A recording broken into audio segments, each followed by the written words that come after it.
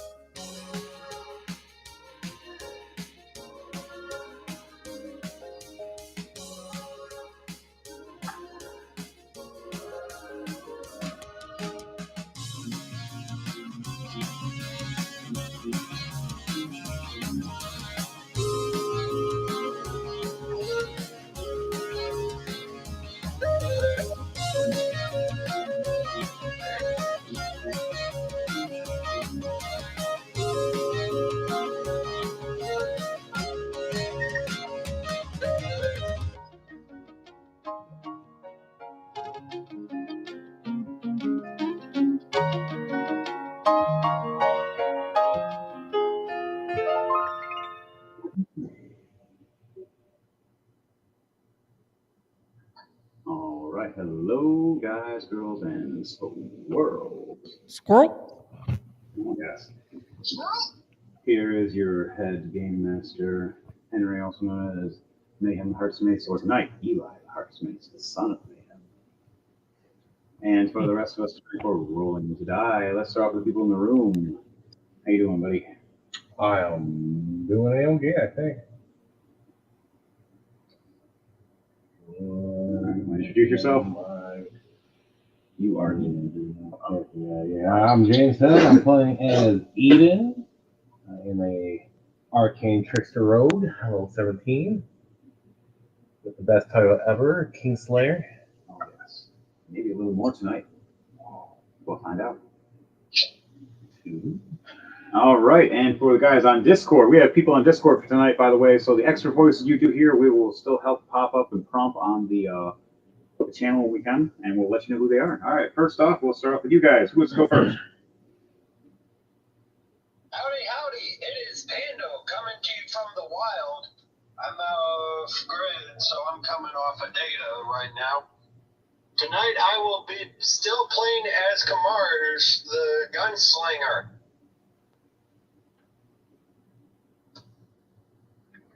All right. Daniel, you want to go next? What's up, everyone? It's your favorite character, Finreal, but tonight I'll be playing as Azrael, the Tiefling ruler.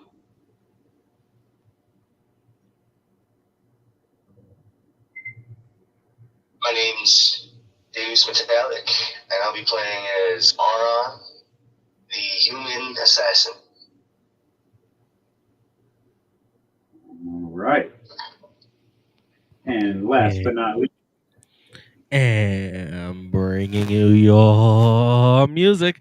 And also playing as everybody's favorite royal, Ukis Hiram. I am DJ Thunderbeat. so epic, brothers. So epic. All right. I know this is Rolling to Die for everybody to know. And if you like today, we'd like to start off with any announcements, or we'd like to get that a little later for you guys. Well, I would like to start it off. I do have a few announcements, but I will give off only one announcement right now. And that is tomorrow should be the release of a brand new single. And this single is also not in English, but in Japanese. This song is called, yes, Ooh. surprisingly, my first language. But we are going to welcome in the new single, My Flame, available all streaming platforms tomorrow. All right. After our announcements, we're going to have that song play for a minute to let everybody hear that if he wants to hear it and play it. The next announcements that we have as well are this Monday, we will be live at the temple, the Jewish temple for Sukkot. And we will be performing for Rolling2Die as well as live TV at their temple, doing a new connection to D&D. It's heading in the Jewish community and Jewish religion. And this will be a very exciting time because we can have a Tiefling and a Minotaur and everybody else wearing, unique items these days and learning other different religions. Something new to throw into our world of Rolling2Die, everybody. And we have Matt jumping in through Restream Self now. All right. I really hope that wasn't echoing on your end. No, we were perfectly fine as long as you're out of Discord. All right, sweet. No, I got out of Discord. It was still in Discord. I expected it to hang up. I was like, oh shit. Yeah, just make sure you're out of that. No, I You're am. out. Good. Okay, clear everything We else. All right for that. So last week, does anybody remember what happened last week? For a recap, what do you guys remember before I go off on the normal? I remember a very large maze of a building. A bank. Yes, the bank heist. Oh yes, it was the bank heist last week for everybody here. I also remember ripping apart the Royal big time. Oh yes, you got Glendell real good. He was the royal that helped take your kingdomship many years ago by helping trick you, and somebody else took over, and you're not happy about it. Nope. But on that note, we survived through that whole banking area, getting the notaries that we needed to make sure we secured and protected the towns and the other kingdoms around. Each notary was a different section of a different kingdom. And each one of these notaries is also a magical mimic / notary. So if you didn't know how to open this book, you'd attack you as a mimic. And all 5 of the Shadow Blades have these books now. And what are they going to do with these books now that we utilize them to run amok through different parts of other kingdoms? Right now, we are back in our own kingdom, training out in the Gaia Forest in our own building. As I recall, Is moving around Spock because he doesn't trust the government anymore. Because we've been getting ambushed too many times. Marsh isn't taking any chances. oh yes, March definitely. But as we're training and hanging out in the kingdom, getting to know what we need to know, reading these books and understanding the information of what lands we can secure at a time. What is everybody doing at this time in the Shadowblade Sanctum? What is each one of you doing at this time? Who would like to go first? Right now, I'm reading that book that I got that helped me open the portal to feed my master. Right. For your warlock skills, as you've been reading and understanding the Book of Souls, feeding him these souls one by one, him gaining more everlasting power and more gain for your favor to make sure that you gain more unique abilities and skills. You might be able to summon a creature in the future if you feed him enough souls.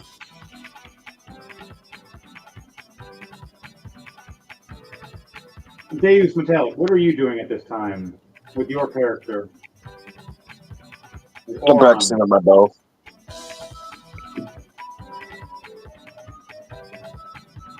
What else are you doing? I'm practicing with my bow. All right.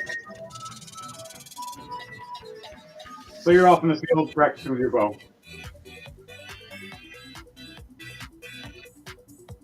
And DJ Thunderbase, what are you doing at this time as Ukas?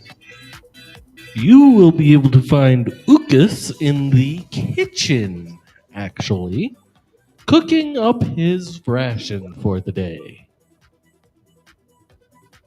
All right. As you're doing that and cooking, Ruben, you either want to show up and approach, or send a messenger or a bird messenger to contact them in some kind of formal way, or do you want to? Whatever you want. You want to introduce him to me, Emperor, letting him know who it is, because there's been notes all over the kingdom lately, of all around the different towns. Who is the new ruler of this kingdom? Who slayed the old king?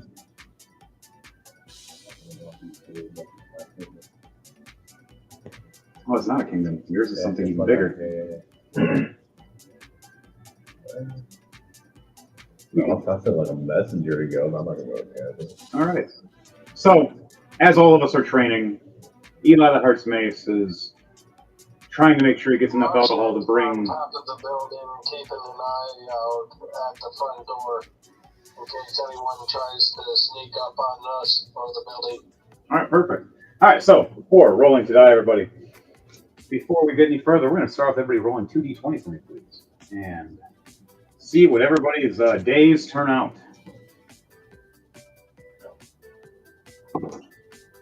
I had a 2 and a 12. Wow. 14 and a 5. Mm-hmm. I got a 15 and a 3 19. and a 5.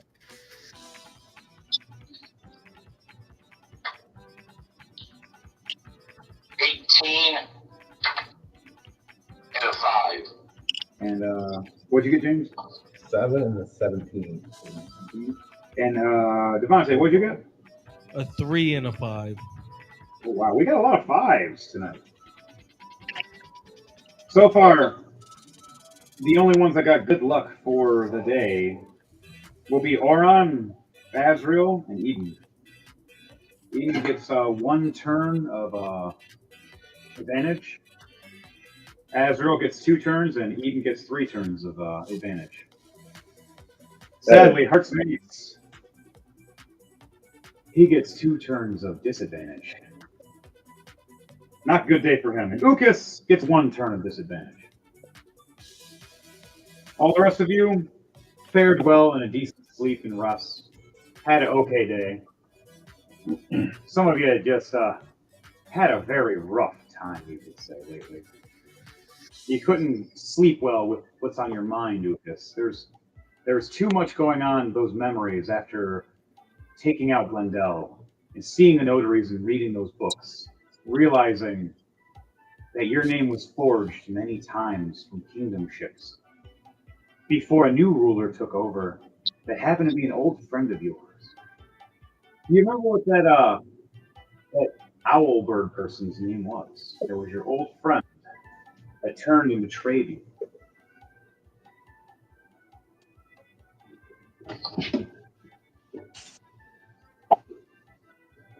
What is the name that you remember that you called him? The person that betrayed you, Ukas.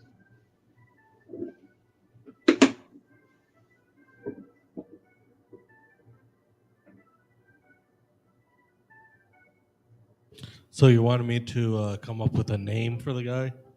Oh, yeah. What was the name of your friend that betrayed you? And took the kingdom.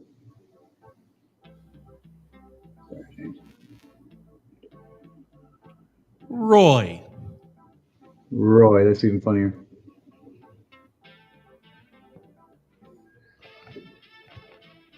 Roy. Whenever I hear Roy's name, I want there to be an echo, like I just heard. Roy.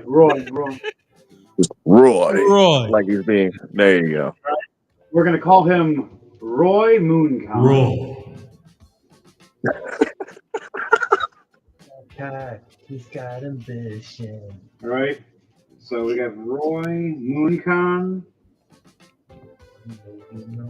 Roy Mooncon and Ukas many years ago As you flash back through your memories, you remember the training. You remember you always doing archery. You always doing swordplay and combat, while your friend always read books and spells and cast things to do things for him instead. He never really was the one to get his hands dirty, but he was always the one thinking a lot. And he always got close to certain people to do jobs for him. And then, when he found out you were ruler, you were appointed the new king as your father finally left, and your mother finally left. He was jealous and struck. And he plotted and planned the Glendale, the bankers of the Americans, and of all the rest that turned against you. As the day you came back from your usual run to check out the villages, you show your kindness of being a young king. You were surrounded by people you thought were your friends that turned into your foes real fast. And only a few of your knights held off by you to keep you alive as you tried to float away. They all thought you died when you flew off that cliff, taking 2 of your own arrows from your own friend as he used them as a psychic glance and launched them at you. The betrayal, to this day, still in your room, those arrows that you never cleaned with your own blood, sitting above your fireplace. Still in your own memories, Lucas, you remember him betraying you, Roy Moonkind. What would you ever do if you ever had a chance to get right by him? Now, what do you say to all that? If I see him again, his head is mine.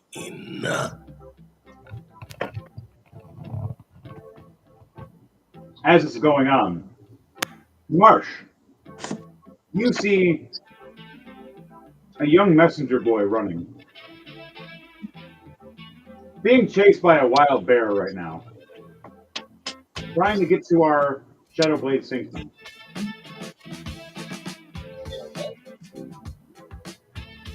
You see a young messenger boy running towards our sanctum that's being chased by a bear right now. We need to roll a perception check to see, or do you have a high passive perception?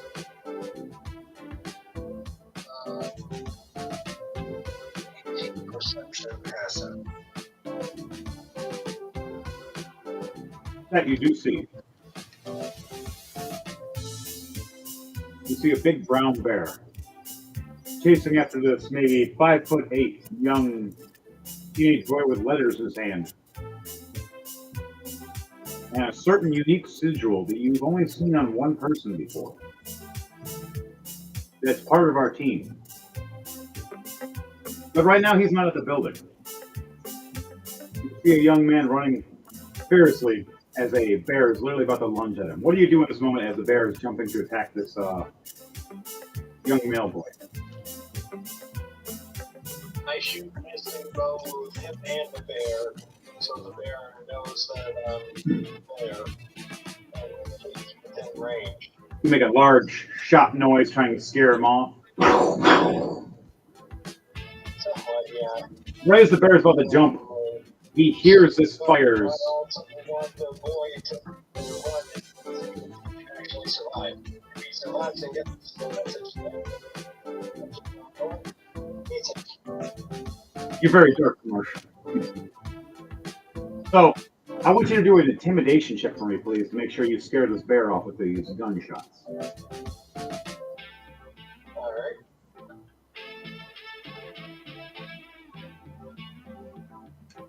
You know what? That was a pretty good pair with that, even for it being cold. All right. Do they have everything on it? It did, actually. Too careful. Yep. You see the bear stop in its tracks as the bullets hit behind him. Turning around and running rampantly, you see a big furry bear running scared. If it had a tail that was long enough, it would be between his legs right now. As it goes back into the forest, not having any lunch right now. You see the young messenger boy running through the maze that was created by TJ. It's made out of thorn bushes. He finally makes it after a couple tries of running into thorn bushes. Gets to the door, and you guys all hear. A shot at his feet, and then I'll fly down behind him. Well, first off, you just made him piss himself. He's shouting fire around right by his feet. He's like, "What the fuck? Who the hell are you? A bird with guns? What the fuck?" Mail check. Yeah, messages from a new lord. Yeah, can't say who yet until we're there. But this is for you guys. Please don't hurt me. Thank you for the bear not killing me, by the way. But please, no killing. You come to the wrong house. No killing.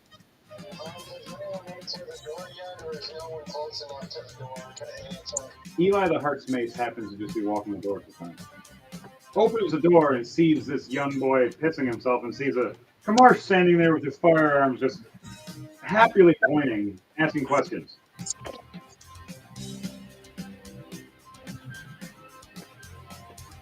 So what do you do in that moment, Kamarsh, as I open the door? Marsh is like, hand paper over to Doberman. Who knows if you are safe or not? Oh, you're a messenger boy, and you're here because... Message, please! Don't kill me. Can I stay here just long enough to not get eaten? It's nighttime almost. Huh? Marsh looks at Eli and says, "You trust him?" Well, he's half our size. We can just kill him one hit if he does something stupid. So maybe give him a chance. Cracks back his hammer and his gun gloves. I don't think he'll be a threat. He seems just like a regular helper boy. That symbol looks familiar. And he looks over. All right. Eli walks over to the bell that rings throughout the whole sanctum. And he rings it. Now, where is everybody at when he's ringing this bell? What are you guys all doing as you start hearing it ding, ding, ding, ding, ding, ding, for everybody to get into the hall area for all this, the meeting? I'm finishing eating in the dining hall, so I'll be heading to where the meeting area is. That's funny. I was just about to say I'll be in the mess. Three minds think alike. I'm gonna get to you. First, I'm already. That was All with right. Devontae's character in the mess hall. All right, both you guys just eating, chilling. Yeah. Now, are you eating Lucas's amazing food that he just cooked, or are you eating your own food? I'm eating my own, but if he's willing to share or whatnot, I wouldn't. I mean, shit. I didn't want to impose. As you see Oron looking over as he's eating his dry meat and leaf sandwich, and looks over at Lucas's beautiful plate of steaming food, and just, oh man, eating this bread sandwich, mostly bread, thinking, I wish it tasted like whatever he's eating. I knew I should have hunted them rabbits. Oh. No, Lucas got the rabbits. No wonder I With didn't that see bow of his. Well done. Because of Someone's Ukas's personality, he'll look over at him and be like, "Yo, you want to bite 5 gold?" Damn. A lot for one bite. It must be that good, though. All right, Daniel, what are you doing in this moment? When you hear the bell ringing. I tried to ignore it because I'm in the middle of reading one of the passages in the book. All right, you're going to be roll a Constitution save for me to see if your god is going to talk to you or not, or your fiend lord.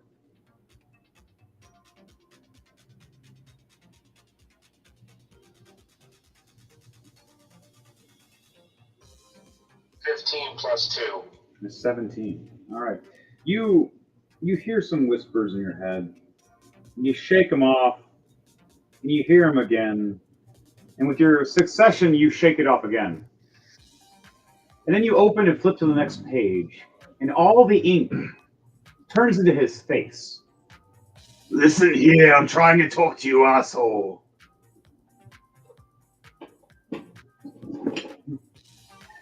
Yes, sir. You have many souls for me. More than I ever announced it. You keep working this hard, I might give you a reward. Now, spread my power and kill in my name. If you do, I'll give you eternal life. And you see the pages smile and then go back into letters.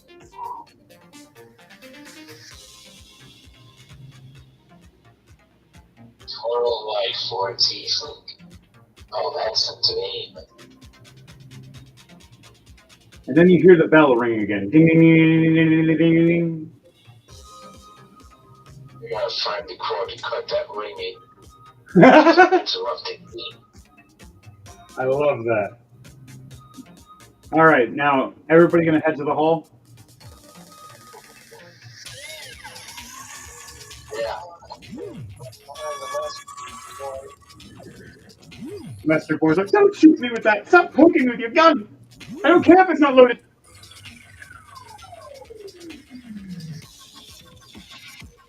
I fly down with my wings. They've done at someone. That's stupid. You guys all stand there in the town hall of Shadow Sanctum, the Shadow Blade Sanctum. You see Eli open up the notary. Huh. This looks... I know this signature. My good friend Eden. He hasn't been here for a couple weeks now. What's been going on? We only seen him... We saved our ass last week. Where's he been for the past couple weeks? Oh, well, I can't tell you. You just got to read the paper and follow me. Hey, he looks over all scared and worried. I read the paper going... Snowbird head and looks him in the eye while standing behind him. Marsh can't read. Not okay. Move back. Fuck. Be right back. You want to know what that note says? Yes, I do. I was just about to ask you. Hey, fuckface. Come to Eden Dynasty. I got some cool shit to show you. Whoa! Signed, Emperor Eden. Dude, you guys won't believe what this paper says. It has a royal decree and everything. I guess Eden's now you fucking emperor, dude. We have a dynasty under our hand. What do we do? This is so cool. And he looks over at the messenger boy. So how the fuck do we get there? Follow me, follow me. We all start following him. He goes around the hall. All the way through. Does everybody want to start following him? I'll follow. All right, we all start following like a Scooby-Doo gang. He starts running around. He goes through the kitchen. He goes through the foodway. Goes through one of the bedrooms. Comes right back around. Looks around again. Where the hell's your teleport sigil? It was in the hall that we were standing in, asshole. Oh! And he runs back into the hall and stands and goes, "Everybody, quickly! I can only do this once. He only gave me enough power for one. You only get one." So everybody, all want to head to the teleport sigil. Yep. Oh boy. All right, every one of you all head to the teleport sigil. And we all get there and stand there. He raises up this little blue gem that changes red, and when you see it, throws it down on the ground. And right when he throws it, you see all of the sigils in the ground from the portal light up. And we just, and this red and blue flame. I will roll a D100 for me, please. Make sure you guys teleport safely or goofily. I rolled a Cox. Yeah, it's my turn. That was Cox. 44. Again, nat 1. 56. 83. Okay, I'll roll for Matt. Ah. Everybody succeeded except for the usual two, as always. Eli the Heartsmace and Ucus Hiram. These two goofballs. Every time with a nat 1 for Ucus and a nat 2 for Eli. Oh, we both trip and fall. And right as everything teleports, we both come head first right down to the ground. Taking 31 damage of bludgeoning damage right into Jeez. you just got built teleport sigils. Beautiful floor. What is this floor made of that you just had redone? Yeah, the whole floor kingdom of this teleport sigil was redone in a special kind of granite, is it marble, is it mahogany? What are your enemies?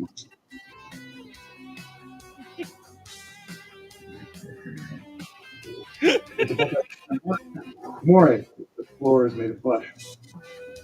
Of all the enemies that have ever crossed you. Yeah, just don't sit on the furniture. But we teleport and smash right into this new ground. You see Eli the Heartsmace, face blood everywhere. You see Ucus, beak stuck into this beautiful floor. It just, you just see cracks in his beak.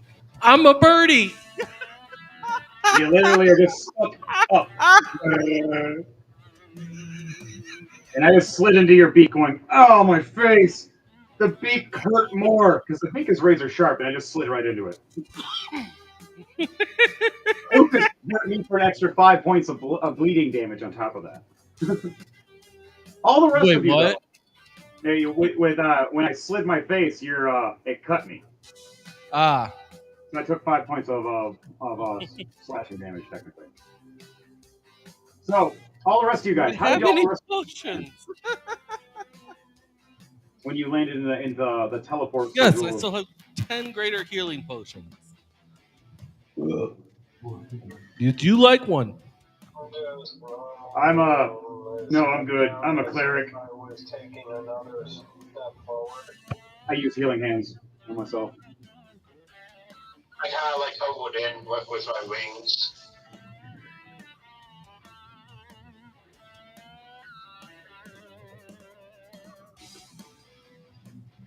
All right.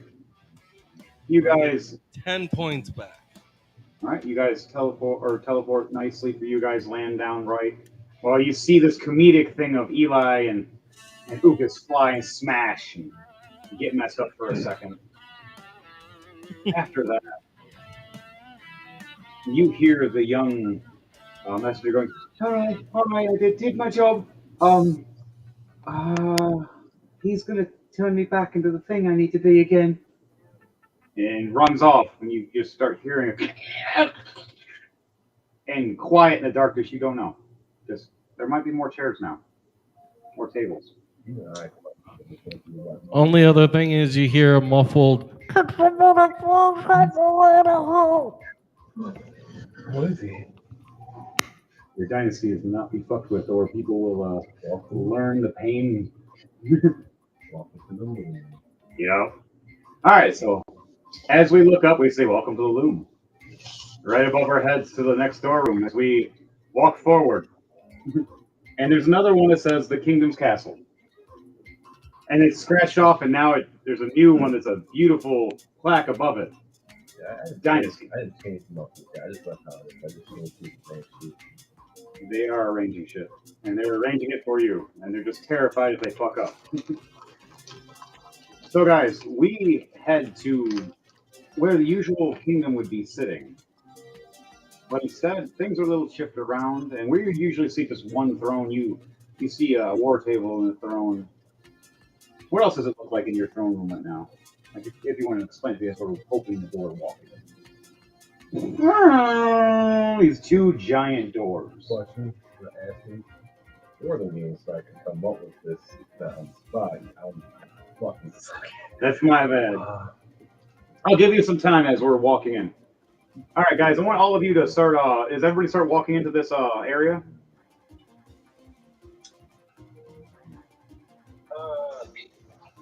Did somebody help me out of the ground at least?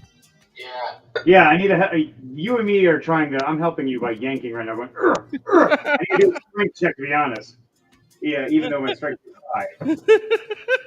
All right, 17 plus 4, 21. I just boom. But as I rip you out, your beak is still took the whole section of one piece, just sitting there on your mouth at first. Just, right.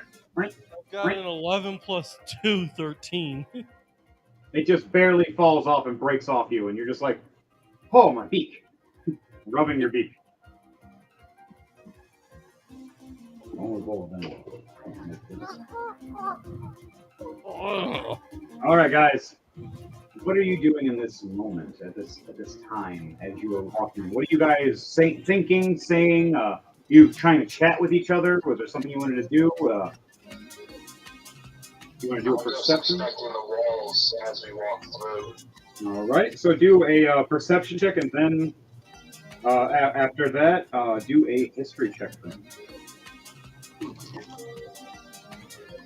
As some of these things have not been changed yet in this kingdom, but some things have been changed. Oh, sweet. A nat 20 on perception. Ooh, what is your perception bonus? Your plus modifier. It's a -1. Wow. Even with a nat 20, you get a 19. I know. So you're not very good at looking around. That's fine, though. Even with that, though, you rub your hands across. Now roll a history check for me, please. As you're investigating, looking around, rubbing your hands across this wall, as you're feeling sigils and feeling different. 15, and my modifier was +8. Wow, that's a good modifier. All right, so yeah, 23. So while you're rubbing your hand across this wall, you feel that this kingdom, the memories, the stories it's telling you within your dark commander that controls you at times, that you made a deal with, your fiend lord. You hear it in the back of your head from him. This kingdom has changed hands hundreds of times.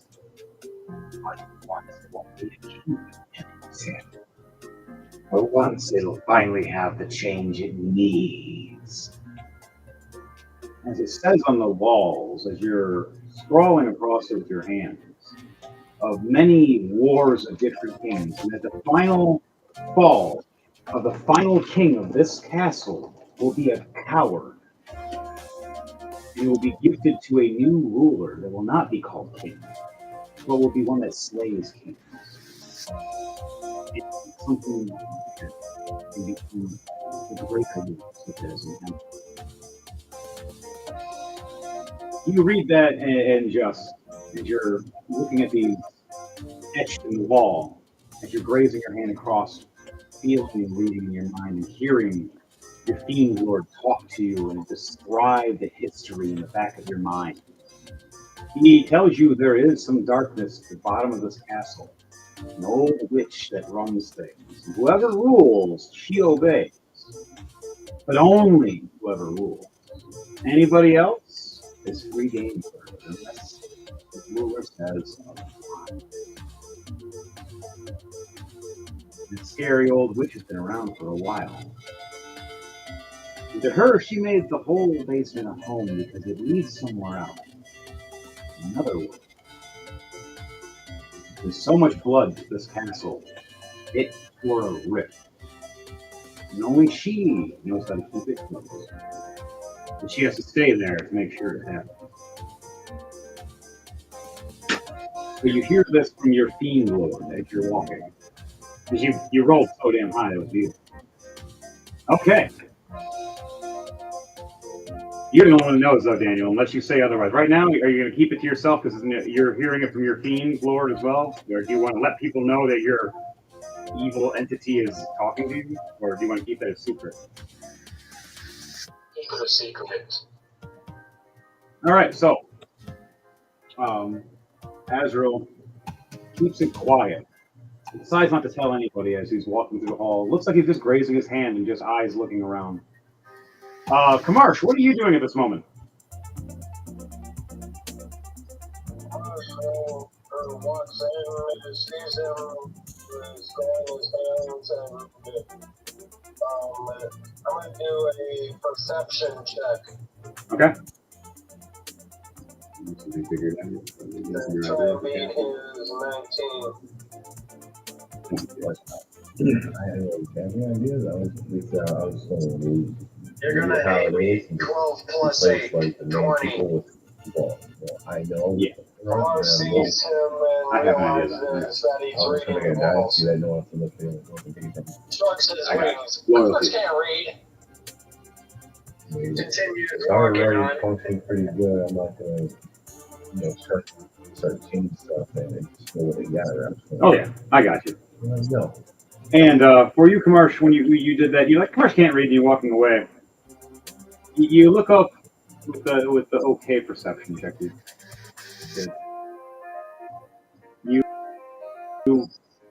You see a portrait down the hall as we're first coming to the big door. Into the next one to finally open where Eden is. And every portrait just looks like a different person almost every year or two. And these kingdoms are changed non-stop. From different kings, queens, and other types of different rulers that all failed. But it was because they never had a loyalty. Never had anybody be there and listen and watch their back. But with our crew, loyalty is amongst the proper type of assassins. And your guns. Your guns have always been loyal to you. But that's what Kamarsh thinks. Alright, Ukas. What are you thinking before we finally get to the end of these doors? I'm gonna do a perception so I could see what I could see.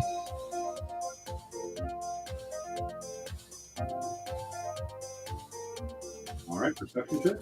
Roll it for me, homie. Nat 20, yes. Nice.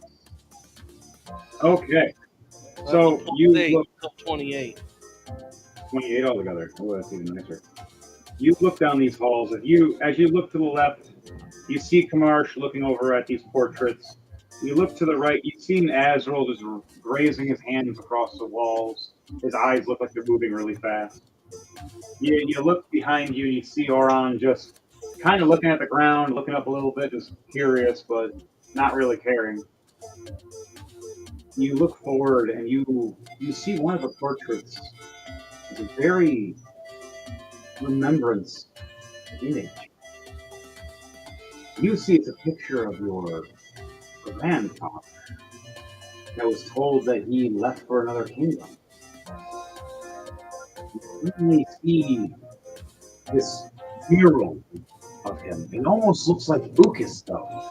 You swear it was you. Different colored clothing and a crown. It was different. But instead of a bow like you had, he had a spear. You see that he ruled longer than all the rest, though. 3 years. None of the others went further than that in this kingdom of blood. But who knows? It might not be a kingdom anymore. It's now a dynasty. Things are changing. I'm gonna roll a history to see if I can remember to see if there's anything in my memory for it. All right, roll for a history check to see if you remember something about your grandfather. 18 Grandpappy. plus 13. 18 plus 13. Wow, you got one hell of a history check. So, with your well knowledge of being a royal and being upkept for years on reading and understanding history, over those times, you remember reading about your grandfather, only meeting him once. But it wasn't him alive. You swore it was a ghost, like a dream, that he talked to. He told you to rule, but he told you to run, and then rule again. And you always wondered why he told you to rule, run, and then rule again. You did rule, and you did run. You still have one more thing to do for your grandfather. The last thing on that, though, you remember, was how he helped rule the kingdom before he gave it to his son. And he went off to rule a new kingdom. And he slaughtered the old king and became the king for 3 years. And in Aarakocras, that's a little longer than normal. Sadly, his death fell of a heavy storm and a wizard that was very hateful of him. And one day, you might find out who that wizard is.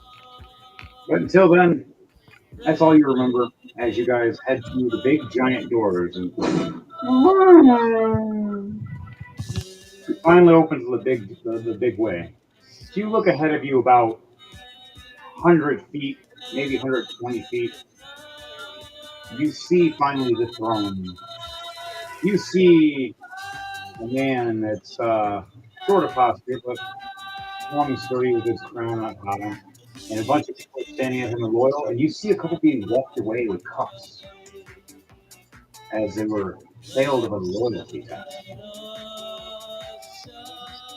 As the rest of us walk in, all of them turn their heads, all agaze, realizing that Eden was asking for his people to join us today. And wanted all you guys to be here for a reason. And they're finally here. As the prisoners and the people that are unloyal are chained and held behind us. Maybe to be led as an example, or maybe to be let and sent to never be seen again. Depending on our new emperor. As you see Eli the Heart's Mace, hey, Eden, yo! I mean, my lord, Off his head. fuck! Who am I killing first? He looks guards up around you. Well, at least I know they're loyal. Who's first to die? That's your next loyalty test. All those knights survive. You know the matches like me now or what? We'll show them on that one. So the knights stand there by you all freaking out, ready to fight, and then they realize you're joking and they just step back quietly. You're just looking, wondering when's the next thing going to happen. They have to fight somebody for you. Trying to keep and show loyalty, where the others, you start noticing different postures of certain knights. How will you roll perception to see which one was the one that was good at it? Who was protecting you? Who wasn't? When you said this joke and everybody ran up. Yeah. 5 is it perception? Well, you have advantage for one turn, remember. You got your one turn. It's your first turn. Sorry, your first turn was fucking 40 minutes later. 17. That's perfect. Yeah, it was a 15. You look as you watch 8 of your 10 soldiers protected on you perfectly. You look at one step back and look at who's aiming at you. The other one looked like he was targeting, like letting him know. You've noticed a little nudge of once, and you see the other one pull back, and then you see him nudge again, and they try to act like he wasn't, as it looked like it was something else. You want to do the knight to the left of you, and the one that's to your right just a little bit. Do you want to say something, or give a hint, or react, or tell me, and I'll do something? You can do message.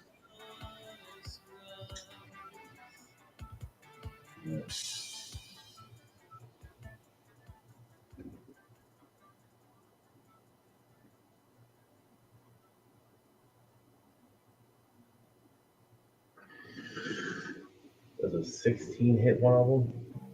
Yes, those are AC is 6. Yeah, I'm gonna go 3 on 1, 16 on 1, 2 nat 20s. I have 4 frogs. Stealth attack, and All right, so for all of you guys, arrows. you all sit quietly as you see this joke at first with Eden saying to Heart's Mace about fighting off his head. You've seen 8 of the 9 knights ready. And you've seen those 8 step back, but 2 of them kind of flinched weird. All you see was Eden just look over.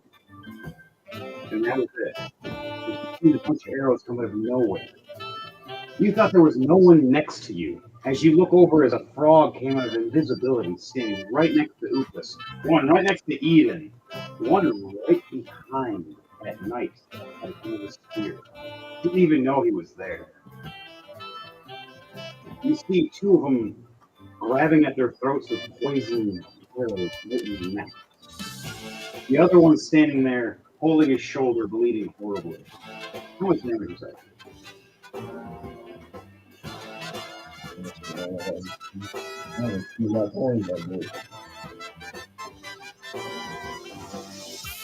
Sneak attack on top of it, so that's quadruple damage. If you got a crit on that with the sneak attack, that's a quadruple. So your frog is going to fuck some people up. You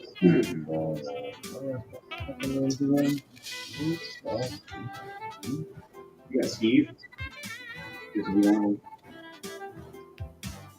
I was trying to see what their reverse roll damage. Yeah, I was going to say, kind of like an arrow, and a D8 poison damage on top of that. You remember, everybody, to like, share, and subscribe for 22 points of damage. Now, also, more because the 2 of them are crits. So those are quads because those were sneak attacks first and then crit. I gotta do sneak attack damage. So dice want me to look at them. I think it's 8 D10.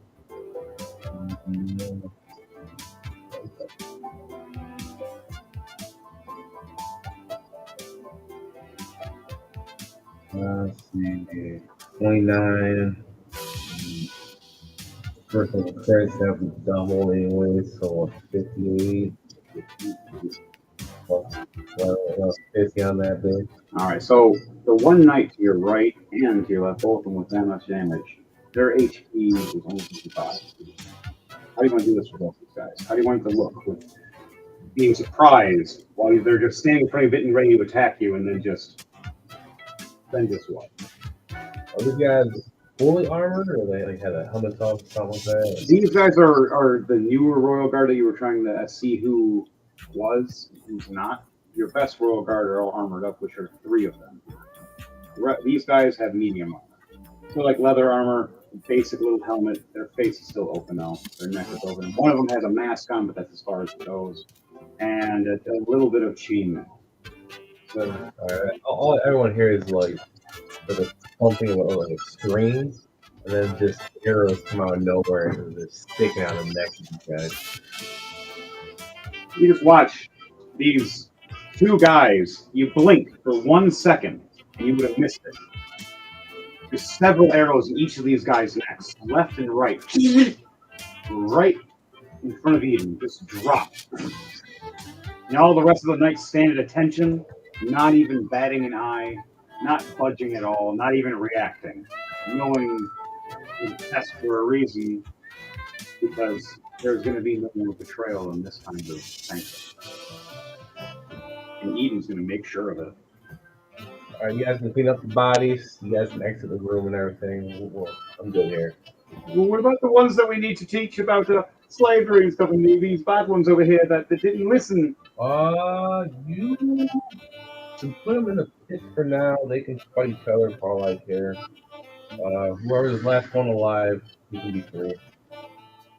You see the one big giant guy that used to be a cook? Oh, happy and hulky. You know what? You're good, actually. You make a really good fucking steak. All right, I'll pardon you for this one time. He nudges at you, goes, "You like my steak? I'll be loyal then." You're my head chef then. Steak! And he runs right off to the chef area. And one of the guards tries to chase after him at first, just to watch. He goes, I think he's good. He's actually going. I don't want to fuck you too quick. Right? The guy would just fucking halt him off. And he makes a mistake, man. I can't. Man, it's hard to get a good steak in this kind of world. Usually people overcook it, or they use a dragon fire, and then it's really overcooked, and they undercook it the wrong way, where it's actually still moving at me. I mean, the werewolves love it, but all the rest of the people, it's not really their thing. So, now, Eden, you're here and you have the Shadow Blades in front of you. What do you want to say to these crazy folk that you've worked with many times? So, welcome to my Dynasty. Yeah, it's pretty nice. Being an Emperor. How you guys like it so far here? What do you guys say to that when he says this?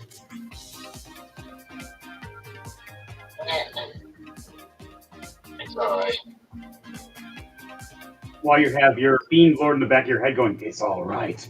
This will be the perfect place to rule!" in the back of your head.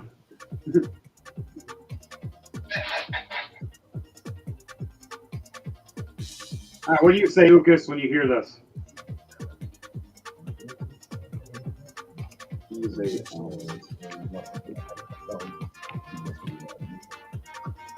Seems very familiar. It seems very familiar. It's nice.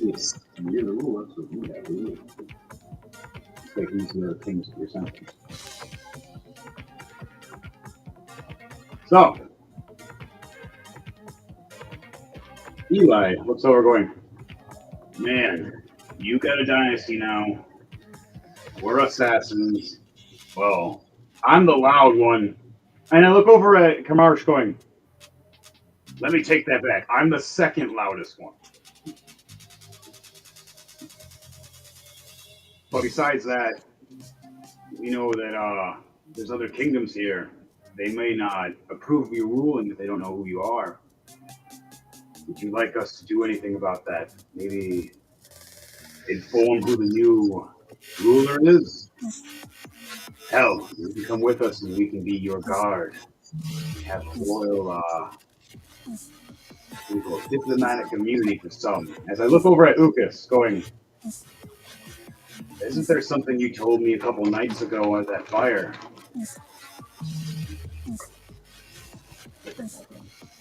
What do you say, Ukas?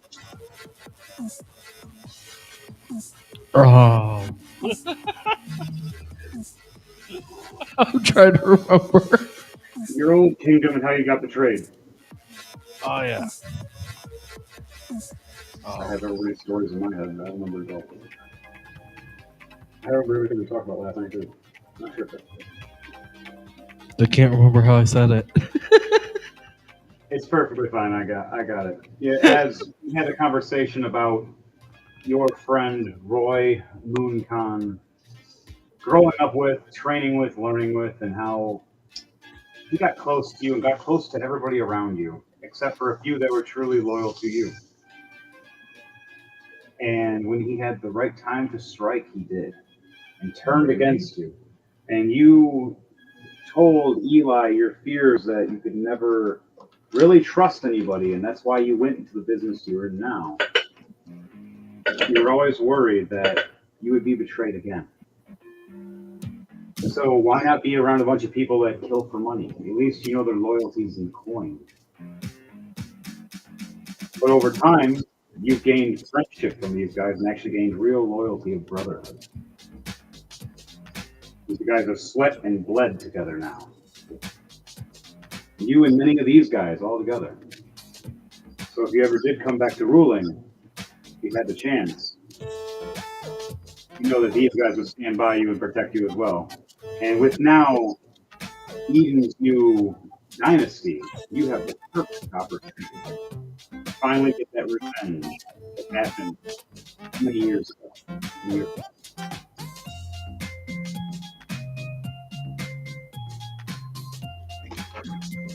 So what do you say to that, Lucas?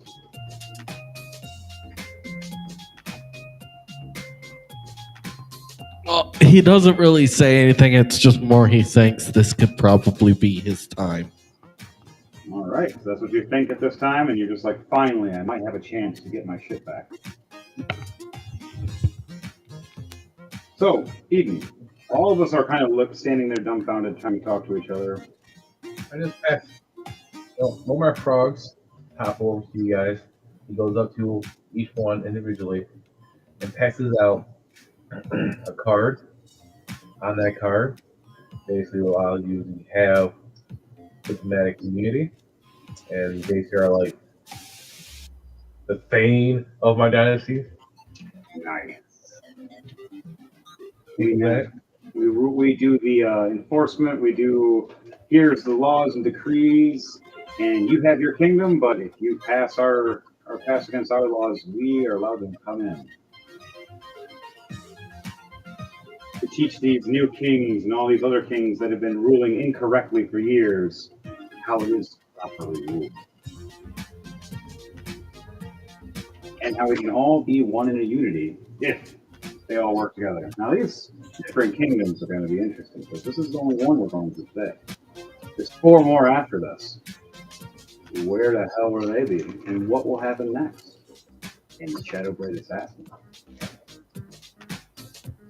So, guys, we're all standing here. Everybody got a special card. There's a magical little card.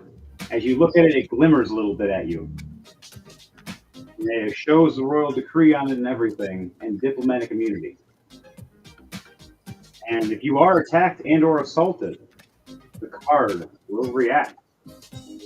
Automatically, the kingdom will know that someone has broken the rules about a motherfucking war, and there will be a war. And they don't know that someone's about to hop and ribbon on that motherfucker. And at the same time, you see a glimmer.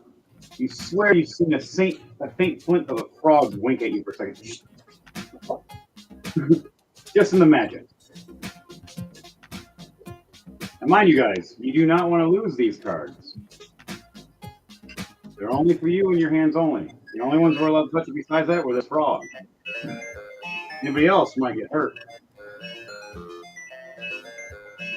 Magic cards have magic consequences. Some are good, some are bad. You never know. I put mine into my bag of holding. As there's a little booth, the frog's sitting there with a deck of cards going, and it says pick one. Just grab it. No one goes over to pick one, though. Just grab it. Don't know why it's there, but Eden laughs. I think he knows what it is. Random frog going, anybody want to pick one? But besides that, Good frog. right? Good frog. We all look around and we get these notaries now and we go, so our job is to go to one of these kingdoms and first explain. The closest kingdom from here is the it was the Hiram Kingdom. Now it's called the Mooncon Kingdom. It looks over at Ukas. That one's only several miles away. I can get carts, horses. I can get Transportation.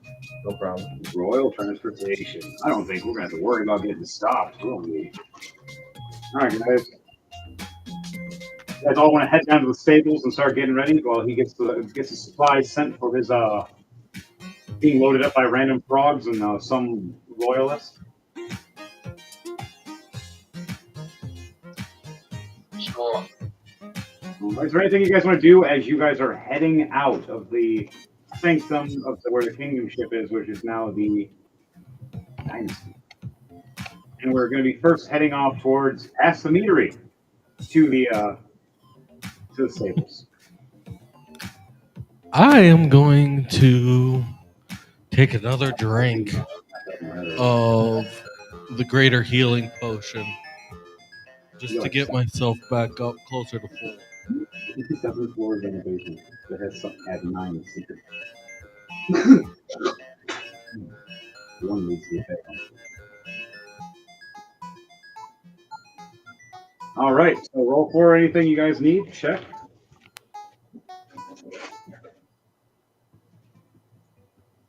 You guys are walking down these halls. You pass all those pictures again.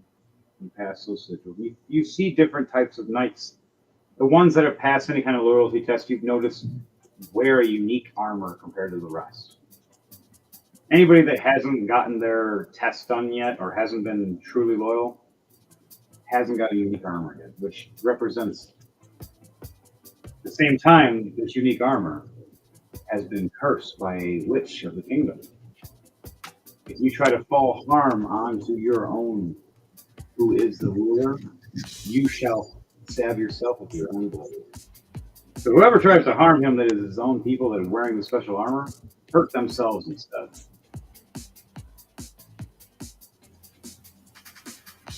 Old witch magic. Shit gets mean. It would serve them right. It would. Old magic. But this armor is very durable and magic resistant to many of the things. So as long as they stay loyal, they wear a super armor that protects the hell out of them. The rest of these guys that are basic knights, 55 HP, basic little the good loyal knights over 100 HP, and a 20 AC. Note to self: you do something wrong in the kingdom that Eden doesn't approve of, and one of the knights fights you, it's gonna hurt. So you guys are passing the meadery now. You smell. I want everybody to roll like perception checks. Let's say like you're smelling with your nose or whatnot, or you're looking at the kitchen as you're walking past. And let me know what all your perception checks are, please.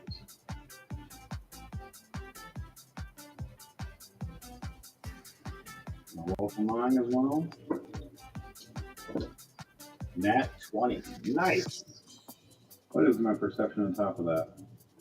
+5. Wow, so 25 for my perception. 8. You have really bad perception. I got a 1. Jeez. 15 plus 8, 23. 23. Okay. 15. 15. All right, what'd you get, Commercial?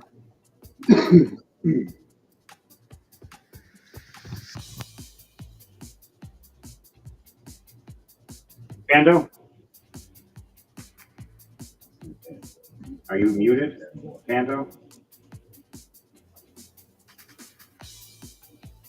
Pando, you're muted.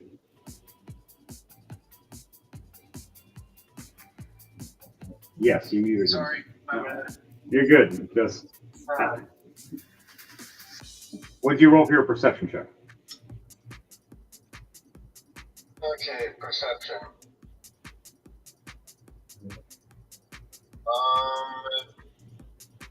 9 plus 8, 17. All right.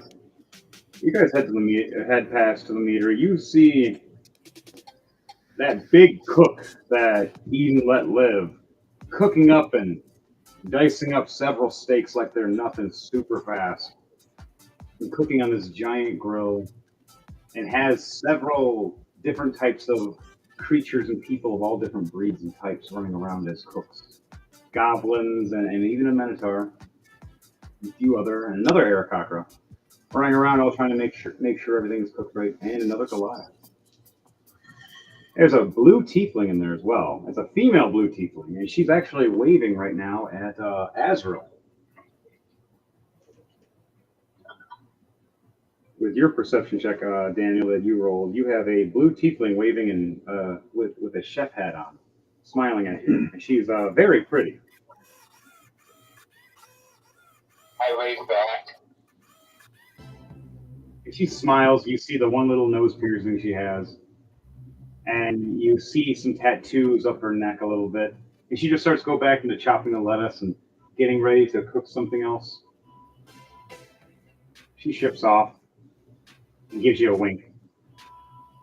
For Kamarsh,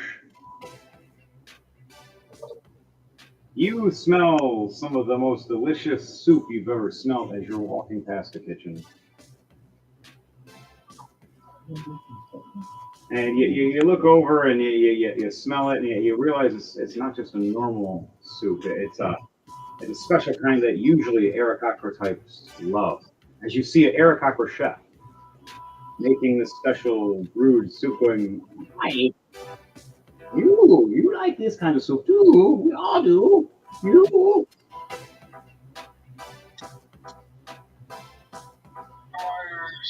Ask for a test sample.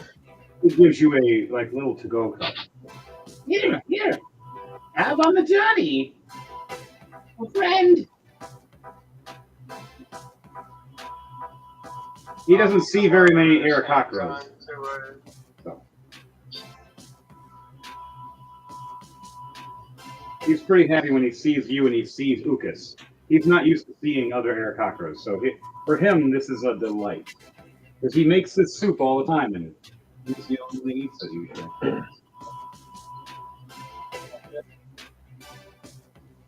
All right.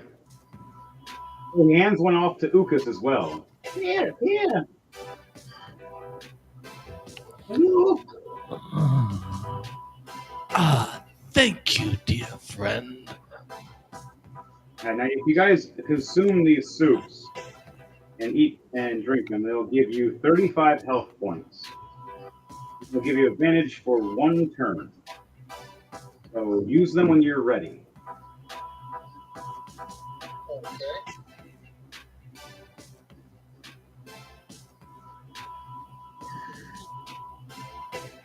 All right. And for Oron, he walks past, sees a halfling girl, smile, and give him a small sandwich, and then run back off giggling. And he smirks and smiles back and walks away with his hair all nice and slicked back. And then, Eden, were you guiding us to the stables, or are you just staying in your kingdom? Are you gonna come with us? Yeah, I'm here. I'm actually right next to you guys. I'm on my fifth bowl of that soup already, man. Damn. Arakocra smiles, going, "He's the only one that likes besides Arakocra. Really awesome, actually." He smiles. It's delicious. Eli grabs a bowl of it, going, "Holy crap! Is this what you bird people eat? This is amazing! Why haven't I been told about this? You guys have your secrets? I thought you were just birds." Well, we've got to keep some mystery. Carry on. And he just chugs the rest of the bowl of soup without using a spoon.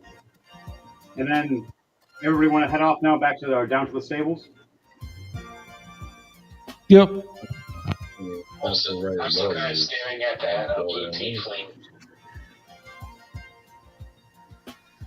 She walks up to you as everybody else walks away, Azrael. And she puts her hand on your shoulder, and when she does, your Fey Lord in the back of your mind goes, another follower. She knows who you are and worships me too. Perfect. I think you two are great friends. She smiles at you and goes, Right. Big, red, and handsome. Here, and she hands you these special, like several cookies that are like bite cookies, but they're look like tieflings. Each one's a different color. Because tieflings usually come in varieties.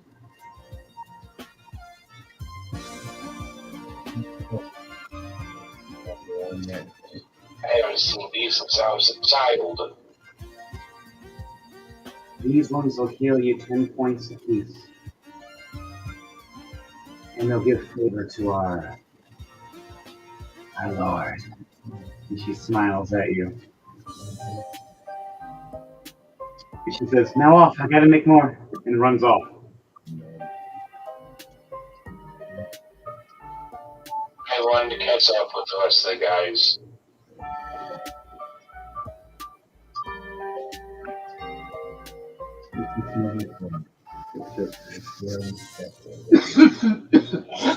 Alright, guys. Here comes the next loyalty test, James.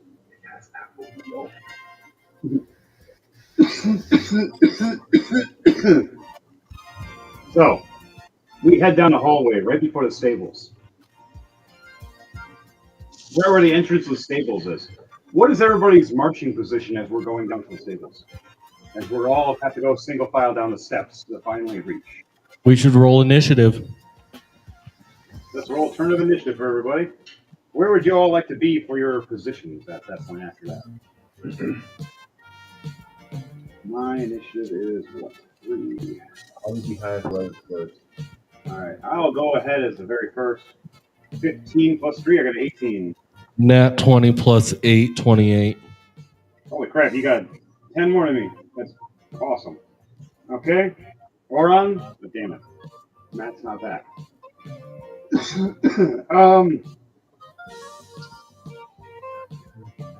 Eden, what'd you get? Okay. All right, Daniel, what'd you get? Oh, 15, not bad. What'd you get? What am I rolling for? A turn of initiative. Just pretty much roll for initiative. And then same for you. 16 plus 1. 17 for you. Okay. Yeah. And what did you get, Evan? I got what did I get? 8 plus 11, 19. Okay. All right, and then when Matt gets back, we'll have him do his turn of initiative. Right now, we'll just have him in the back being NPC. So, we'll have the lineup be Ukas, do you want to be in the very front with me, or do you want to be in a different area? Because you are first. I'll be in the front. All right, so you're right in front of me, and then right behind me is Eden. Because he has a special ability of pretty much being invisible when he's behind me. Halfling, man. Sure. And I'm a Goliath, and technically larger than a medium base, but right under a large base. It's not a werewolf up. So you're an upper medium. Yep, I'm an upper medium. Especially when I turn to a full werewolf.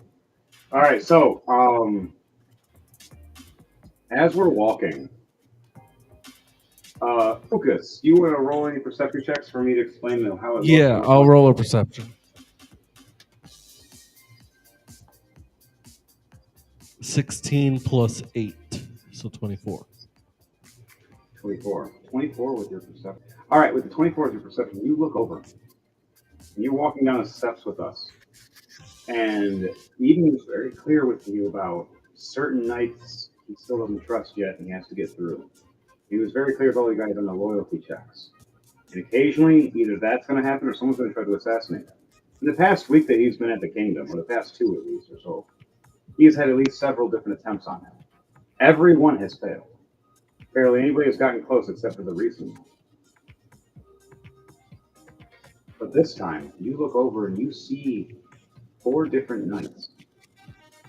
Only one actually has the symbol of Eden. The other 3 are different. But you notice with your high perception with 24, the one that is with the symbol of Eden is standing too still, stiff.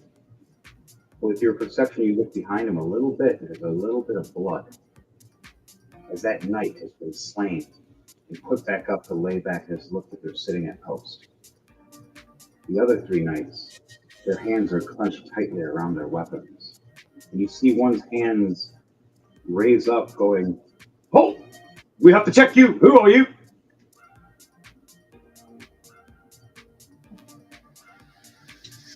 I am Ukis Hiram. And who might you be? I don't care who the bloody hell you are. I am a knight here, and I am here to take care of Eden. I'm going to be his greatest right next to him. And I'm going to make sure he sleeps well. You shouldn't be here right now. Where is he? I heard that Eden's actually off walking around right now instead of at his position. Well, it just so happens to be that I was invited here by Eden. Oh, is that so? Are you his little puppet bird? I'm more of a colleague and friend. As he looks over to the left of his other companions and looks over to the right at the other one, starts raising his hand up. You start seeing a small fiery spark from his hand at first. What are you going to do in this moment because you rolled such high perception? I am going to warn the people behind me to be prepared because seems we're going to have to fight. As you hear Eli Hertzmace after you say that going, "Looks like these guys aren't for Eden, and it looks like they're not loyal. Anybody want to taste with loyal? I can make you taste loyal." As he pulls out both his maces, "Loyal tea." And he comes down swinging at his maces down too. Everybody else, let's start combat. Ukish, you're first. All right.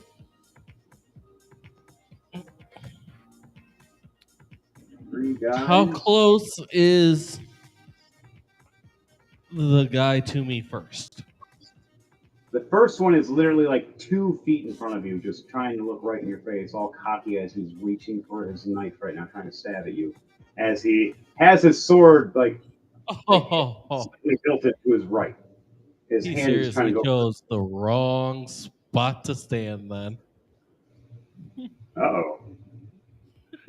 He's literally right in front of you. Yeah, so he's going to get this point blank. All right, what are you doing?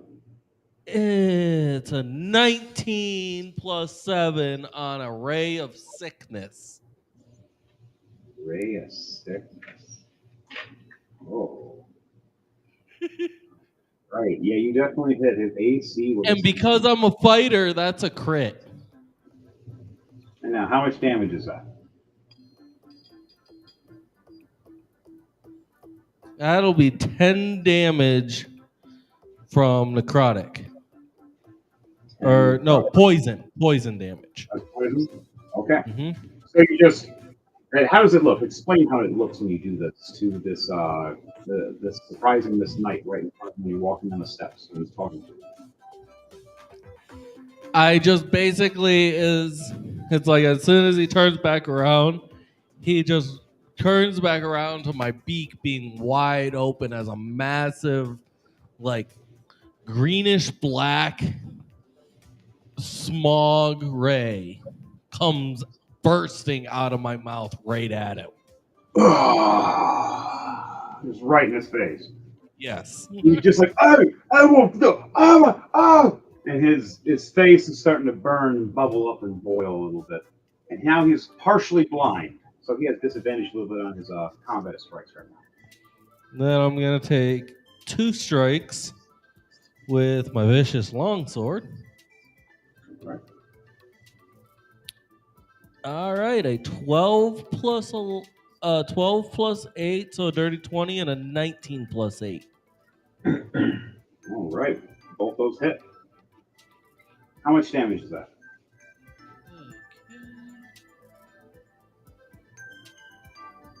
Okay. 10 damage. It's gonna be a 4 and 16. So 20 altogether on that. All right. Nice, nice. Good Then damage. for It's not my dead. for my bonus action though, 2 slashes with my whip. Ooh.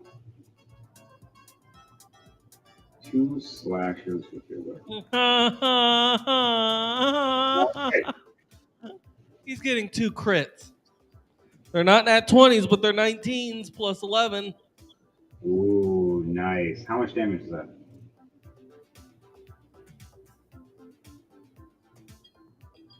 That's going to be a 10 plus 10, so 20. 20. How do you want to do this, my friend? So basically, he's going to turn right back around to the poisonous smog ray. And just as soon as he gathers his bearings, he's just going to hear.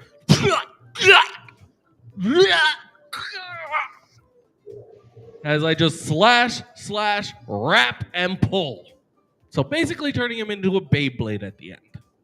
Wow. So you just see Lucas Hiram walk down the steps, warns all of us when he looks back just a little bit over his shoulder and turns back. And right when he turns back, just misses this guy in the face as he sees a blade trying to stab him. Pulls out his sword, slashes him twice, steps back and whips out the whip and whack right around and pulls and just whack. And you see metal and blood spin around really quickly. And the guy drops dead. As the rest of the other 2 knights go, "Oh, God, no!" And you see the one doing a firebolt right to you, Lucas, as he took his reaction. If it's a firebolt coming at me, I put up my shield. Right? Which gives me a +3. So my AC is now at 27. I had a 26. You just got me. You see this strike hit your shield and reflect off. Ah! Damn! Good thing I had that. All right.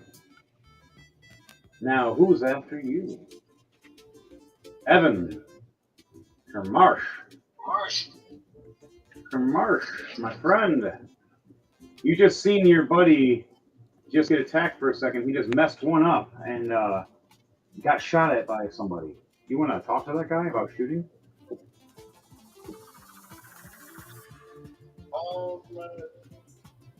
Mars pulls out his elemental pistol and spins the cylinder, and a magical 3 appears above it, and then it goes down into the pistol, and the pistol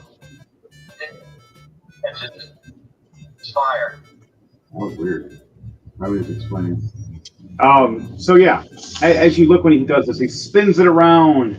You go, and it shows a 3, and you see the gun look glow red, and at the very tip of it, like it's on fire.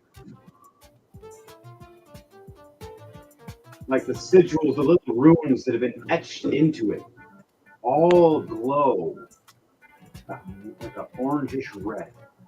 Like it's embering and glowing. And to you, Kamarsh, it feels like it's warm. It feels like it's like a nice warm gun that even if you were in the wintertime, this would keep you from freezing to death. Marshall keep that in mind for later use. But for now, fire, fire. Now you get two 2d6 fire damage on top of your regular shot. At the wizard. Fireball to fireball. Fire. Nice. He did firebolt and miss, and you're doing a fire little ball. Yeah, but Kamarsha is still trying to fake him out by yelling, "Fireball!" You see both of them. Kamarsha says out loud, "It screams fireball!" There you go. You just hear it screams fireball, and they both duck for a second, like, oh god, fireball! Wait, there's no fireball! And you see them both look up at you confused now with both their heads exposed.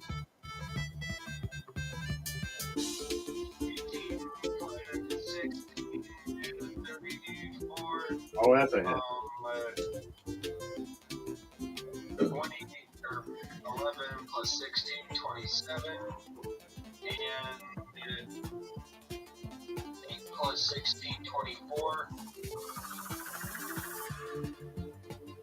Alright. I'm assuming all of those hit. Oh, yeah. Their AC is 17. Distribute this damage how you will. 14, 11, and 17. Plus, you said an extra 2d6 Per shot. on each one of them. Each one of those. Extra 12 on the first shot. On the second shot, an extra 4 damage. And on the third shot, an extra 6 damage. Oh, nice. How do you want to do this to the guy that shot a firebolt at Ukas? Before he can duck down, Kamar fires off.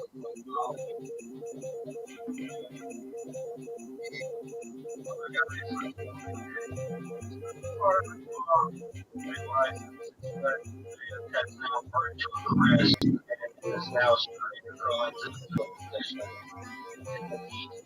Curling his muscle. Oh, that's hardcore and dark. I love it. You see him. Does have fireball, what? And you look. He looks over at you with this horrified look of just not realizing what the fuck you just did with just pulling out this pistol, making it glow red, just going da da da da da da da, and just watching this guy disintegrate within the first 6 seconds. Watching his body just go. Oh yeah. You can see him. He's on the left of you, about a 20-foot distance. 16, 29. That's a hit. Definitely a hit. Another 13 plus 16, 29. And 16, 24. All hits. Oh yes. 17 plus 10, so 27 for the first bullet. 16 plus 2, 18 for the second bullet. And 19 plus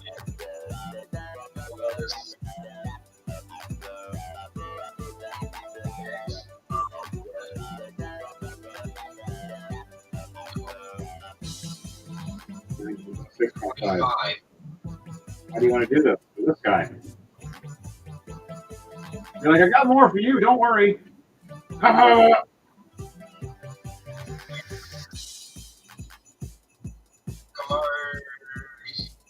says again, it screams fireball.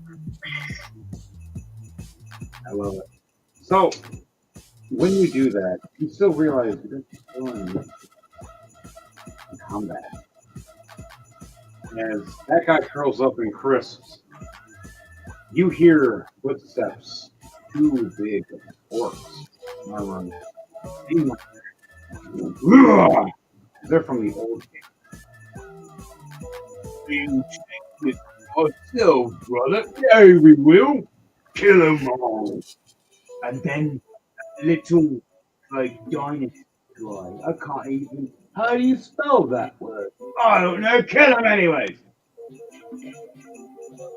This is bonus action to and fire off another 3 shots. And try to kill them all. All right, this big, angry orc just runs at you. 4 plus 16, 20. Yeah, that's 6 plus 16, 22. that's it. And 18 plus 16, 34. All those are hits. Another 16 plus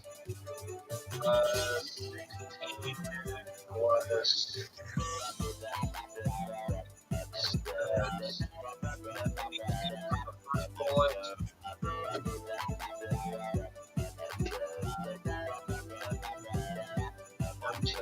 plus 8, 22 again for the second bullet. Yeah, that's 22.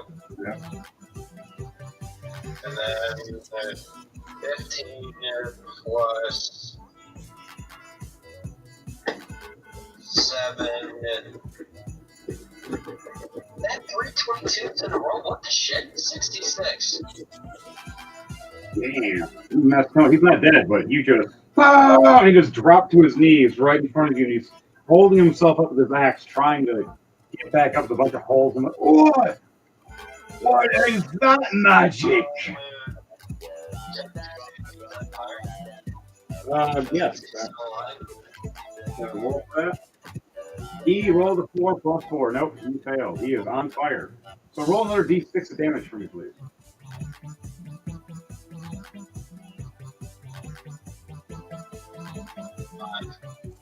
5 damage. All right, he's not dead, but he's hurt really bad right now. All right, I will end my turn. all right, Kamarsh, your turn is done. Now it is Heartsmate's turn. I look over going, oh, I was going to kill those guys, but okay. I'll kill this guy. No, not the hurt one. I want the fresh one. And I rage. I use my bonus action to rage.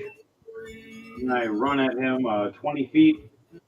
And duo roll an attack with my Mace of Smithing and my Mace of Terror. 31. Ooh, a nat 20 for that one, for Mace of Smithing. So 32 damage. And then the Mace of Terror. Another nat 20. Holy fuck. I got 2 in a row. That's funny. I have never done that. 28 more damage. Smacking him down with those 2 maces. And now I come back up with a double uppercut for both. Third nat 20. That's insane. I believe this. It's funny. So 22 more damage. He's not dead yet. He's hurt. And that's all I can do for my turn. It is now Eden's turn. Cool. And then it'll be Asbro after that.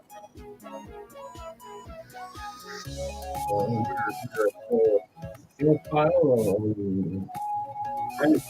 He's standing there now. People. So probably hiding them. Everybody else is behind you. Cool. 100 feet is me. And Marsh is standing behind us firing. So yes, I'm gonna take my little carrotness. I'm gonna cut my palm, my hand a little bit to draw some blood, and I'm gonna draw a bloodline in front of us. That so we're all on that line, so the door would be Oh, you're making a blood doorway. And I'm gonna cast summon lesser demons Oh, in correct. that room. And I roll a research first to see how many this gets done. Alright. So 8 demons of challenging one before the Lord. You choose the demons though, as the spell says. Make So them. you have to have a little better idea of how it works. Yeah, so eight demons just appear in that room with them. So, you see 8 different kind of demons just start opening up. One, it looks like this hellish-looking dog. It looks like it has 2 heads biting off, and its tail comes up with a smaller head snapping. You see, looks like a giant red flaming bullfrog with horns and flame coming out of his mouth, and a giant tongue that lacerates out twice. With 2 tongues that are on fire. You look over and you see 3 brother demons, all similar stature, all standing next to each other, laughing, all glowing fire.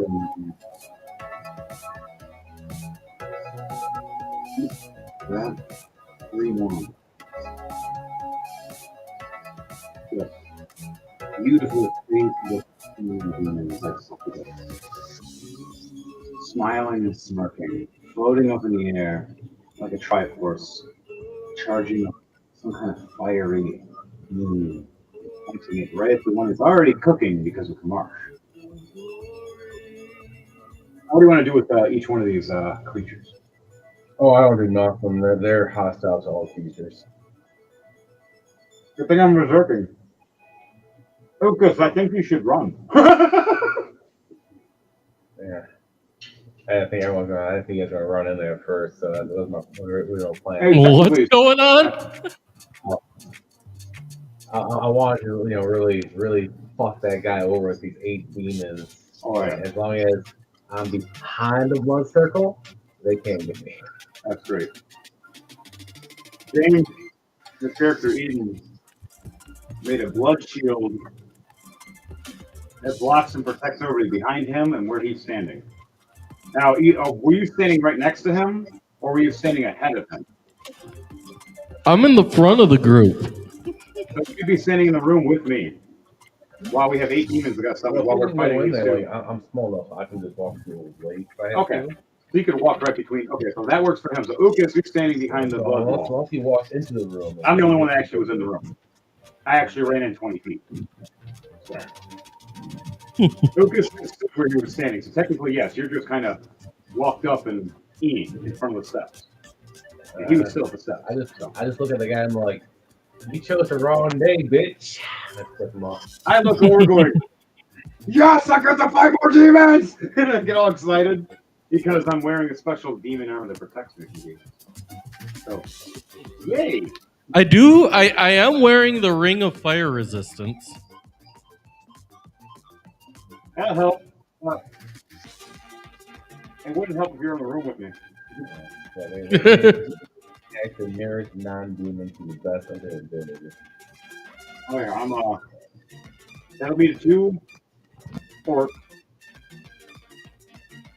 Full strength orc. Well, one's half dead because of Kamarsh. The other one's a quarter dead because of me. And then I'm full health. And I'm raging.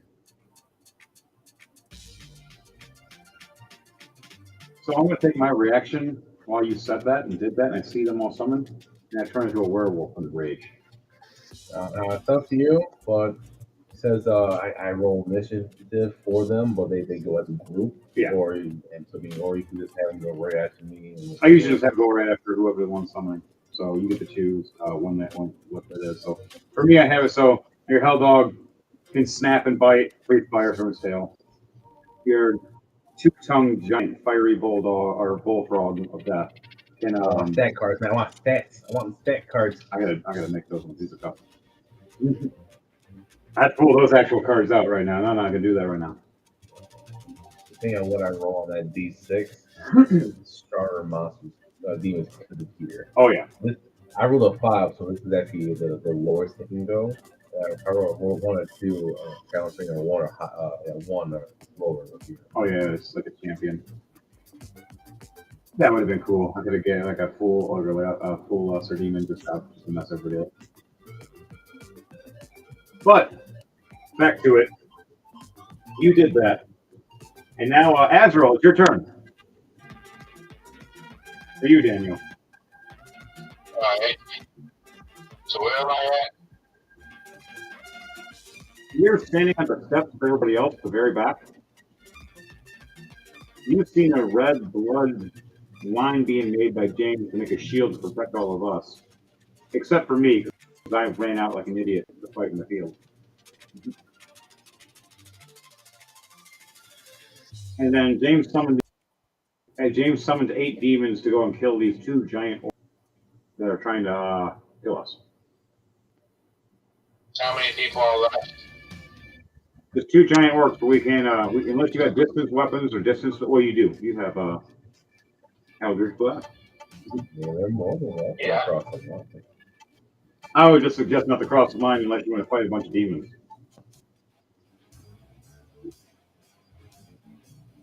But I have something for that after we're done with the combat.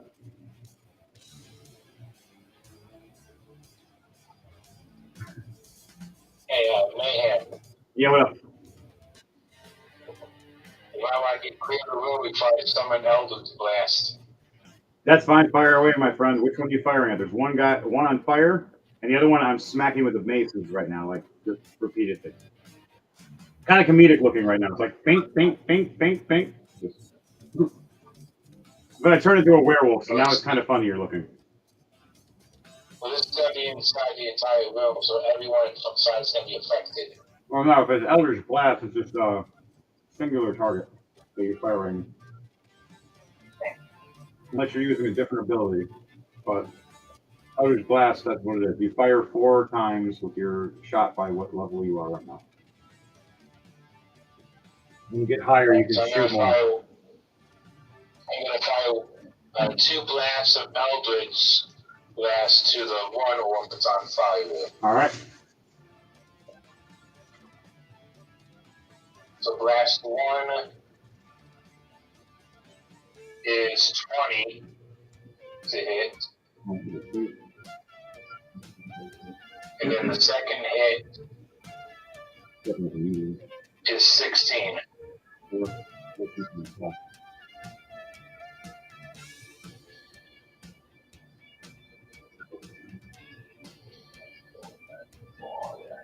And the force hit of damage did a 6.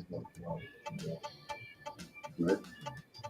And the second hit did about 4 points of damage. Alright, so altogether 10 damage altogether. Alright. How do you want to do this? For the one on fire. He only had a little bit of health left for him. The other one's still good health, but this guy was destroyed by Kamarsh. Yeah, I sent 2 blasts of Eldritch Blast to the one that has low health. Yeah, he did. How do you want it to look?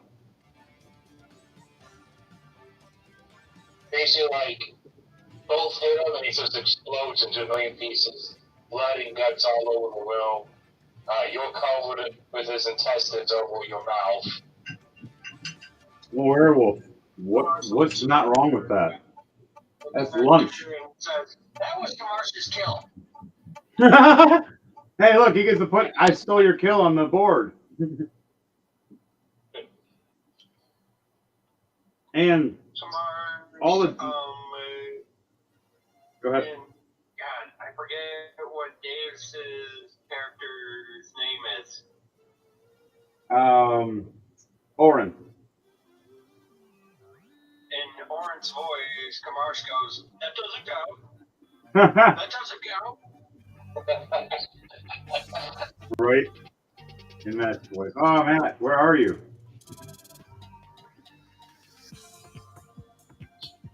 Somebody messaged that guy. But I'm on that side of the state, but I'm a little too far north to go knocking on his window. No, I'm just saying. I mean, I'm not far from there, but I don't know the address, so. Not that right now. Just saying, just text it. But besides that, all right. And you still have 2 shots with your Eldritch Blast left, Azrael. What are those 2 shots? One to the other orc? Yep. All right, fire away. Blast number 1 does 26 to hit. 26 hit. And then the second hit is 11. That's a miss for the second hit. First hit hits, the second hit misses. How much damage is that hit?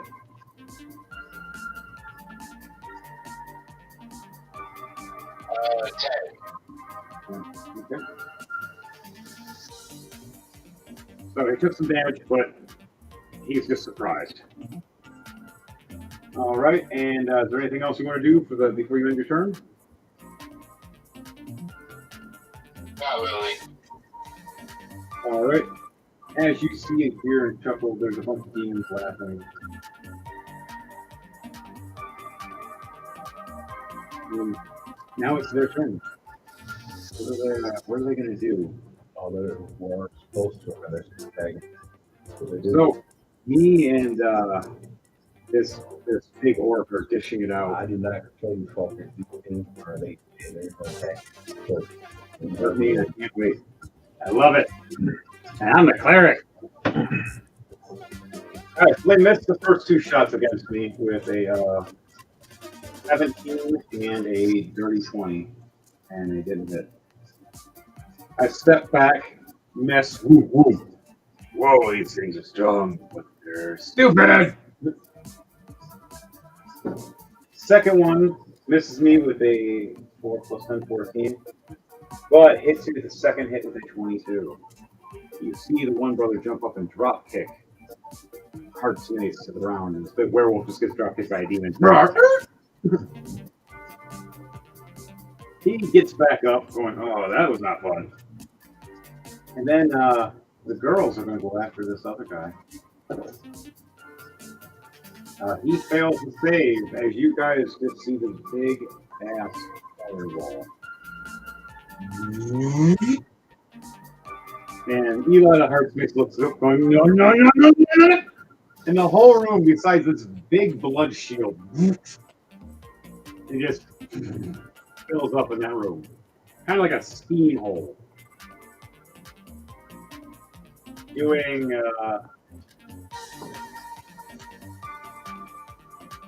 47 damage. The big orc is almost dead. He's not dead. No, they can't. They can't cross the circle or harm it. No. They can't target anyone. No, that's why. About explosions and nothing like that. Yeah, that's why I put that in there myself. The whole making a shield, make you not get blown the fuck up. Unless you're okay with getting blown the fuck up for a second. Unless I was using the blood magic. I wanted to do it. It's something I wanted to do. I want to test out these abilities. But Hey, why not try it? Let's roll the die and see what happens. Roll 2d20 and we'll see if it's a good or bad. I got a 9 and 19. What'd you get?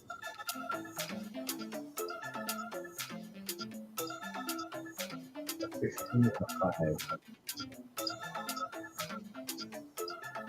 Luckily, because you got lower, you did beat me. Wasn't about height, it was about right. So what is it for the hit going to be? You see big fire blast coming at you. What are you doing? So really after casting spell with the area effects, I use my reaction to make that creature take extinguish spell. DC is 16. 9. So on a failure, I negate the spell's effects against me, and I steal the spell. You And can cast it for 8 just hours. learned 3rd level fireball for 8 hours. Good old spell thief. Spell thief. That's a good one. I can Works out nice little though. You're lucky it wasn't bad. If it was a higher level demon, I would have. That might have hurt. All right, so on that, you negated it, making it so I didn't die or get cooked. Hey, the hell just happened? There was supposed to be a fireball, and it just not here anymore. Note to self: don't fuck with certain people. He just looks at the demon, smiling, going, "Hi." All right, back to the top. Ukas. Did we have to just kill these guys, or they just go away after a while? Okay, so what is still up? What is still alive? The one orc that's left that got fucked up, he's about half dead right now. And then the 8 demons James summoned to fuck over that orc. We can kind of just take a left if we really wanted to, the other doorway that's right next to the steps. But we're kind of watching him get murdered. I'm just standing there too as a werewolf, like going, "I'm gonna fight you all!" Okay, you just drop it in his dip. You say it'll drop or they attack you. Make a Constitution save.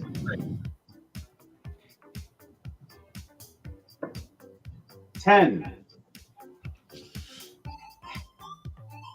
I do thunderclap, doing 9 points of thunder damage.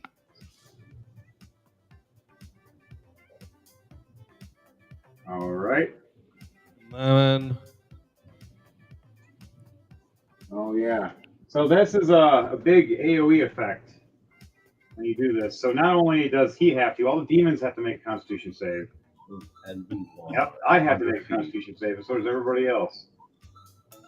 The direct person takes the most damage that you're pointing at, but the rest of us, we take a basic AoE.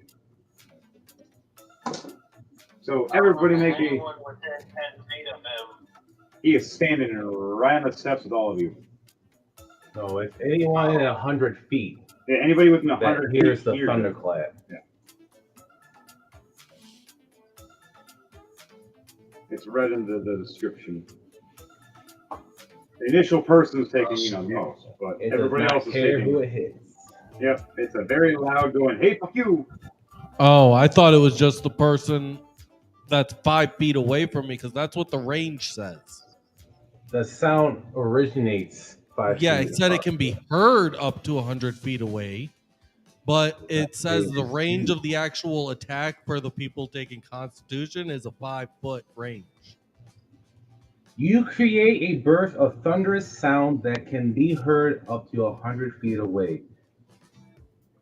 That can be heard. You create a sound that can Yeah, be and heard. then it says each creature within range, and then I look up Yeah, at the yeah, range yeah. / area, Within and it says 100 5 feet. foot. Yeah, so that's the only thing about that. That's the one thing as we were reading is it says each creature in range. That does mean all of us.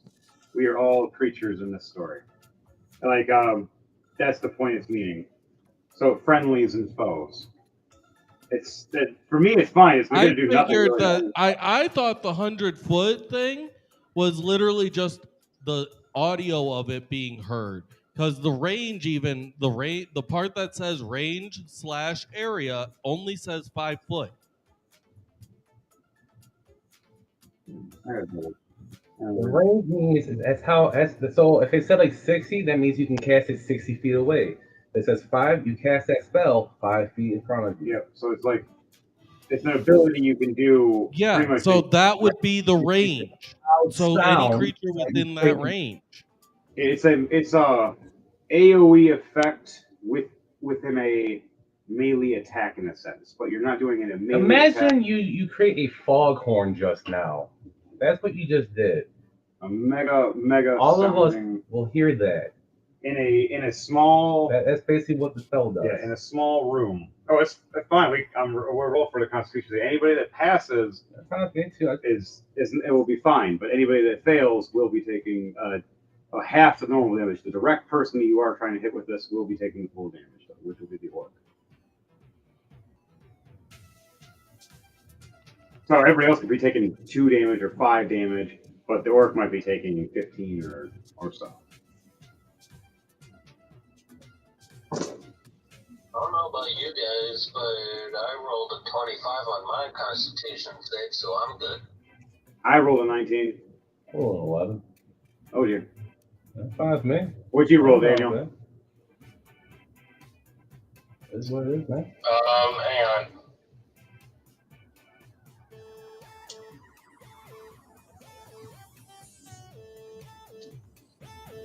An 18. All right. Succession.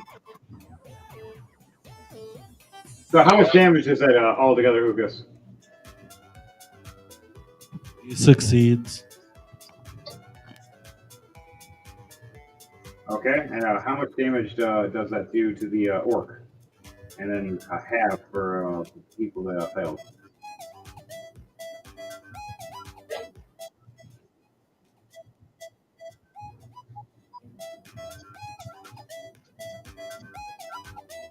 How much damage is that?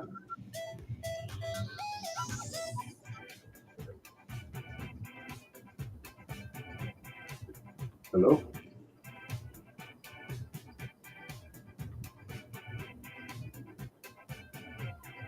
Okay, look at that. You back?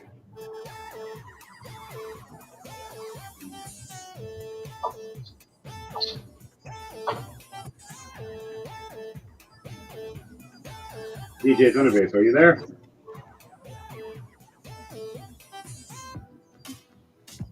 Okay. All right, I'll roll with them.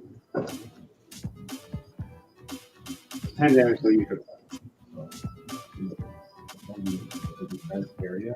Yeah. It shows the damage spread what the state. Yeah. That range is that allows you to originate how that cell. Yeah. And the concept of it is it's technically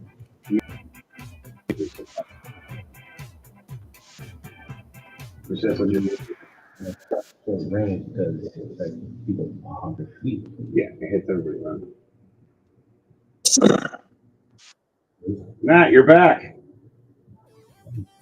I am back. Just having some minor technical difficulties and got a call midway, but I'm back. All right, that's fine. All right. Now, if you can, Oran, roll initiative, please. 16. Okay, that works. Actually, it filters through with everybody. Okay, so Ukas did that. Is there anything else, Ukas, before you end your turn?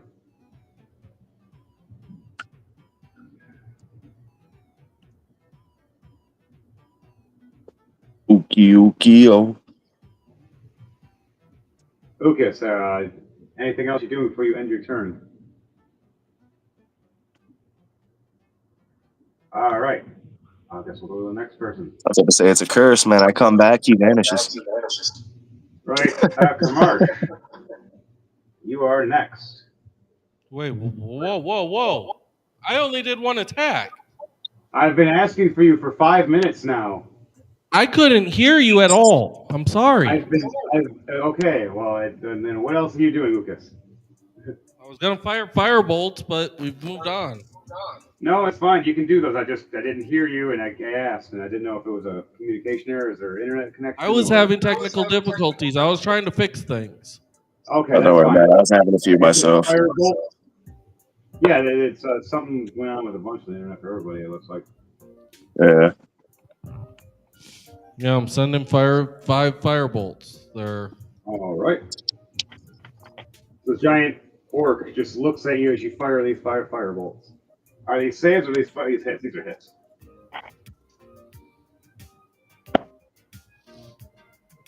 So I got a 20 plus 7, a 6 plus 7, an 18 plus 7, another 6 plus 7, and a 13 plus 7. All right. So So the lowest I got was a 13. 13. 13 is a miss, but anything that is 19 and higher, you hit.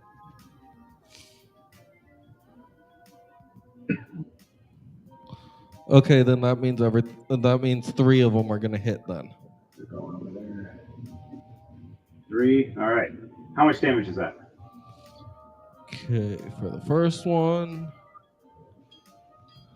it's gonna be 26 fire damage. The second one, 31 fire damage. And the last one, 38 fire damage. All right. How do you want to do this to this big orc that just got messed up? So I'm gonna just basically, I guess, do it kind of like the Frieza Death Beam style. Each firebolt forms on the tips of my fingers. And you just keep So being. at each tip of my talons is a firebolt. So 5 firebolts around 5 talons. And basically, I just launch them all as one big barrage at them, just incinerating them. Right as I'm trying to swing my mace, I just see him disintegrate and I hit the ground going, damn it! Kamarsh, you're not the only one today!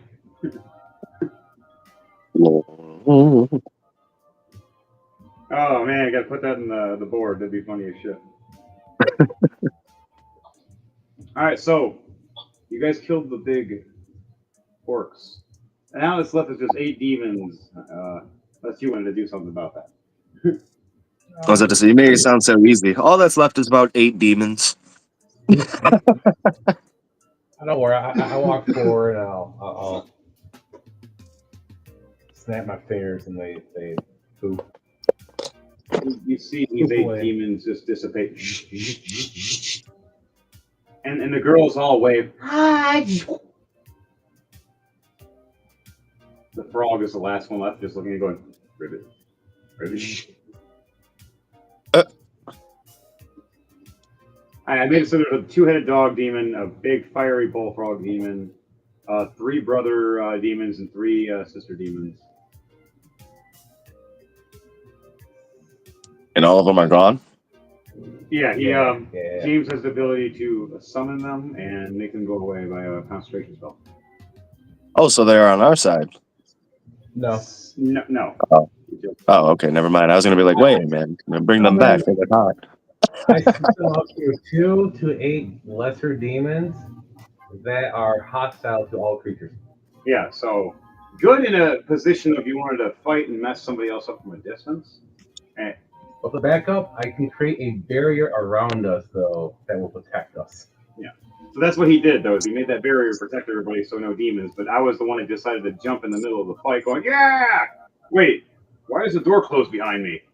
Shit! The ultimate mosh pit was born that day. Moshing was invented this day. I just got attacked by 6 out of those 8 demons. The other ones attacked the orc, and the rest just beat the shit out of me. It's hilarious. That is kind of funny. That's like, I'm here, and then you find out. All right, now that that's gone and the shield is going, we look over and we see they're all gone and a few dead people, and we're like, oh, that's messed up. And our guards and Eden's guards finally run down the steps and come around the corners and everything. Your Majesty, what happened? We heard a commotion. Just another day. Just clean up the bodies, go back to doing what you guys doing. They nod and they head off. Oh, we lost Lucas. We lost our DJ. I think he might be restarting his computer. Yep. That's good. I had to. It was saying I was joining or trying to combine the stream. I'm like, I'm not trying to combine the stream. What the fuck? I had to re-sign in. It kicked him for a second. Funny enough, I realized midway through the problem that I'm also on fucking Chrome. So I don't know if Chrome's fucking up on its own today or what, but Well, Google. don't forget the northern lights have been out for a while. A lot of electromagnetic disturbances. I am having major sound issues, guys. you're fine, bro. No, that would explain it, all the Northern Light shit you guys are talking about. I didn't even consider that, honestly.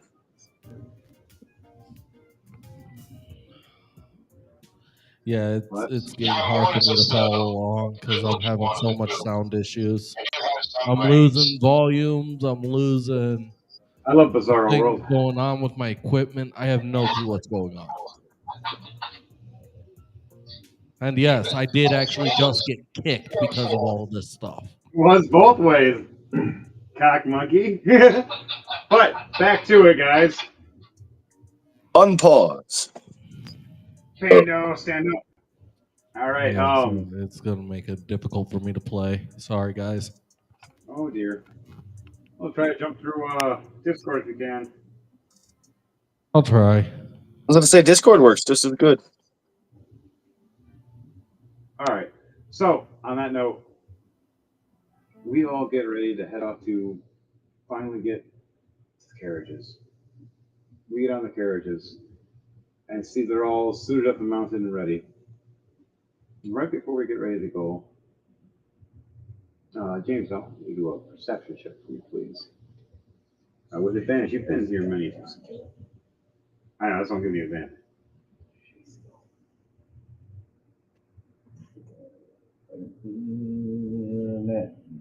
Nat 20 for 19. Wow, that's funny. He rolled a nat 20, but he got 19 for his perception. You look over and you see the corner of where the basement leads down from the stables. You see an old witch lady smiling at you, waving. And you see her pull out your flag and wave it, like a little teeny one. And goes, you,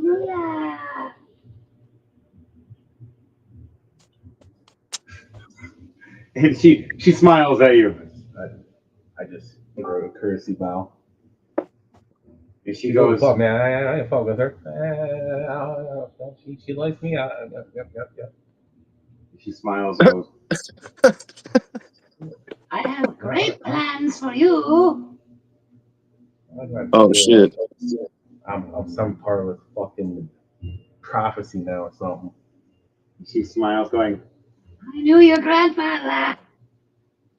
Later. closes the door. All happy and hyper. Get to the room. But you guys now get on the carriages. Now, explain to me how these what kind of horses are these? Like what colors are they? We're gonna have 4 of them all together, 2 on each carriage. There's gonna be 2 carriages. One that's your guard knights, and then the other carriage is ours with us.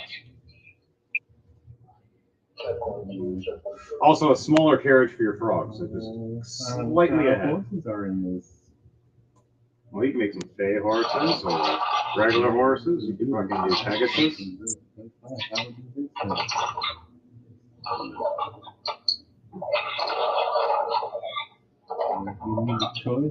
Don't yell at me. Whoever's yelling at me.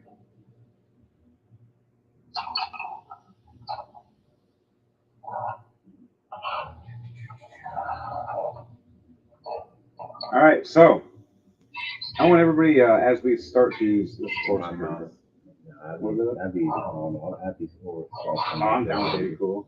Cool, these bad boys. Oh, that's sweet looking. So you see these unique horses that look like icy looking and wintry.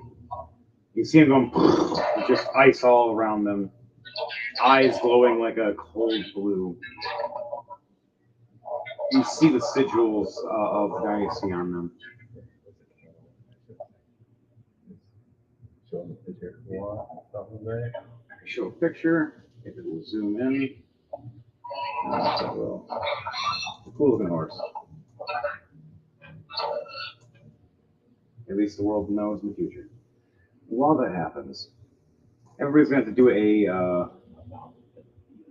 a team survival check while we head up the mountains and then go down the coast.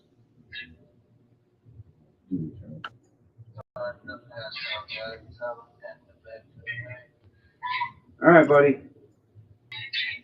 Should have had a Red Bull. To the wings. 14 plus 9, 23. All right. I do squats. But yeah, all right, 23. Yep. What are we doing? A survival roll? Yes. Yep, group survival.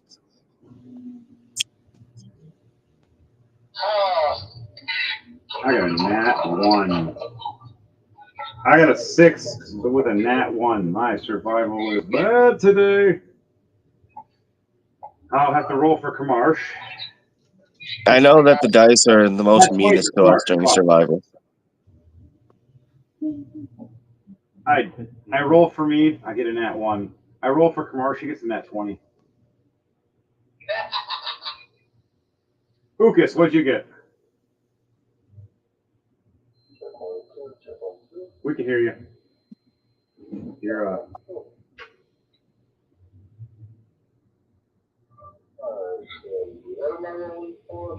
survival check. It's a group survival check. So far, I failed. Did anybody else get under a 12?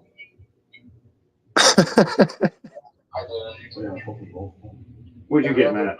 You said 23. Yeah, I got a plus 9 for my survival. I'm always survival and acrobatics. I'm fucking Jesus right now. 7. So me and so Heartsmace and Eden both failed. Out of everybody. That's hilarious. But the rest of you all succeeded, making it so we get through to the next part. We go down to the shore without an issue to start heading up towards the mountains of where it used to be called Hiram before. Now it's called Mooncon.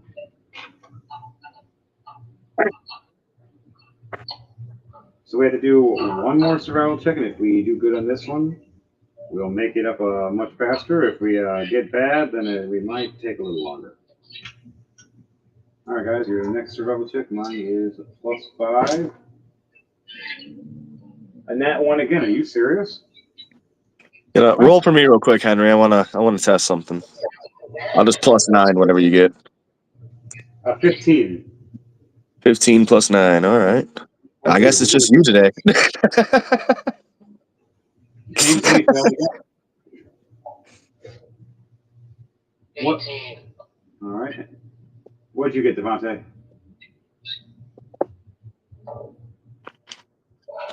13. All right, everybody succeeds again except for Heartsmace and Eden.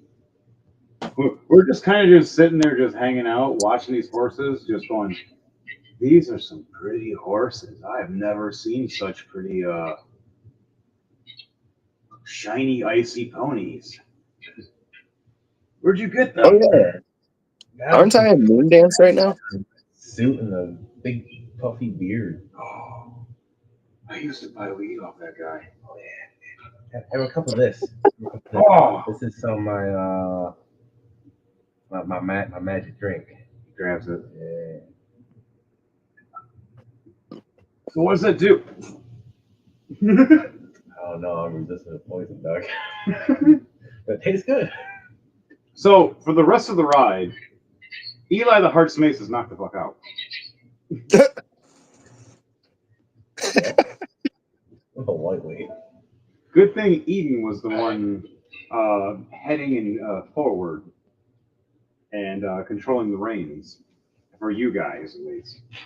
The other reins are being controlled by the other coaches of the armament, where they were successful as well. We also have the Secret Frog, a little coach that's running ahead of us with one ice horse.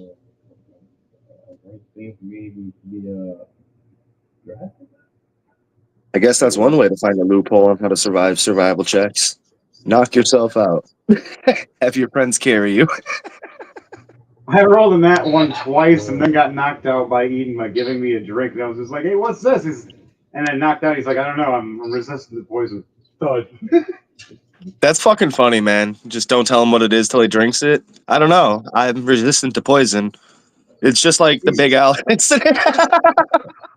Exactly. And the funny thing is about this is that Eden and Heart's Mace have been doing this for a long time, where Heart's Mace doesn't care. He's not that intelligent. He's more of just durable, tries to kill people, be nice. Eden's just going, he makes things laugh. Watch this. And no one ever pays attention to Eden because he's always ganking shit. You just don't see it because they always see his goofy ass doing something stupid. That's funny as hell, man. You know, I do need to make more use of my fast hands. Let me start stealing shit from these NPCs.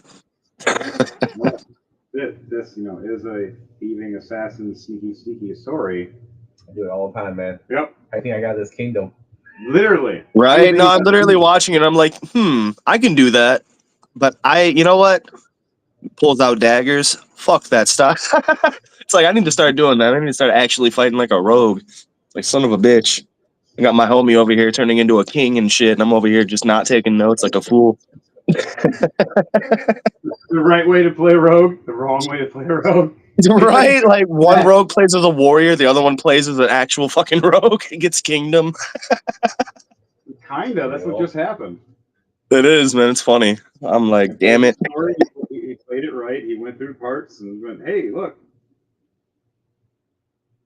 So, you guys head off, getting up through this mountain cove area. You start seeing this Snake Way-esque looking mountain-esque. Ukas, how does it exactly look? Do you want to explain as we're rolling up to your old kingdom?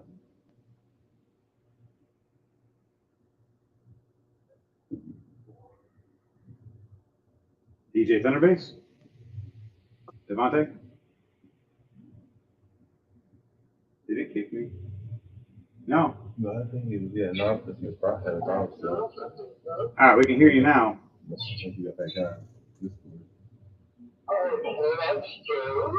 Yeah, that was strange. Okay.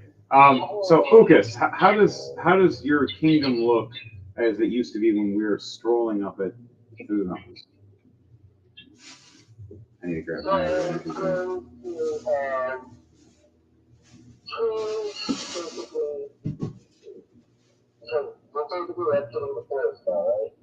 We made it through the survival checks to get to the mountain area to you. If we would have failed at least one more time, we would have been up in a very bad area. But we got past that in between.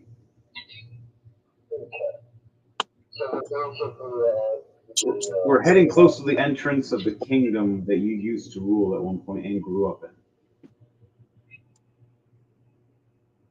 We're on.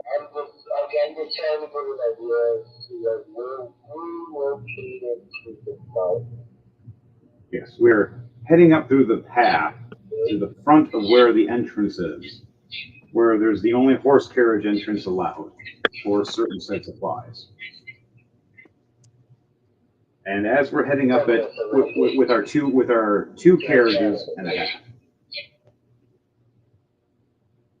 So basically, we're going to look out to see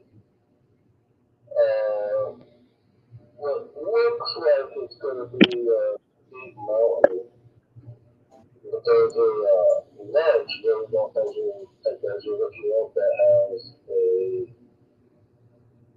massive multi-towered castle built into the side of this mountain as it's sitting right there, and on one side it has an extremely steep cliff that leads down to jagged rocks and the ocean below.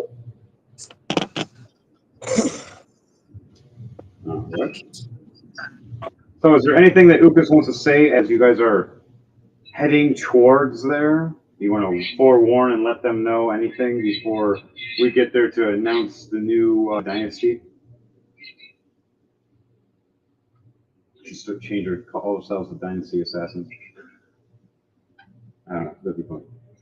But anything Ukas want to say about that? That's a con. Warriors Dynasty.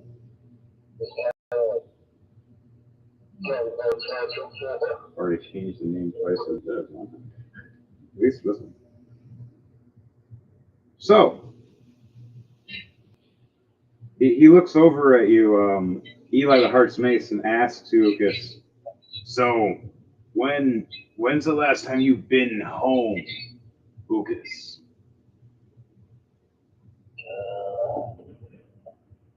So long ago, let's see, maybe about 7 years or so. No regrets. No regrets. So you said 7 years. Damn. And he looks over going, well, let's give you a nice home welcome. It's like, don't worry, we'll make you look good too. We'll have our personal guard. We'll have Eden protected, and then we'll have you be the diplomatic for this kingdom. Each one of us will approach one, and this one will be yours. You'll get the first. We got your back, buddy. And then I cast healing wounds on you. Healing you for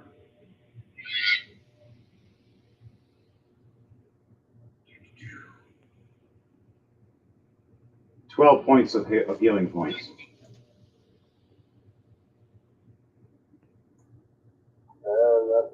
That's up to full hope.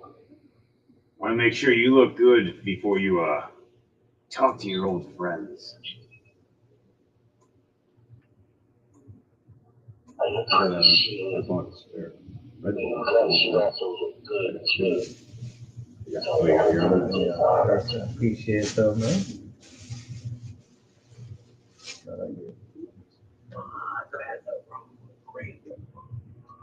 So he looks over at you, and he smiles, going, you give us a signal, and we'll attack. If not, we'll be peaceful. And what will the signal be, Ucus, when Eli the Heart's Mace asks you that?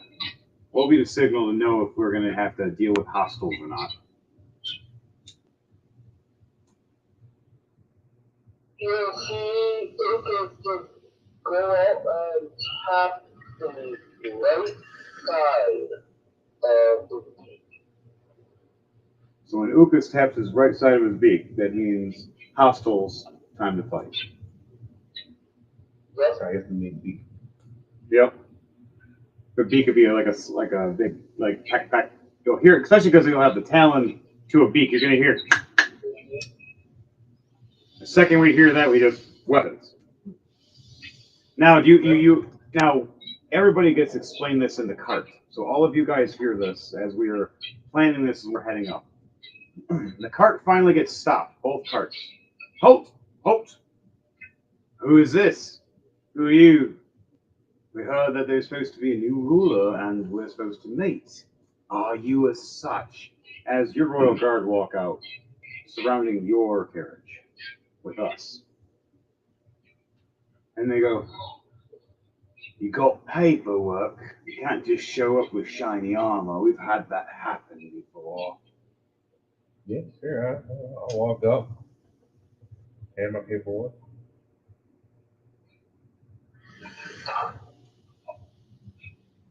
They start reading it. They read it over again.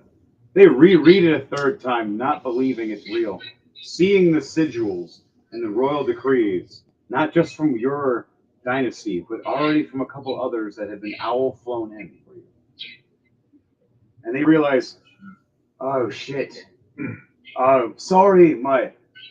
No, you're just doing your job. Sorry. Doing your job. And he bows down to you. Open the doors. We have diplomacy. The new emperor. What? Holy shit! The new shut up! The new emperor. He's there.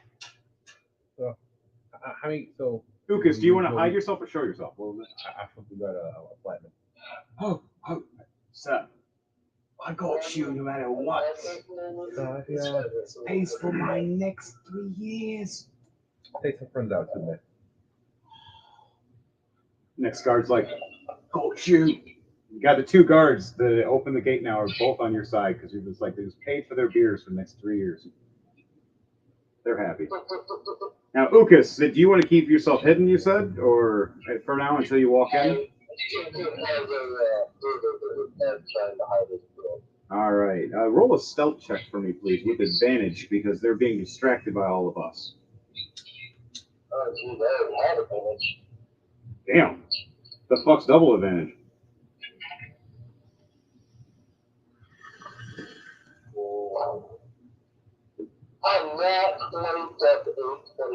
There's your double advantage. None of this kills me. Once you ask me, I ain't gonna be shit about it. We'll talk. I like the rule. Fucking hell. Yeah, you got kicked for a second. I did. No, you were right. But it's only letting me join in through the Discord. Any other link I try and any other chat, it just tries to say I'm trying to like join my stream with theirs. That's weird. That shit happens again. I'll screenshot that shit and send it to you. It'd probably be a good idea. So, Ukas, you have a hood, right? You said? Yeah. All right, so you throw your hood up and you hide behind Eli the Heart's Mace as he's just sitting there, lean back over you, drooling, unconscious, and you just seem like you're another unconscious drunk foe. And they look like you were celebrating with the new emperor, and the emperor's the only one who looks like he can hold his shit. He's sitting there holding his drink as they're all, and us, all the rest of us, just unconscious with an empty drink next to us. We know who's the stronger drinker here. It looks like. Finally, as the horse has stopped, though, and we are actually in the gates. Finally, we wake up. Oh, well, at least I do. You're already awake. So how the hell we get in here? I'm confused. It flew. Wait, you horses fly too? Well, you grew wings, you picked everyone up, and you sat down. I can finally fly? I can finally fly! And I try to jump off the horse carriage. Acrobatics. 4. I face plant. Right on the dirt. Poof. Oh. I get back up, dust myself off. My purple armor is not so shiny anymore now. It's a little dusted looking.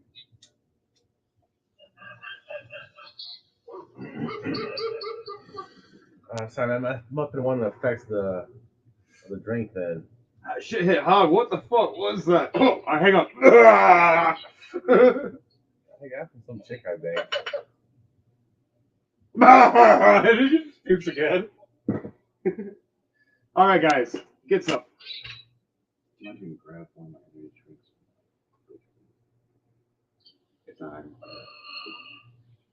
Give it a minute. All right. While that happens,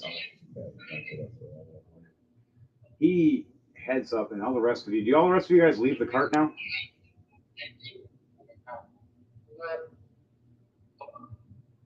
Matt, you leave the cart as well? Yeah, I'm gonna leave the cart. All right. We'll have Kamarsh watch the carts and protect them. He'll stand up top with his rifle, and he'll be just making sure no one does anything stupid. So his NPC will be a stealthy sniper just in case someone does something dumb. Some more Venus. Oh, God. Just right off rip, just hellfire off rip. And we're all fucked. Can't wait. So are we being led there by the guards? They opened it, and the other guards are going to be leading us, while the 2 door guards are going to close it and letting us know if we ever need any help. Okay. So at least we got an exit strategy technically now.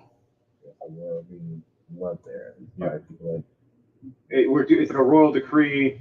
More other guards are starting to walk up. We have some that are standing at attention across from us, and then you see me embarrassingly fall after we stop. right when we're at the entrance of right where the castle's going to be. And everybody laughing and chuckling at me because I'm kind of like the big buff fool. And like, what's his job? Well, I'm kind of the muscle and kind of the gesture. He just nods his head. It's not technically not a deception check. I am telling the truth. Now I roll high. 18 plus 0. I have 0 deception and 0 persuasion. So 18 plus 0. Everybody believes me that I'm your fool.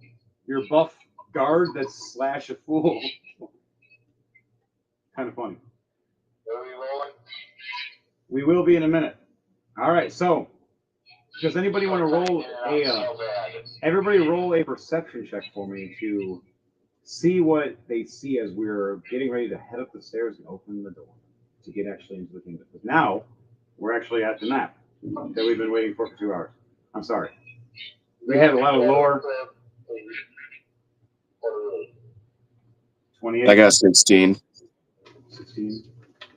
What'd you get for perception? 16. -1, so 15. Wow. 8 plus 5. I'm just chilling, drinking my drink. I got a 13. Oh, the You're just strolling. Eden's just strolling. He doesn't even care what's going on right now. He's just like, hey, man, my job is just to be here until something happens.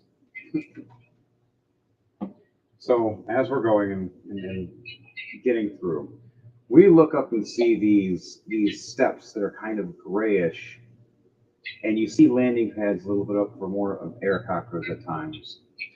The stating of this kingdom can only be ruled by an air cockroach, by the law of this kingdom. So it has to be somebody of a bird kin, somebody with wings, somebody that's up, or an angel person, depending. But they have to fight for it. Nonetheless, as long as there's somebody that has wings, they can rule this kingdom. You see different statues. Yes, technically, yes. Certain Dragonborn that do have wings, some that don't. So the ones that do have wings, yes. So, as you guys do that, and like it's kind of like a wingus gracious thing. Yeah, you have wings. Technically, you're a tiefling. Tieflings have wings. Not all tieflings, but quite a few do. Demons and harpies and damn it. But nonetheless, things that don't have wings aren't allowed. Hell, a butterfly could. You look great. Actually, yes, I do. Mind if I trade this one for the one you got in there? Go for it.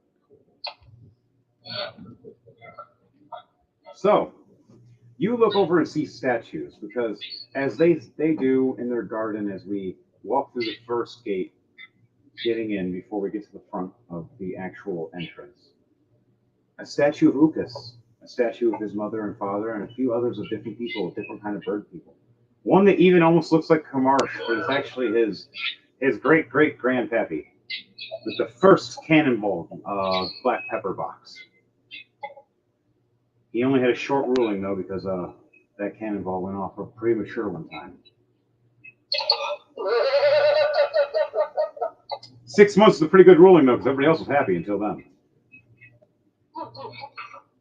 It was the happiest 6 months everybody ever had. But the saddest 4 months after that, and then bad ruling for about 4 years. And then Ukas' family came in and ruled great for at least a couple of decades. Until they were taken over, sadly, by the Moon Khans. So, you see these different statues, and finally, as you walk up to the last statue, instead of it being like the classic style as everybody else's statues that you walk through, you see an arrogant, golden and emerald encrusted eyes, owl-looking statue. Like he is the greatest of them all, overlooking all the rest. Having his, not in the garden, but overseeing the garden, leading to the throne room.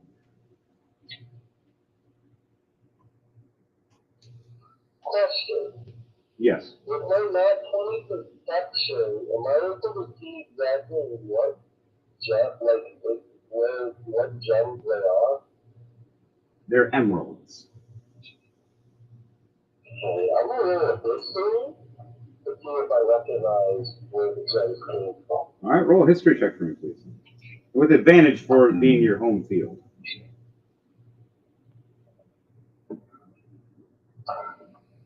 13. 13 plus what?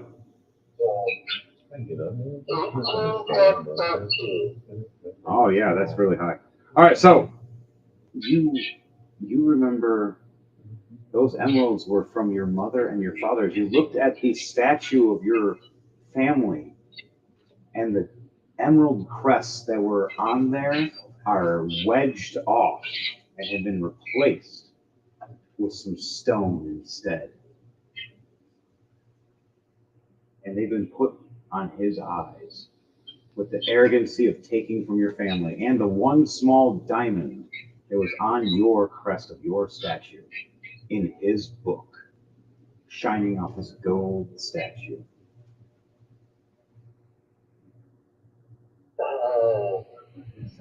I'm actually going to learn what it is. Seems like it has those gems in it. All right. Hello? We lost somebody. We gained somebody. Hello. All right, you're back. So, roll a sleight of hand for me, please.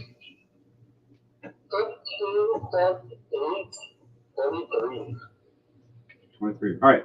Now, while you're doing this, I'm going to ask anybody else if they want to try to help in any kind of way. Know if anybody else is going to aid in such as distraction. I know I'm distracting naturally because my guys are kind of a big goofball at times. Especially because I just claim myself as a guest. Yeah, you sound great. Anything you want to do? He was coming up so bad. The one that I learned, he was just fine for me. I know, that's right. Right now, he's doing a sleight of hand on both sides. Well, if nothing is told to me about that, or I don't see the thingy, I'm just gonna do that. All right, chill. You stay chill. All right, Daniel and Matt, is there anything you two want to do before we actually head to the throne room? So we get into this before I bring this scenario in a little bit. And I'll put us on I'm the going to look around the walls a little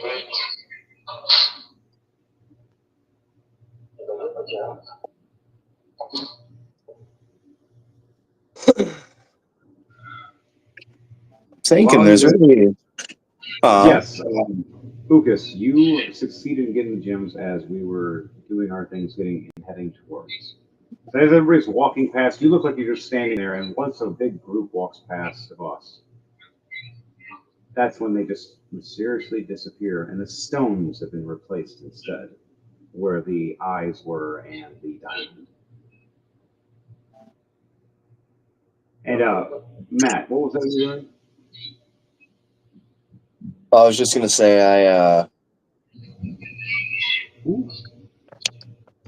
I'm prepared. Okay, you're unprepared or prepared. Either one works for me. I'm prepared. I grabbed some health potions out of the card, but I'm prepared for the most part. All right, so we head up to the steps, and you hear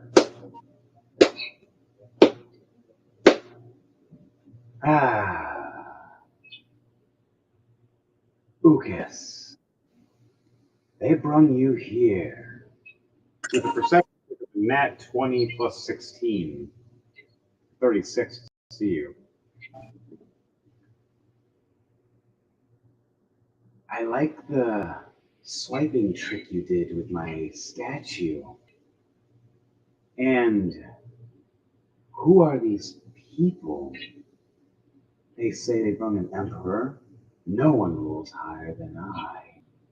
I believe you're a false emperor. Unless you have proof or paperwork or anything of such. What royal guard do you have? A big purple idiot and bird people everywhere besides just me? And did you have a tiefling on your team? Really? What an insult.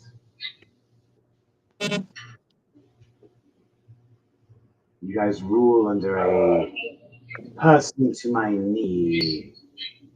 I think you should all bow to me. As he slams down his magical staff, I want everybody to do a wisdom save for me, please.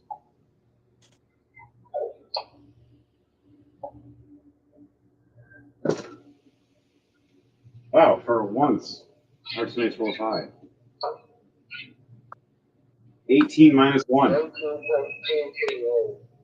I got a 17. What did you guys get? I got a 12. 21. What was yours, Matt? I got 12. Okay. 5. You fail. Matt fails. I succeed. Daniel. What'd you get, Daniel? We half it froze up on me. All right. I got 9, but that's okay. Well, you are an emperor. You get advantage. It's not fair for you to get told something once. You also got frogs on your side. Like, you know what? Fuck it. Yeah, I'll do this. Where's your real? No, I'm gonna do this. But he's targeting me. He's targeting me. This something. He's directing mainly at you as an asshole, but he's directing everybody too in the PKO. That's fine. With this ability. He's gonna have to make a wisdom saving throw. All right. For everybody that failed. Nah, yeah. Wisdom saving throw first. All right. Wisdom saving throw. Oh man, so lucky. He had disadvantage. I got an 18 minus 1. All right. So 17. All right. He rolled a 2. He was so lucky that he had disadvantage on it though, because it was a net 20 and a 2. Cool. It spell does nothing. I can cast that bitch now. He was going to cast command until all of you kneel to him. Now you know how to do the word command at 9th level.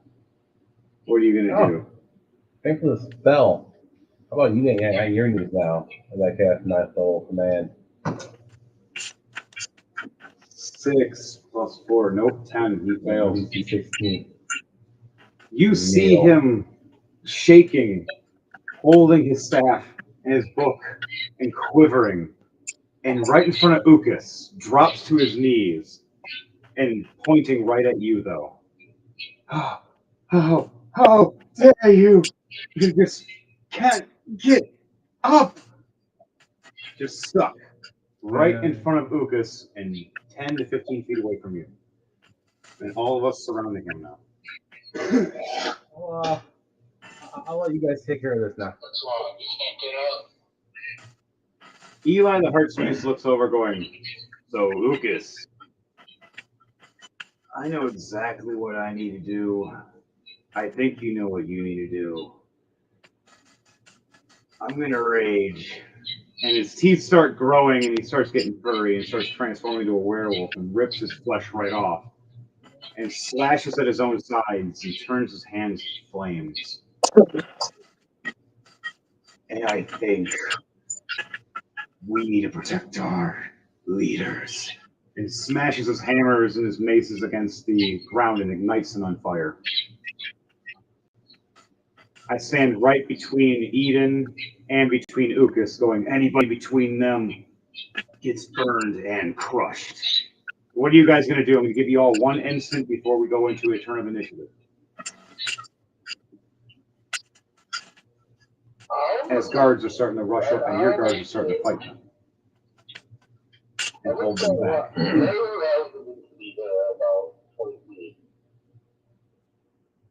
You're going to fly about 20 feet in here. You're right now, to let you know, Ukas, you are standing literally right in front of your enemy. Literally, he's kneeling in front of you, forcibly kneeling in front of you. You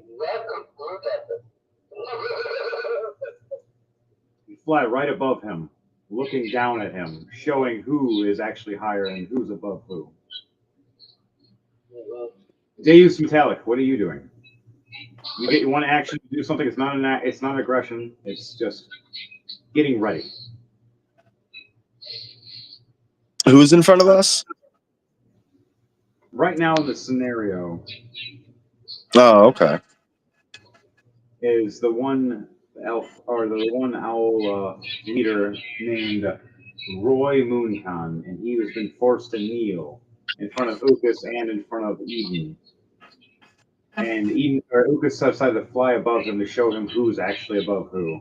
All the rest of us are getting ready to fight and protect the leaders, which is Ucus and Eden. Eden is the emperor, and Ucus is going to take back his kingdom, and he's going to show how he's going to take back his kingdom. All right, let me see. What can I do real quick? Action.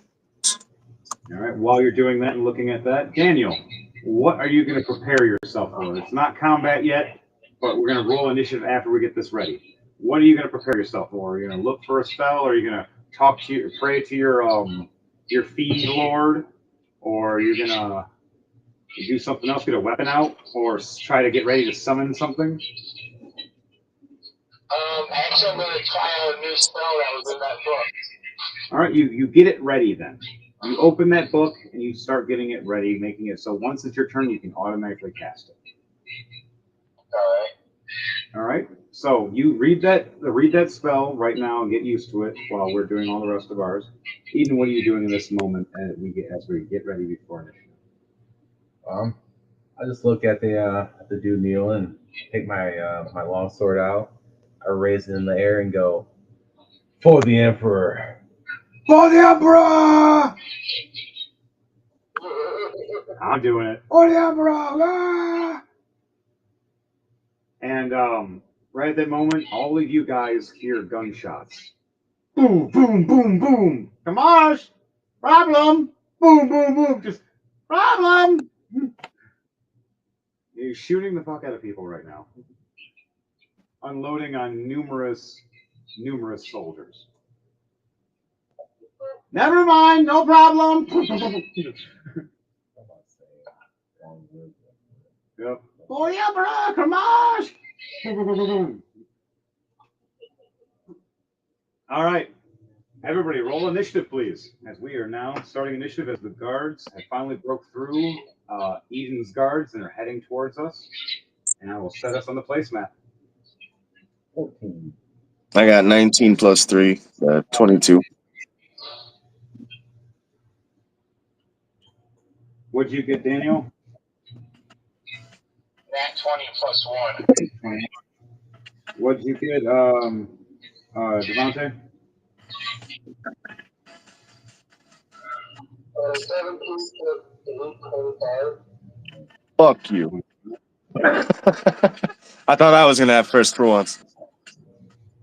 I got a 11 plus 3, I got a 14.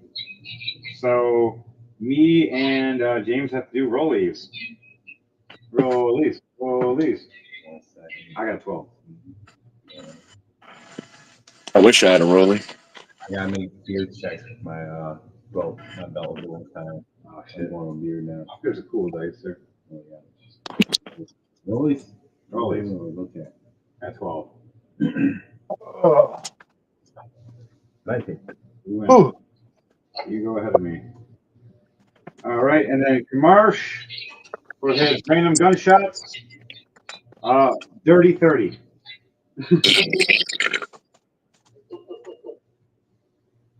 Jeez, Kamarsh.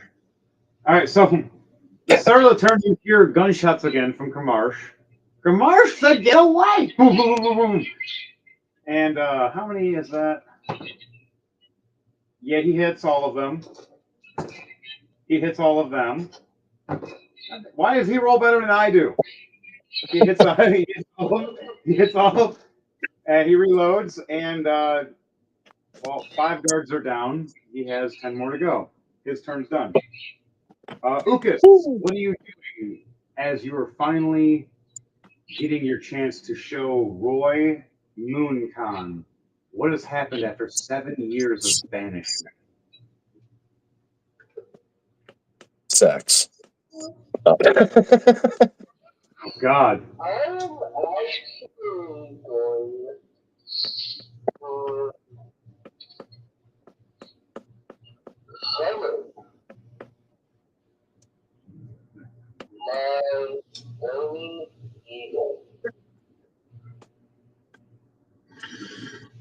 right. Giant flaming eagle. You will summon that. All right, now we are on the field. Then I'm going to cast Charm Person. So make a wisdom save.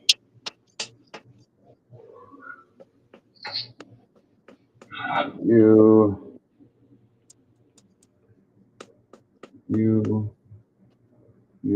and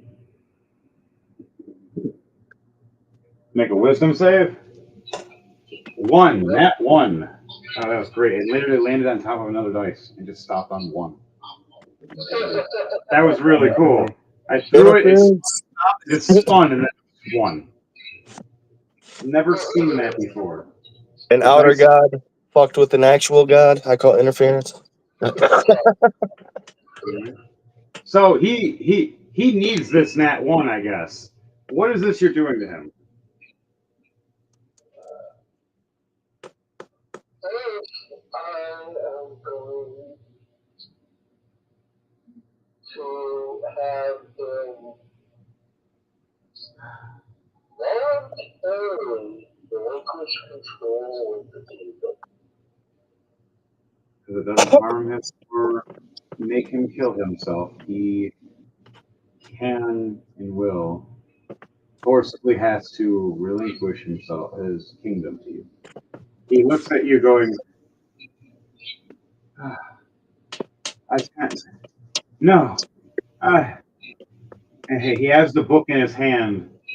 He sees his name under yours, and he sees your name being burned right under his.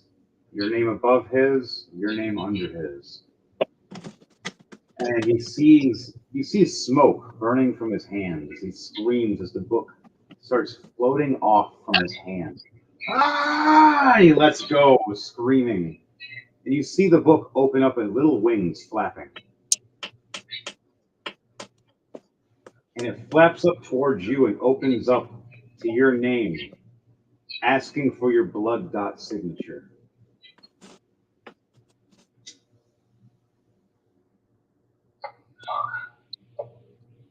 I take my beacon, put it into my hand, take it into my hand, and just let it drop the head, pour out onto the page,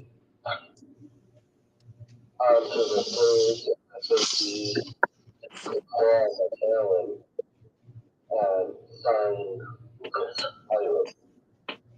As you see it start glowing gold onto this paper.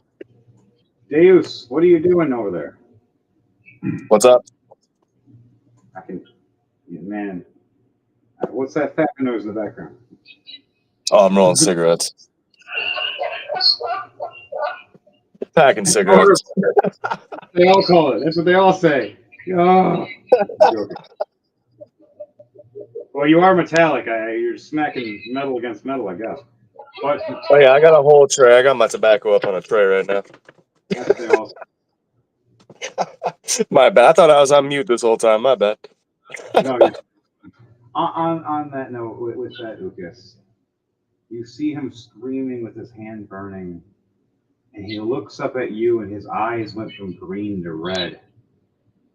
As you see him take the burning hand and stick it to his chest, and point the staff at you, taking a reaction with his staff of lightning. Doing a dirty 20 to hit.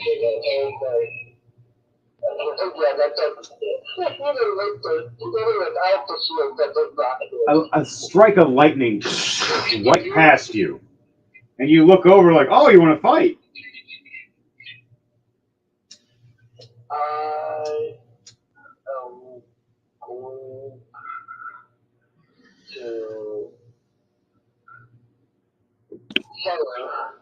to firebolts at him. 2 firebolts. With a 17 and a 20. 17. The 17 just barely hits his AC. No, those are the ones on the 20. Okay. The plus modifier is a plus 7. Ah, ooh, even better. So a 17 plus 7 and a 20 plus 7. Oh, so you definitely hit them. How does it look when you hit him? How does it look, and where do you hit him when you hit him with these two first? When he's standing there, finally trying to get back up and stand again, holding with the staff, with bleeding at the knees. I'm aiming for his fist right on his side. So that way he has no action with his leg anymore. Roll a history check for me as you're firing these when you're remembering we were hitting an old injury of his.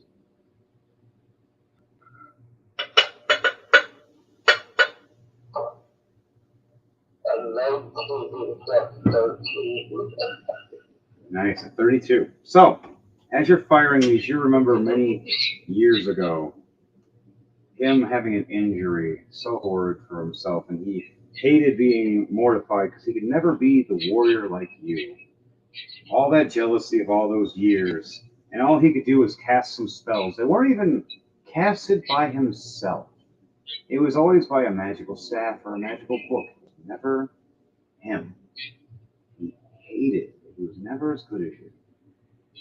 And you, all the years of training and sparring, always avoided his weak spot out of respect. And finally, after all these years, you show him no more mercy as what he did to you.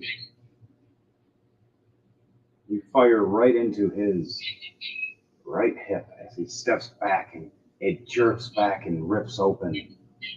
He screams in pain as he drops right back down to his knees, being forced still by the spell. Holding. One doing 20 damage. The third doing 38 damage. You severely hurt him, but he's not dead yet. He's about halfway. He looks at you. It would be too merciful if he died already. Kill him yet. I got plans for him.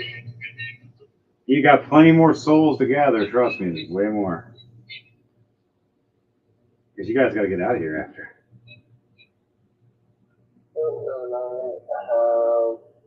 Maybe. One more attack. All right. I'm going to fire both bow at him.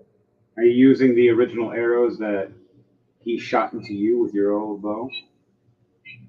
Yep. Revenge. You've kept these bloody, poison-tipped arrows for many years for a purpose. Just for him. And stared at him every night before you would meditate and pass out. Fire away.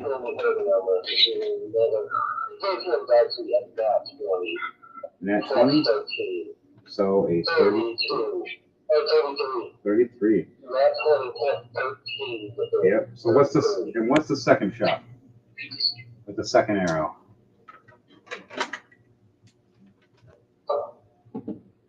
Mind you, I'm gonna make. That one is a 12 plus 13. So 25. That's a hit as well. Now, mind you, I'm going to let you know these two special arrows that you chose, that you have left with your blood mixed with the poison that never fully killed you, but made you stronger instead. It's been sitting there getting stronger and stronger, sitting on those rusted tips for years. So the poison damage is not going to be a normal D8. I'm going to give you 7 D8 poison damage per one because 7 years of poison. They've just been sitting there rotting. So these two. The first one is going to be 8 plus 12 plus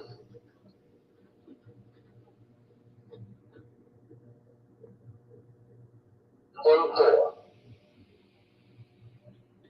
Right. And what's that second? Oh, that's going to be a double. Yep. So that would be 28 per play. And also would be 66 and 13 All right. Roll that dice. And the next one is 15 with 22 plus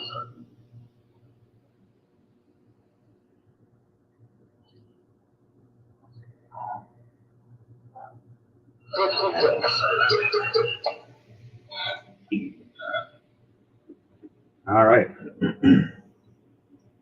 So, Ukas, after 7 long years of planning for revenge and dreaming about this moment,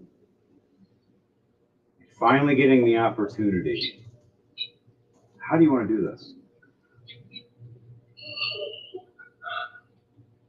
These 2 arrows of death. So I basically I took a look at him as he's just crouching there and he can't move. And I took out the 2 old, rusted, poisoned arrows and pull out my earth bow. As I'm doing so, I'm whispering, I'm whispering, swish death to you was wrong. And when both arrows in, and we do that is activating both. And basically, as the fire right into each eye. Nice. As you hear him screaming in pain with these 2 poison arrows and black ooze pouring out of his eye sockets, he's screeching, "Why? If it wasn't for you and the other false Alpha." And then you hear him, and then starts falling forward and face plants with the 2 arrows, completely making them protrude through the other end of his skull. And you seen it coming when you didn't look for me. And with that note on you, you hear some of the guards cheering for you, but other guards calling you false as well. So now you guys have half the guards on this castle on your side, half the guards against you. While you still have your special Night Brigade and your special Frog Assassins helping you, and Kamarsh just unloading on the others, you've dwindled down to only 6 more guards left. 3 guys are throwing grenades at you right now. You got 1 big guy with a giant mace-looking weapon, and 2 other guys with giant swords. And they're all in the room with you right now. I'm going to have my giant bird do a dive bomb attack on the large one. The big armored guy with the big mace? Yeah. All right. Roll for an attack for me.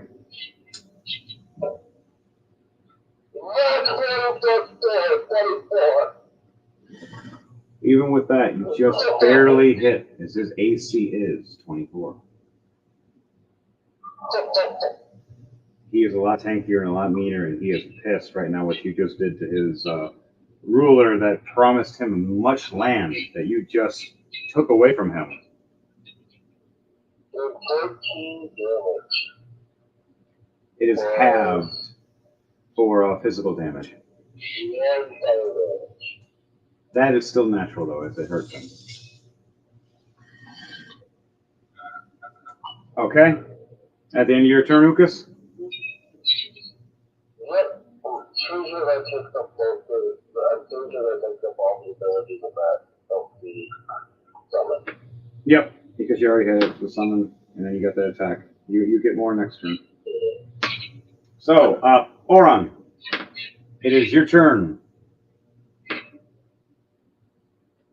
Matt.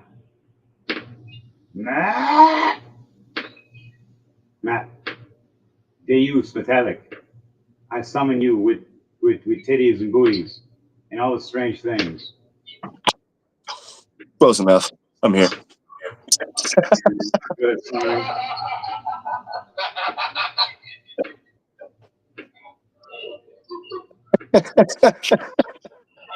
I'm good at creating worlds. I'm not good at doing that part.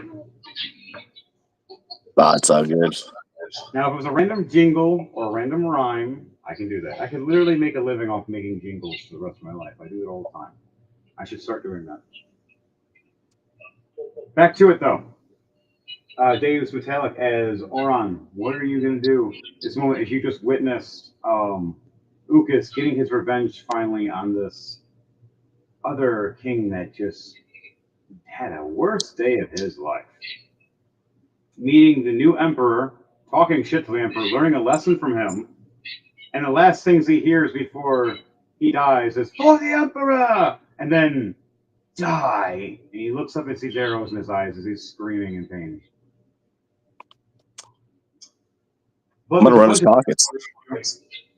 And there is a couple guys above you right now chucking grenades from about 20, 30 feet away. I'm going to hold off on running his pockets. Holy shit, raining nades. Holy shit, man. It's raining nades. That's pretty much what's about to happen when it's their turn.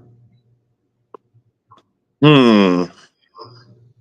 You guys are so lucky they rolled low. They got 13 and lower.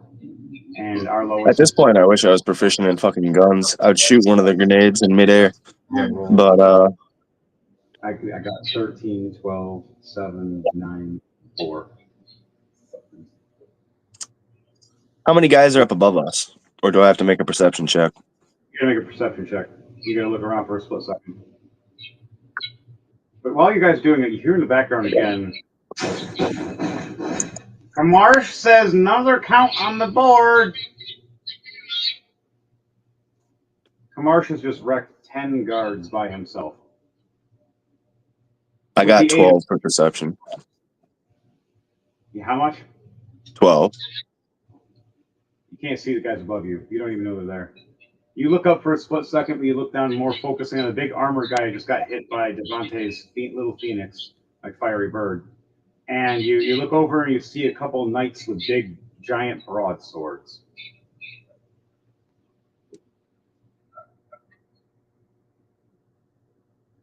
And they're talking about wanting to kill the false emperor, thinking he's false. Where the rest of the guys are going, "For the emperor!"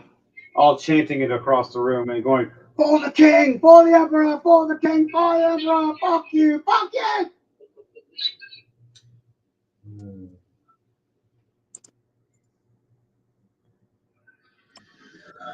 I'm going to use my cloak of elven kind, and I'm going to try and disappear from sight. I'm going to sneak. All right. Well, right now there's a big commotion going on, so you will have advantage on that. To make sure you can do stealth. Are you going to try to stealth sneak attack somebody? Yeah. I'm going to be on my guard and ready. You have two knights ahead of you that are about 15 feet apiece. They're about 7 foot tall apiece, and their swords are about 5.5 to 6 foot long apiece. And they're big white armored with the bird symbol on them, but the bird symbol has been turned into a owl symbol with a scratched-looking moon. Okay. 25 feet away from you with bigger armor on that just got attacked by Devontae's bird. But it didn't do much because he's really big. His AC is 24, by the way. The smaller guys in front of me, the ace. Oh, okay. I was like, wait, the guys in front of me? Yeah, the smaller guys in front of you are 21. Jesus Christ. These are elite guards. You kind of got to come across a little stronger. You guys just murder fucked like half the game. All right, I'm going to take out my daggers of venom, and I'm going to attempt to sneak attack the 2 guards in front of me. Nice. All right, they're both facing right now towards this big fiery bird, wondering what to attack their captain. So you have advantage on attacking their backs right now. You're going to do a double stab, like one on each at the same time? Yeah. Okay. And then for you, James, let's see if you can do a perception check. If you do. Okay, one is 19 plus 10, 29. And then the other one is 13, 3 plus 10. Both misses. Damn. All right, the first one, what was the first one again? 29. Oh, 29 does hit, sorry. The first I was one about to be does like, God damn. No. You sneak attacked and you got the first guy, and right when he screamed, when you stuck that blade in between his armor, right where the soft spot is, the other guy jumped away just in time, making you miss with your other blade. How much damage are you doing with this dagger? You did sneak attack, so it's going to be double damage. I got 7 plus 4. That's 11. And then 22 damage. Plus the poison damage. Plus the poison damage. Yep, What is the poison damage? D8. I think it's 1d8. Poison DC 15 Constitution save negates. 2d10, my bad. Poison. 2d10 poison. There you go. Roll 2d10 then. He rolled a 7 Constitution, so he is poisoned. All right, let's see. Poison's a new thing to me. I've never worked with poison before. This is new. I love it. He beats the Constitution save. He failed because it was a 7 plus 3, so it's 13. Or sorry, 10. How much damage was that though? Altogether for that poison damage. I got 15. 15 damage to poison damage. Okay, that's good damage. He's not dead, but you surprise the hell out of this guy, and he is hurt right now. And where you stabbed him, right here above the shoulder, right in the trap, right down, is the poison's running right up his neck right now, and right up his ears. And you can see like a black vein right between the neck piece where the armor's open. Ooh. You're hearing him like kind of like in pain, trying to clench his weapon. All right, so what are you going to do next? You still got 2 more attacks with another action, and you still got a bonus action. Sweet. I'm going to attempt to attack the other guard again. I was thinking about doing something sweet. I was like, maybe I can kick that guard into the other one, knock him off, but I'll fuck that. That'll take an action. You can try. You got the blade still in his neck. You can try. Can I do that? Okay. Use him as a shield to the other guy, like a body shield. I was about to say, is he going to opportunity attack me? If you twist around, he's going to swing at you, but you're going to hit the buddy instead. If you're able to control the body, I need you to do a strength check, please. You're going to be able to shift his body around to be in front. Be in front of you. Thank God. Shield. 14 plus 1, 15. You just barely make it. His strength check on top of that, a 4 plus 1, 8. Nope, he fails. As you twist him around, which breaks that 5-foot meteor distance, and the other guy goes for opportunity attack. He's going to attack him as the meat shield now. It hits with a 19 plus 10, a 29 to his own buddy. Damn. Doing 27 damage and 10 holy damage. Holy damage, huh? Oh, noted. 37 damage he just took. Was right there. Now, holy damage, Daniel. You might be worried about that one. Daniel? Already died from holy damage. Damn it, Daniel. You're not supposed to die yet, Daniel. But back to it. All right. You still have those 2 attacks with your action, but your bonus action is done now. Oh, that was my bonus. Okay, sweet. All right, so I'm gonna Either way, either one's going to be, if you choose one or the other, it's still going to be still 2 attacks.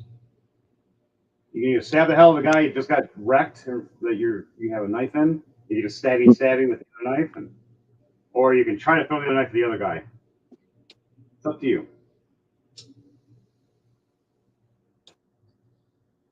All right, I'm going to dash up to the other guy. I'm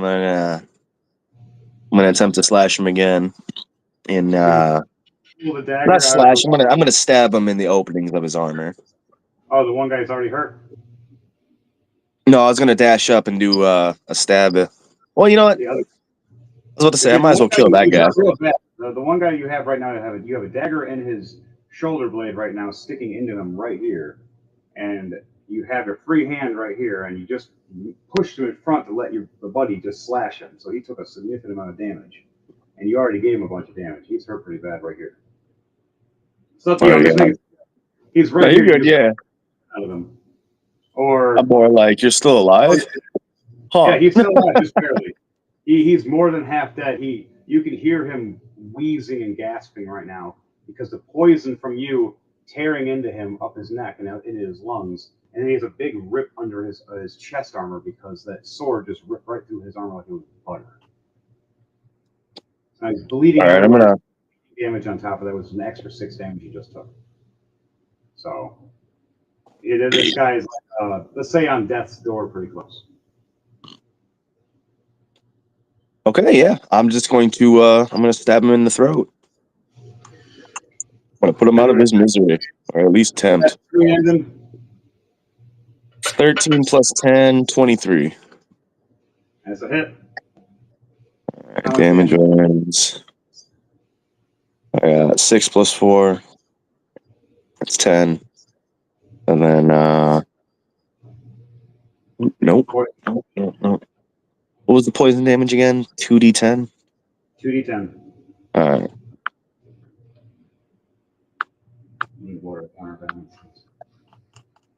Altogether, I got 3 and a 2. I got 5. Can't blow that out. No, did I get kicked from Discord? That's what happened. That's why it's quiet. Did we? I'm like, is it just and then there was just 2. Everyone died to holy damage. Me, James, and you, and I'm still here. Oh, James is there. I randomly got kicked. We've been having a technical day today. It's one of those technical difficulty days. We are battling the tech gods right now. So it's not the dice we got to be worried about today. It's the tech gods. Yeah, they're messing with us. All right, so how much damage was that altogether for that poison damage? That first I just got 6. How do you want to do this? All right, yeah, I'm going to stab him up in the throat. I'm going to take my knife out. I'm going to push him over to the side. You still have one attack. Yeah, that's when I was going to... Let's see, how close is he to me? He is about 5 to 7 feet. 5 to 7 feet. The guy you just threw in front of you down, you're technically now you're within melee range. Now you're both about 5 feet away from each other. 5 feet? Okay, cool. All right, I'm going to sheathe my venom daggers. Yeah, no kidding. I was asking Daniel something, and then Daniel wasn't there, and then I realized Devontae was quiet too, and I was like, oh shit. Then I got a message from Daniel. Then there was 2. I was like, everyone died to holy damage. I got killed. I got that done, and then you got killed. Someone's messing with us. So, back to it though. Deus, you have one more attack. Or are you going to throw your dagger and have it summon back to your hand, or are you just going to run up and stab him? Or you technically just stab him from where you're at? Okay, yeah, I'll stab. I thought I'd have to run up on him and shit, but yeah, I'll stab him. All right, fuck that. Yeah, you're within 5 feet. 5 feet is within stabby. It's stabby. I'm going to dash up to him, and I'm going to attempt to stab him in any openings in his armor with both of them, preferably the neck. But if he's got anything near the torso, Yeah, he has openings at the top of his armor right here, and at the undersides of his torso, under his arms. Gotcha. Okay. So you want to go under the armpit, or do you want to go above the shoulder like you did the other guy? I'll do one above the shoulder, one to the armpit. All right. So roll those 2 attacks for the 2 blades for a dual attack for a dash attack. Like a dual dash attack. 17 plus 10, 27. I love these daggers, man. Thank you for these daggers. All right. And what's the other damage for, or what's the other hit for the other one? 10 plus 10, 20. The second one misses. The first one hits. So which one's that? The under uppercut or the over? That was the over. So you stabbed over him, stabbing right over his shoulder blade, sticking this blade in. You try to go for the second stab, and he swings back just enough for you to uppercut and miss, just grazing his armor of his helmet, slicing it a little bit, seeing just a scar mark across the paint. And you see a little bit of drip of poison come down. Got that Michael Myers for him. Yeah. Now roll the damage for that, please. All right. Damage is 5 plus 4, 9. Plus the 2d10 would make it. Jesus Christ. I got 19. 10 plus 9. Nice. You did significant damage, but he's not hurt enough, not even close. But it's still, he's poisoned. So I got to roll for Constitution to see if he's poisoned. 9. He is poisoned. So roll poison damage for me again, please. 2d10 or just 1? 1d10 for normal poison damage, unless it states otherwise. Damn it.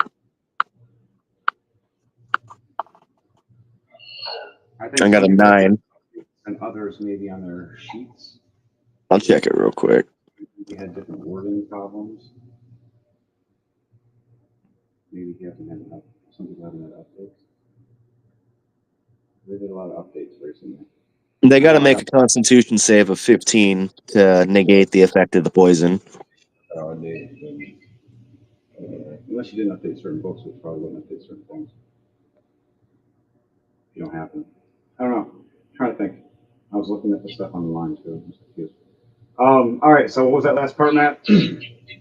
I was saying he's got to make a Constitution save of 15 to negate the effects of the poison. He got 5. Damn. How much damage is that? I got 9 damage. Nice. You see again from this guy, from his neck, where it's a little open from the armor, the black veins go up his neck too, and you start hearing him gasp, just like the last guy. You're trying to take him out damn near the same, but one's from the front, one's from the back. All right, you end your turn now? Yeah, I'm gonna have my turn. All right, Daniel. It is now your turn, and James, you're on deck after Daniel. Woo! Alright. So how can I identify who's all good and who's the bad enemy? Make a perception check for me. Huh? Make a perception check for me.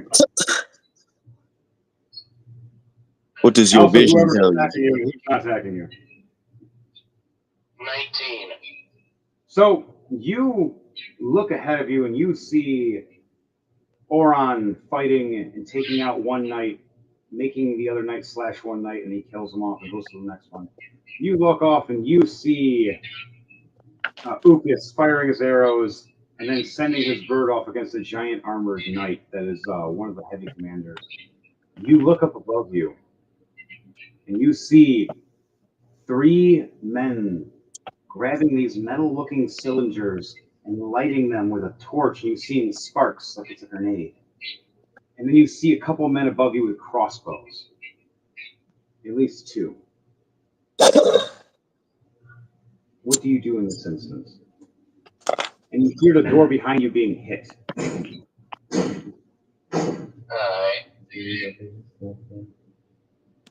Before I do anything, I gotta do a performance check to see if I can do the spell.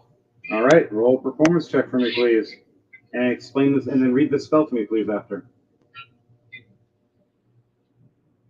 15 plus 3, so 18. You succeed. Now read this spell to me and tell me what it is. It's a book it's a spell from the book of the Fiend. I just shake it. How's that not coming out of your head? Never. Basically, it lets the Fiend take control of my body Very well. and more or less suck the soul out I of used to every grab it, enemy shake it. and for my eyesight. So you're allowing your fiend master to take over for a few turns. Yep. All right. What do I have for a big monster kind of test? Explain to me how you think your fiend master looks to me. Is he like a giant wolf, or is he a horned fiend, or is he like a dragon-esque? Is he a giant? He hasn't taken his full form yet because he hasn't has enough souls. So right now he's just inhabiting my body. So he still looks like me. It's just his mind and his powers are filtering through me. All right, so this is how I'm going to have it then. You let this happen as you pray and set in and succeed. You raise your head up and your eyes roll back in your head and they come back black. And a big smile across your face, and your skin changes a bit. Instead of being a red tiefling, it starts turning black skin. And your horns just elongate a little bit more. And your wings expand out and turn black and red. And it looks like a shadow is following behind you. And behind the wall shows a giant, scary-looking creature of a shadow with glowing eyes. And what color eyes or glowing do you see with this image? He almost has like a fire orange eyes. So you see in the wall this demonic, fiery orange eyes and a giant, white, smirky smile. When the mouth opens up in the shadow, you see a fire of orange. And then back into your mind where you are, you hear, I'm you, and you're me. Witness what I can give you. All right, so in that moment now, I'm going to give you the ability of telekinesis within up to 90 feet of lifting people up to over 1,000 pounds and throwing them. And you can use it as a shadow kinesis. How would you like to explain this, and who would you like to fight with this? There's a knight in front of you that's fighting Matt right now. There's a big armor knight fighting a little fiery bird that Devontae sent after. There's the guys trying to throw grenades above you. Do you want to try to make some kind of shield above all of us to protect us, or do you want to try to blast at them, or maybe control them? Explain to me how you do this, and I will give you a chance by asking you to roll to die. This is it's a Fiend Lord thing. This is a Warlock thing. Warlock things are kind of unique with DMs and free game. Make it a little crazy. Yeah. I was kind of surprised when you chose a Warlock. This ability is messed up.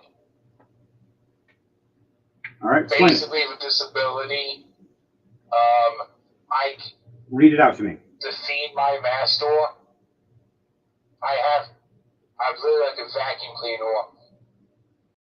And any way I look, I can just breathe in, and I'm literally sucking the souls out of any enemy I want.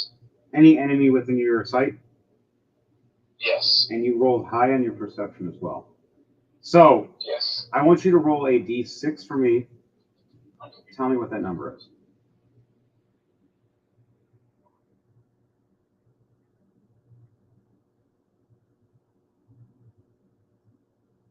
Six.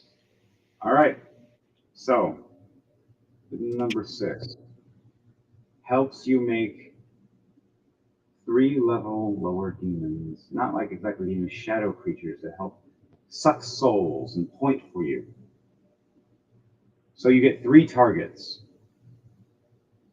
Now, I'll point out these targets for you, and you can tell me which ones you choose. Now, there's the three grenade brothers above you all, about to chuck a bunch of grenades. There are two crossbowmen about to shoot at you from down above. You have one armored knight that Matt's fighting right now, one super armored commander that's being fought right now by Ukas and probably Heartsmates in a minute. And then you have the door being beaten down, but it's not open yet. Alright, so Who do you choose out of those several characters?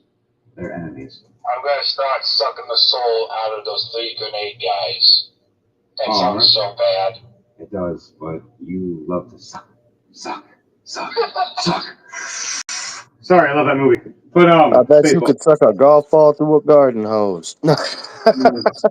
Spaceballs is a great movie. But back to it. Spaceballs. Oh my god, that was funny. Yep, that was a scene from it. I was quoting Full Metal. So Daniel, I have to roll a Constitution save to see if they keep their souls or not. Wow, this is hilarious. I got a 1, a 4, and a 3. So how do you want to do this for these 3 grenaders that are getting ready? They light their wicks on their spiritual grenades. They're about to chuck them over the edges and about to rain grenades on all of you guys. It's raining grenades. Holy shit, now raining grenades. Literally, I was going to throw 12 grenades per guy just because. So how do you want to do this for each guy? How does it look for each one of them for you, Daniel? Basically, just like me open my mouth and like a vacuum suction just until the souls come out. So you see, all of you witness Azrael, this red tiefling that's turned a little darker skin since he's transformed, mixed with his fiend overlord. And he turns around at 3-point towers above us, where there's stacks of grenades and 3 guys ready to chuck about 100 of these over points. And each of these shadow points lead up to these 3 guys, and you just each one of them. And you just see their life force of these souls being pulled slowly. And you see them drop their grenades. And they just drop dead. Each one of them. One of them falls off completely and just hits the ground and explodes. The other 2 on the other towers, though, they died on the towers with their grenades still lit in their hands, with a whole box of grenades apiece.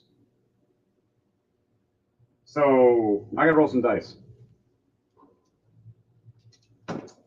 Oh god.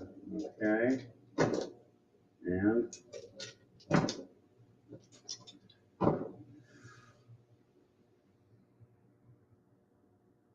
189 damage of grenade damage is exploded from each tower. As you see 2 of the towers from your, well, you say if you guys are facing the entrance you just came from, would be your right side, but all the rest of you guys are left side. Just ignite and blow up and start shattering down in front of you. Wow, I just realized what the hell I just said. Anybody else catch that? That's dark. Oh, yeah. Wow, I didn't mean it, but He did. You thought, guys, suck these souls out of people. You know, now that I said that's not bad. Okay, carry on. So you see them crumbling now. I need everybody that's within the vicinity of these crumbling stone that's falling above us, except for Ukas. Ukas is there's still explosions around you. There's no stones and debris. I need every one of you to make a dexterity save, please. And it's going to be a disadvantage because none of you knew it was going to fucking happen. I got 19 plus 3, 22. Yeah, it's a disadvantage. So you got to roll twice, and whatever the lowest number you take. I rolled a 15 plus 3, 18. 10 plus 3 was a fail because I got a nat 1 plus 3. So I failed completely. Nat 20 plus 1, What's your second roll? 17 plus 1. Okay. And we'll 19. I love how Henry's like, bet you can't do it again. And Devontae, what was yours? It's happened before with all of us. I just did it earlier. I just rolled 3 nat 20s in like 15 minutes ago. All at I once. remember that. That shit. Devontae, what did you roll for your dexterity save with disadvantage?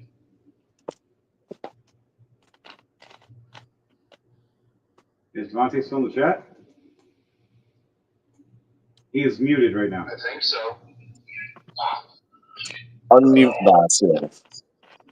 Devontae, you need to do a dexterity save with disadvantage, please. Everybody needed to do one. What the heck? Not 1 plus 5. Wow. So again, Ukas and Heart's Mace again, nat 1s. Again. Get ready to hawk tour. No. So all of you that got over 16 have succeeded. So James, you succeed. Daniel, you succeed. Matt, you succeed. Ukas and Heart's Mace do not succeed whatsoever. Ukas, you're flying. You see Daniel turn around and you hear and just sucking up all these 3 souls from these 3 grenade guys about to chuck grenades on us. One of them falls to his death and explodes in front of us, and we laugh about it. The other 2 fall back instead, and their grenades drop next to their box of grenades, and the whole towers came down, exploding at both of us. While this is exploding, it's flying in the air at you as well. You get hit with several rocks. I rolled, and you got hit with 6 out of a d6. So that's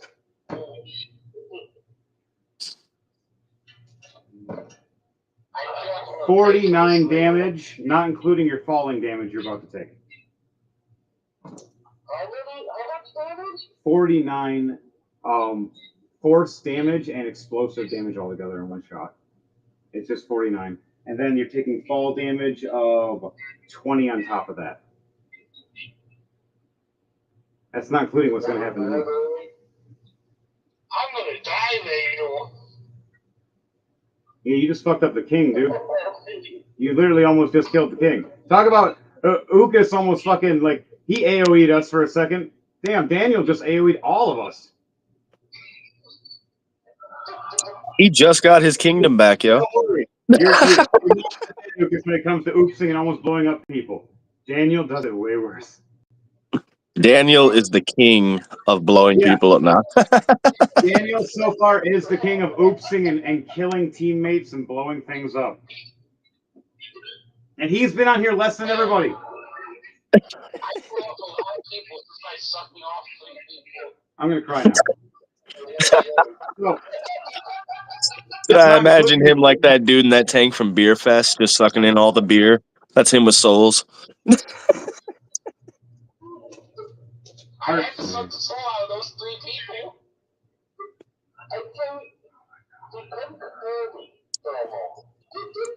The whole place blowing up around us, Dan. I'm doing my part as he's sucking up. So, Heart's Mace, as he sees Ukas hit the ground, he's like, no, shit! And he turns around and tries to cover over Eden as the walls are covering.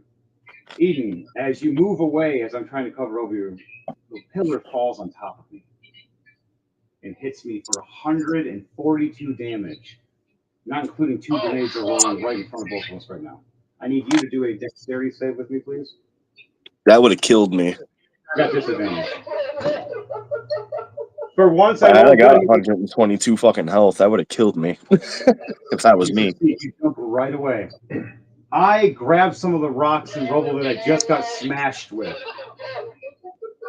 So with Heart's Mace, he looks up and a pillar falls on top of him as he tries to shove away Eden to try to save him. Because he realized Ukas got hurt. He tried to fail saving one king. Now he's trying to save the Emperor. Gets smashed down by a whole tower. almost dying, and then 2 grenades roll right next to his face. He's like, "Oh no!" He grabs the rubber box and shoves it in his face, and it explodes. I take half damage. Note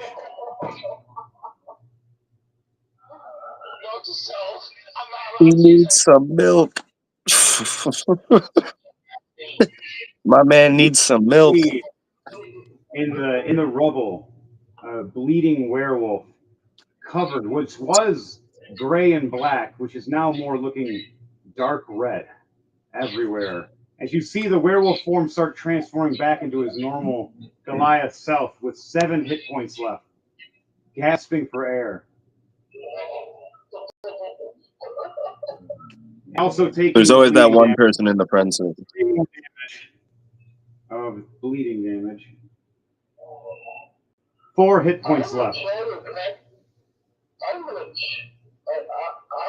Damn, I'm about to die. Your healer's about to die. Note You to self, I'm not using this spell when I'm surrounded by allies.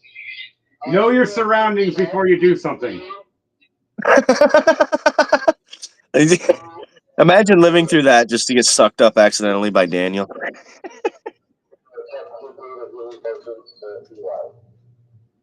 Okay. So Eli, are you doing a Eli, Uden, or Eden? You mean? Oh, Eli. Sorry. What are you doing, Eden? Oh, well, I just went retarded.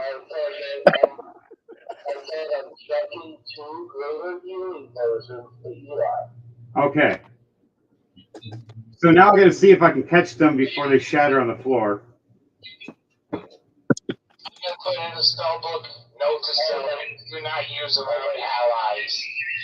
So, anywho, you guys see this comedic moment.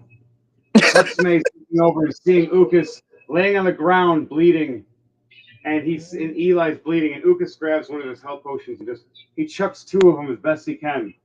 Eli tries to reach for him with his bloody arms, and they smash in front of him, glass in his face, and he starts licking the health potion. Taking 3 damage, gaining 12 health points.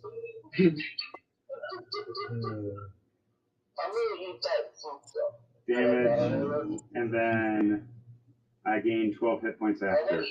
Can you imagine if one of them hit you? That's fucked up.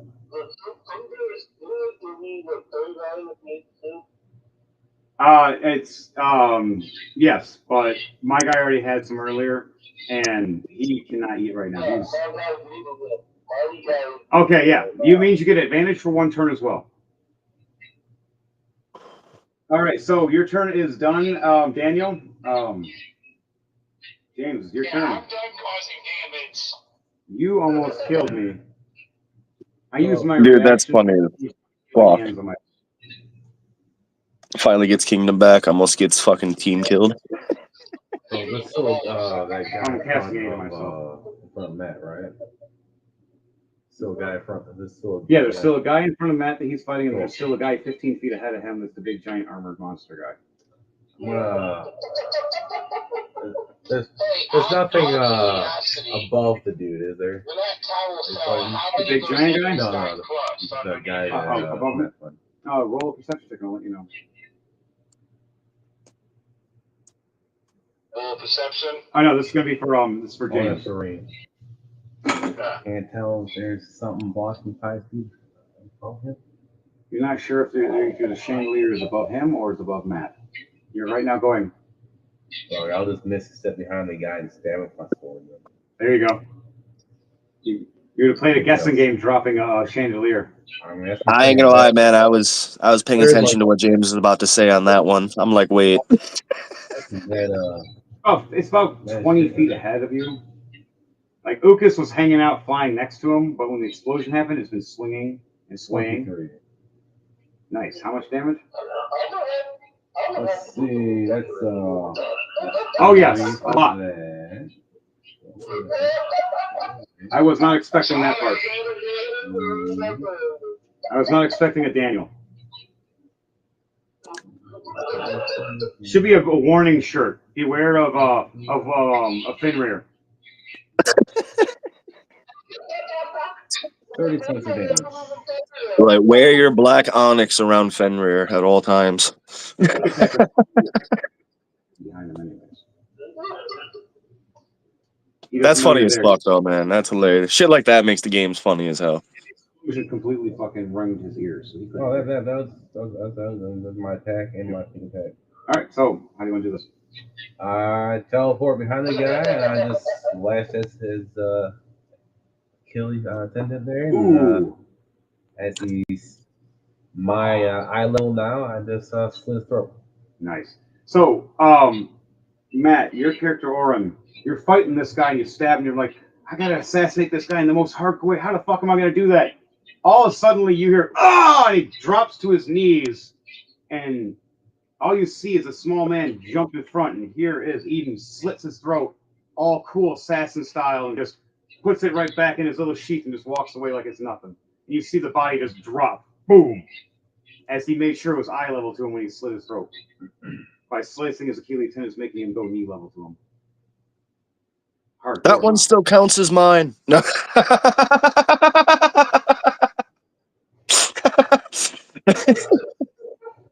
That's a good one. That's a great fucking answer. You guys are still fighting over points and kills where everybody's like half dead. Eli over here is like, you guys are cracking jokes and I'm dying? I could toss a health potion to you if you really want. I No, did you're grab good. some before I left. That was like the only thing I grabbed off the cart was fucking health potions. I knew we'd need them. All right, a little bit already. That's my turn. You're still All under right. 20 health, aren't you? I just got to 23. I used 23? my reaction to heal myself while Devontae was healing me too. Ah, good shit, good shit. Okay. All right, so now it's my turn, and then it's the NPCs that are left that you guys have murder fucked. I have to do a strength check to see if I get out of the rubble. Plus 4, 15 plus 4, 19. I forced myself out of the rubble, just standing there, piece of rod through me, bunch of rubble all over me. You don't see any purple armor anymore. All you see is gray. I'm just gray from the dust. And blood is soaking through it.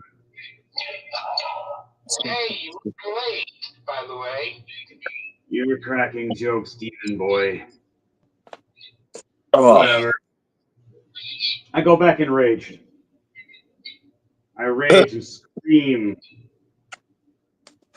And then I cast to myself another 8. 10 more points. I'm at 33 hit points. And then I'm going to use my bonus action to chug a potion. Minus that. I gain 14 points. Back to 47. And I'm enraged that I take half damage, at least except for magic. I'm standing there going, I got one more action. And I look around going, and I just hold my action with my javelin about to throw it. Or, fuck it, I'm going to hold my action for everybody. For, there it is. Beacon of Hope. I'm going to cast that right now. It's a 30-foot aura for all of us. This spell bestows hope and vitality. Choose any number of creatures within range. For a duration, each target has advantage on wisdom saving throws, death saving throws, regains maximum numbers of hit points possible of any healing. So everybody within 30 feet of me, which is pretty much the whole room, all of you guys just got this. And it goes for 1 minute. So that's 10 turns, guys.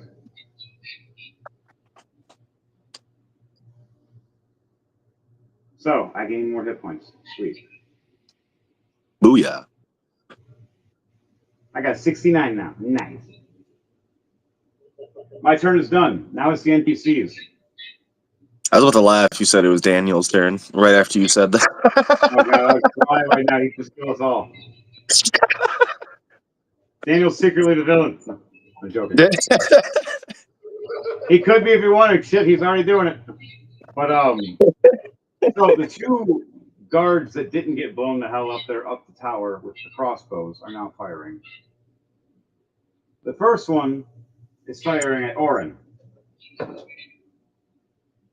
15 plus 8. All right. Does that hit? That's a 23. Oh yeah, that definitely hits. And then it's 17 plus 8. That hits too. 2 crossbow bolts from one man. And then Could I use a 14. reaction? Nope. Uncanny dodge to half it. Yes, you can. Yes, you can. Alright. And then 14 again to hit you again. Nope. You just these 2 bolts just fly past you, and you're just kind of like, okay. 19 my AC. Damn. All right. Azrael, does a 18 hit you? Your AC.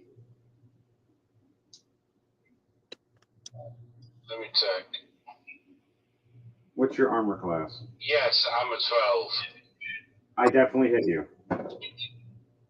All right, Matt, you are taking 20 damage. Daniel, you're taking 14 damage. Oh, sorry, Matt. Daniel is Matt. I was gonna say he's a. Oh my bad, going. I'm sorry. You got half because you don't uncanny dodge. Okay. How much is the half damage? It was 20 originally. Now it's 10. 10. Okay. All right, and then Daniel, you're taking 14. Alright. I was gonna say Daniel might have a reaction too of some sort as a warlock. I can't remember though. The building falling on you?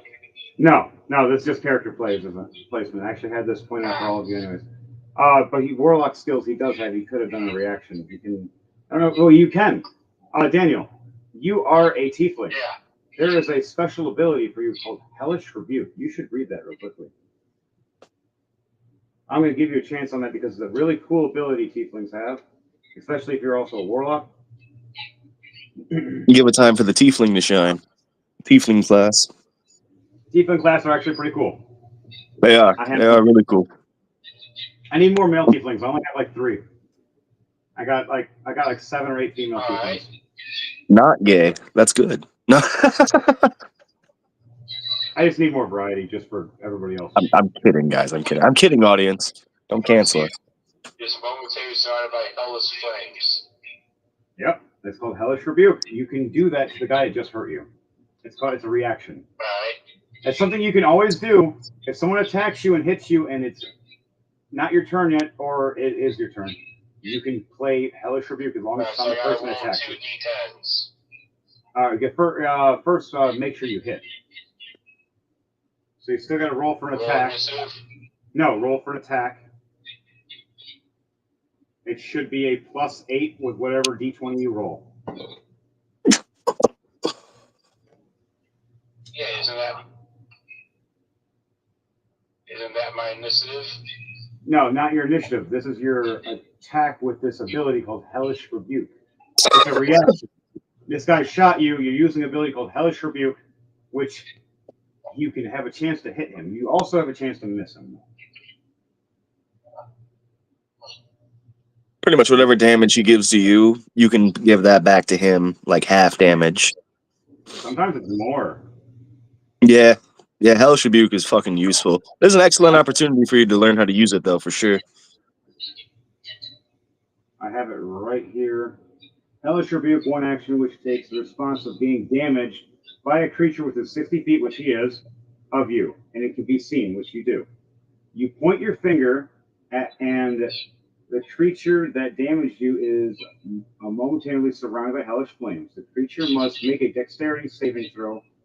It takes 2 10d fire damage on the failed save. So dexterity save. He got a 6 + 2. He fails. 18 + 1. All right. So he took 19 damage. Hell yeah, there you go. Nice. So anytime you get attacked, you can do that. Yep. And oh yeah, Daniel. By the way, Yeah. how do you want to do this for that guy? Because he was hurt from the explosion. There you go. Hell yeah, man. He attacked you and you killed his ass for it.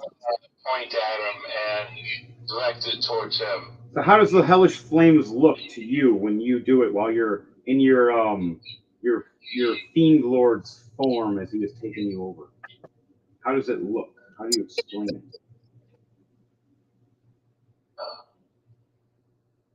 Basically, while I'm in that state, I just stare straight at him and snap my fingers. You point, And snap your that's when fingers. the rebuke hits him. You pull a Mustang Yeah. from Full Metal Alchemist. Nice. So you just Full Metal Alchemist this guy up the tower. He's like knights and screams and just melts in his armor. Now he just looks like a hunk of armor just sitting there steaming. Doesn't smell nice. The other guy standing next to him is terrified right now. All right, so back to it.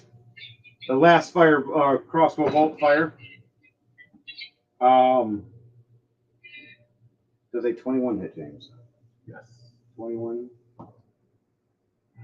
You take 14 damage. I roll these uncanny dodge and take half that. All right, take 7 damage. And the second bolt is going to Ukas. Never mind, it's not. Nat 1. He goes to fire his crossbow bolt after he's just fired it, went to go reload, and the string snaps and hits him in the face. Taking 3 damage. All right, now it's for the final guy that's on the field with all of you. He looks at all of you. When my men break through that door, I'm going to crush all of you. But until then, I'll hold you off. And he grabs the hammer or this big mace and twists it. You see sparking lightning. I know how to take out birdies. He grabs his teleport javelin mace and chucks it at you, Ukas. A 25 to hit. I put up my shield, giving me a 27 on my cross. You just barely, as you raise your shield with this giant javelin mace, scrapes across it, lightning sparking all over right above your head, slamming behind you, the teleports right back to his hand.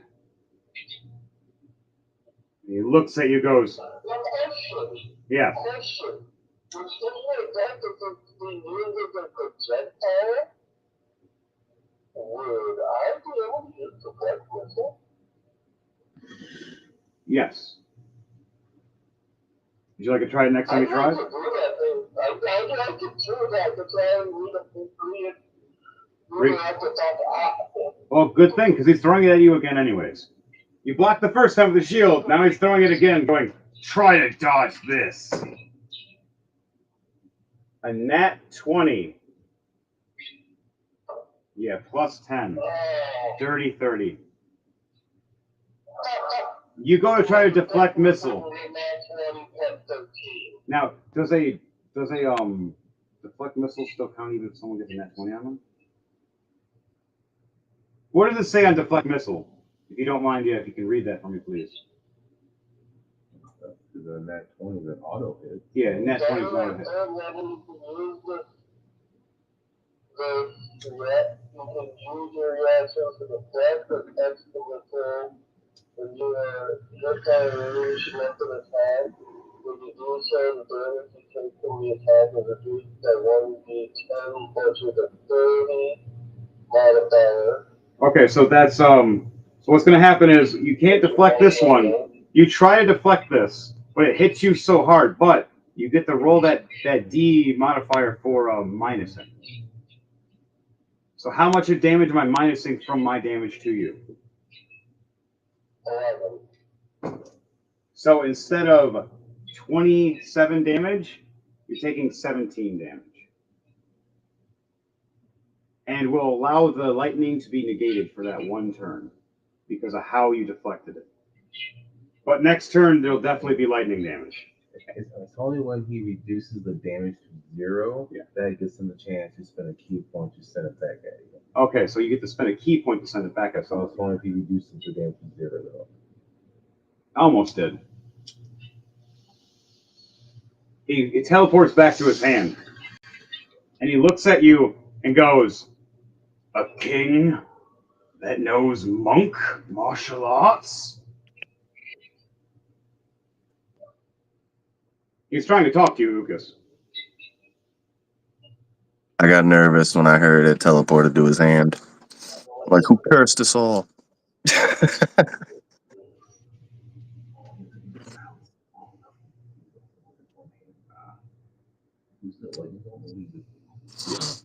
So he looks at you and goes, "If you're a true warrior and can beat me one-on-one, or at least hold your own long enough, I'll bend the knee to you."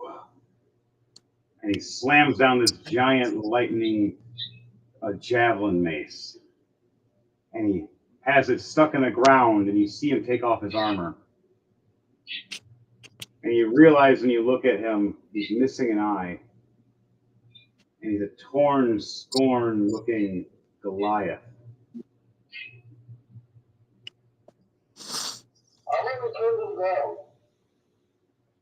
As you do that, Heart's Mace uses his reaction to heal you. Use all my spells there. Cure wounds. I touch your shoulder and give you 14 points of healing. Plus it's doubled because you're in my circle right now. So that's 28 points of healing. You're in my aura. So you just gain 28 points of healing. And you got saves. Everything is advantage right now for you because you're in this circle. So if he fights you, you have a chance. Now, does everybody else want to let this happen and just one-on-one brawl? Oh, we only have to deal with one guy left? Besides him? One-on-one, baby. Honor. Honor. Goku would never take help from anyone else. That's what everyone's been saying about Sparking Zero. Like, Goku would never lower the difficulty. We have one left above us to shoot above us. I got nothing to him with. You don't have distance. You got your frogs. They're always around you. And they're always in stealth. No, I'm good. All right. Okay. Now it's back to the top, guys. Lucas. Right before you start, you hear gunshots again from Kamarsh. Saying, "Count them up, boys! 18! Just popping.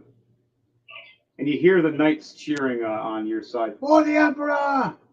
As you hear the door that was rattling behind you, not rattling as much now, because it seems like your men have finally got back to that door. And they're fighting off against those guys trying to break the door down behind you. Now we're going to have to roll on that to see if they succeed. I want you to roll 2d20 for me, James, to see if your knights are in succession or not. And then, Ukas, is now your turn. As you heard Kamarsh's turn go off. You want the total or etc. 18 and a 1? 18 is a succession, so you needed one had to be above the other by a large amount. That one would have screwed you though.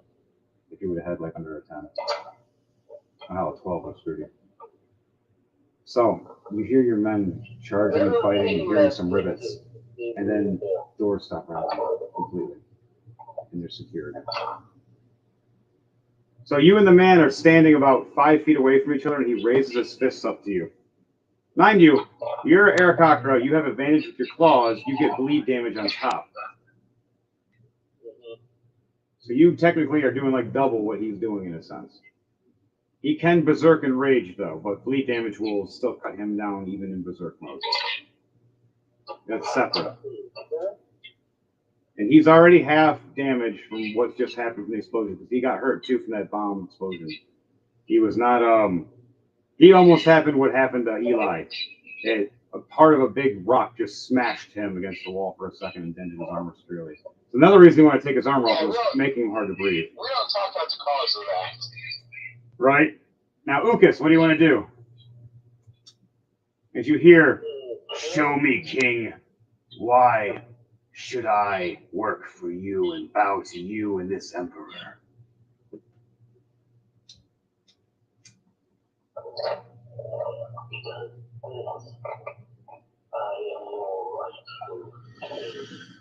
The one who was meant to rule this land from the beginning.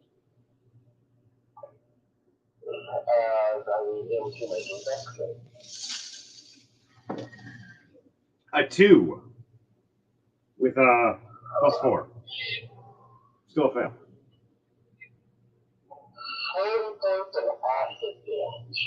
Ooh. He's at the halfway point now. Hurt, even in rage mode.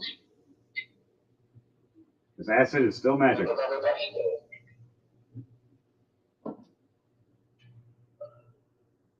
18 plus 4. 22.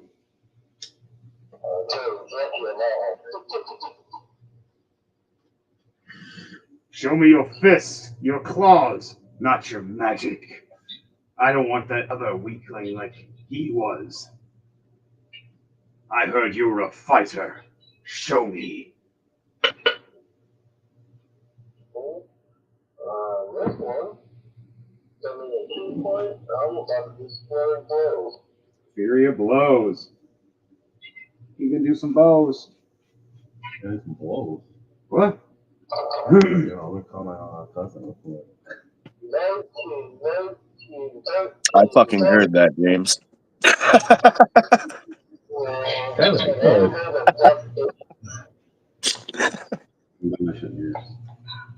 No, got it.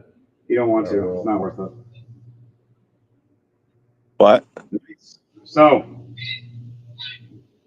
all of them you said +8? All of them are hits.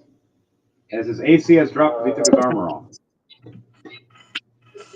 2 non-crits and 2 crits on this one. All right. He's halfway, but that still means he's at 100 health. Once you get to 25%, then he'll succeed. Unless you have to spur kill him anyways. But he's a good NPC.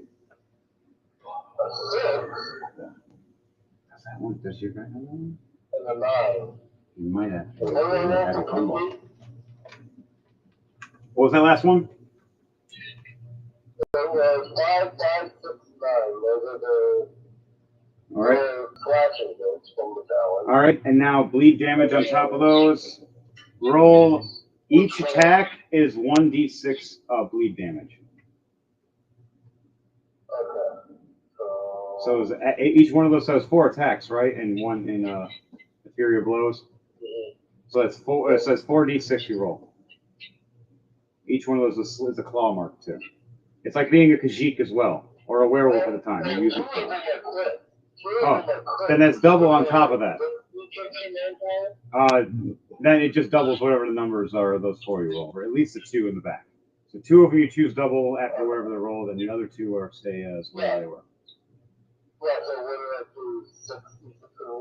No, how it goes is it goes by whatever the roll still is the proper dice number, and then the number is doubled by whatever it is. So you roll 2d6 first for the first lower damage, and then the other 2d6 after you roll those, then you double those.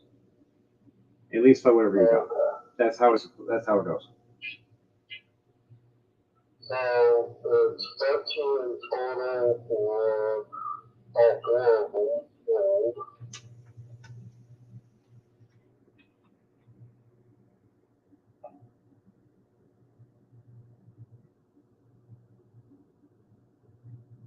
Okay.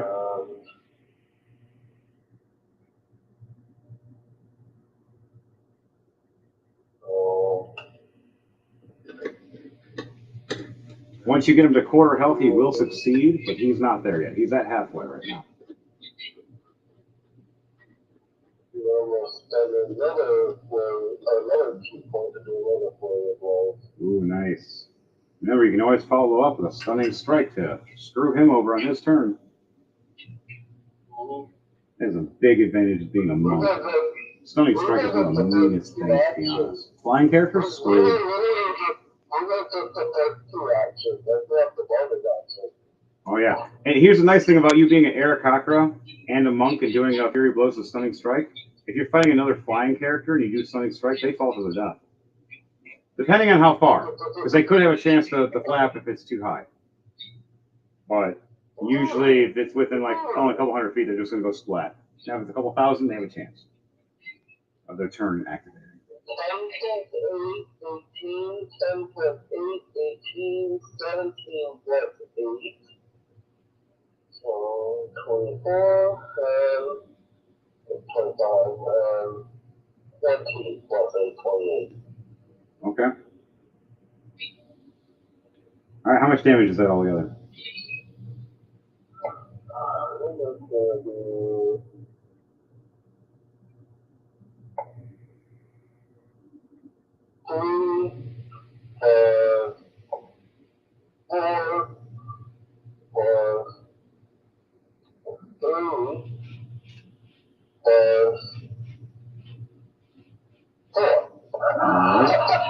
And are you doing a Stunning Strike now?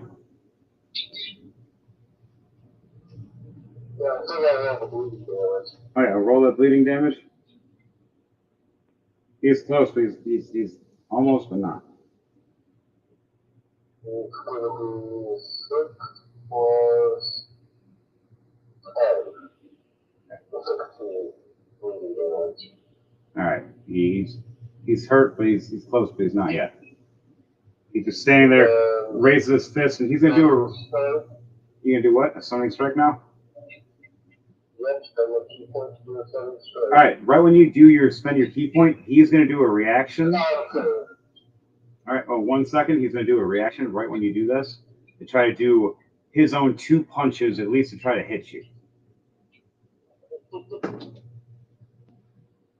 A 19 plus 10 and a 8 plus 10. So it does an 18 hit you? Okay, so the 29 does hit you. Yeah. All right, so the first punch, he swings at you and misses completely. You step back smiling, thinking, oh man, he's a little slow, and then an uppercut out of nowhere. Whoa! Taking 22 damage of bludgeoning damage.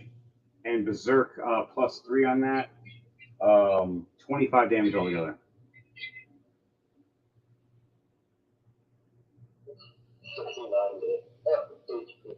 Nice. And he looks at you and goes, hey, dex save or con? Constitution save. His constitution is, okay, the 4. Wow, 7 plus 4. He fails with a 13. So right when he goes for another punch trying to hit you again, you see him going, and you just hit the right points of his body with your claws and talons in the right pressure points, stunning him. As he's sitting there going, realizing you mastered the body. How much damage are you doing with this?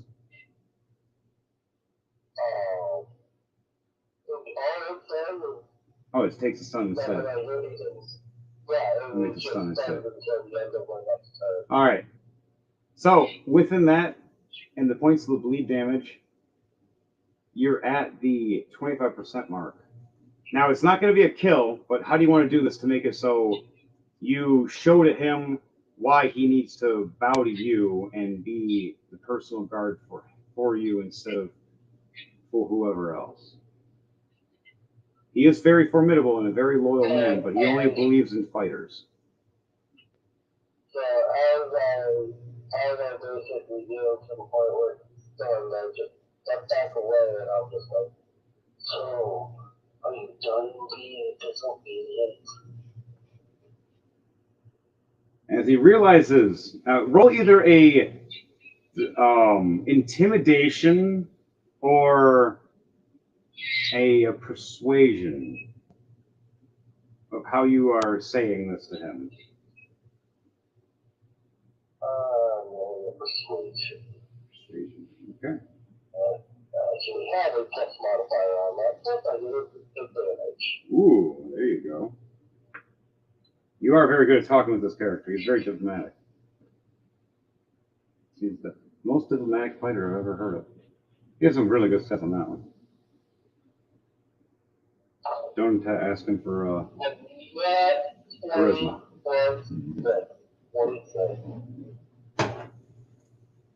How do you want to do this when you explain this to him, and when he finally comes out of stun? How do you want him to react and respect you?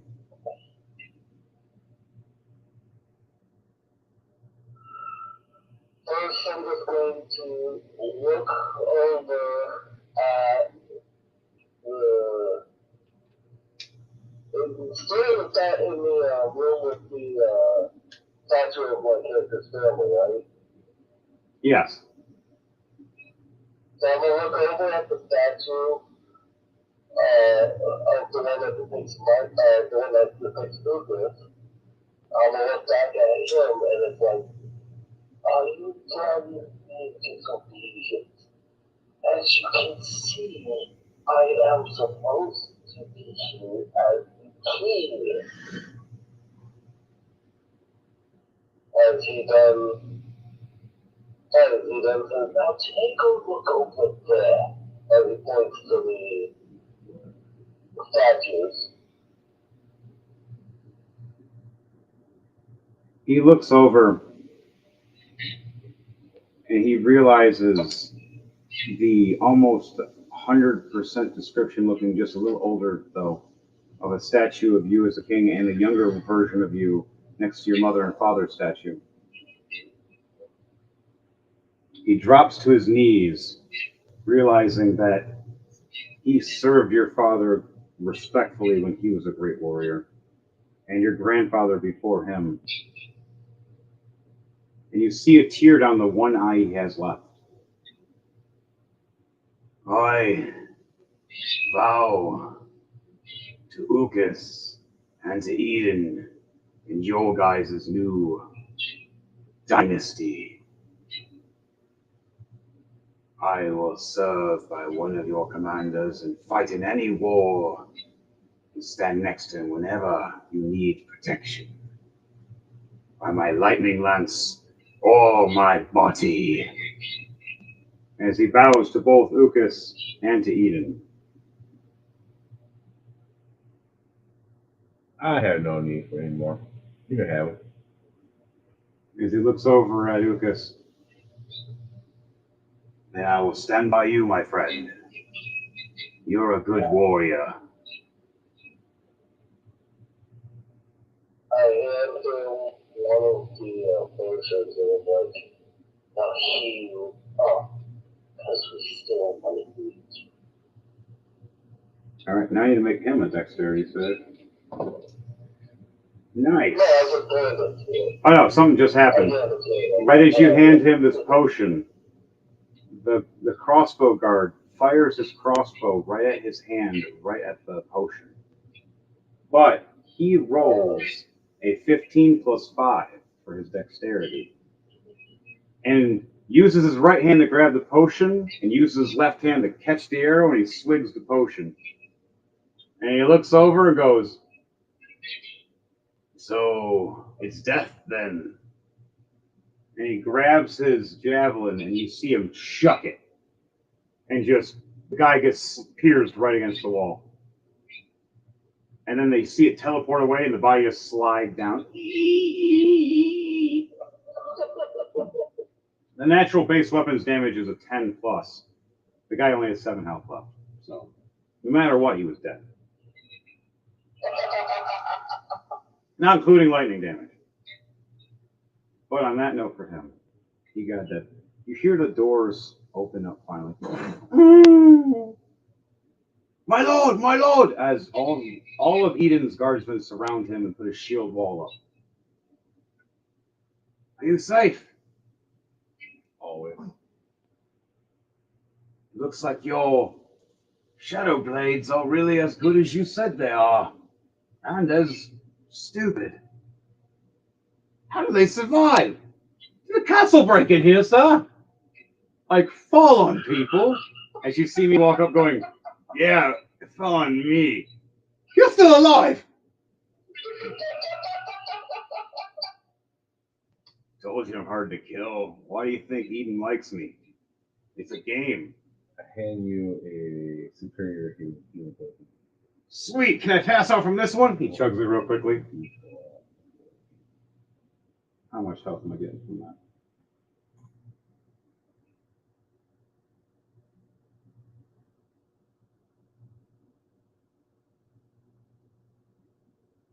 All right. 32 points of damage. 32 points. Wow. I actually just drink more superior potions. It's not including it's in my aura right now still, so it's doubled. Ooh, sweet. You still have to heal yourself? I'm your guys' only actual healer in the group. I'm your cleric and your barbarian. I'm just been able to heal I'm your aggro and your healer. I hit, heal, hit, heal, hit, heal. That's kind of what I do. Good anime. It is. It's not my fault the building fell on you. Heart's Mace looks right at you. Right when you said that. And goes, you. Now that I'm almost back to full health, he turns right back into a werewolf in rage as he grabs his ring and you see him twist it. As you realize, anybody want to roll a perception check for me to see if the ring he's twisting on his finger? Hey now. I killed those guards. Not my fault that they fell on the grenades. What did you guys roll for your perception checks? Matt, what'd you roll? Stop watching porn. I got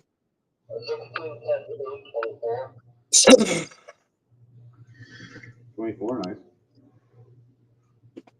What'd you get, I Matt? got 10. 10? Wow. Yeah. What'd you get, James? 15. 15 for Daniel.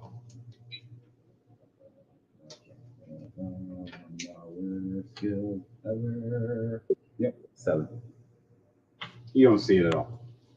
But Daniel, you see it with your 15 just barely. You see a weird ring. Ukas, you definitely. 18, not 15. Oh, 18. Okay, you definitely see it then. Matt, what was yours again? I got 10. Yeah, you didn't see it.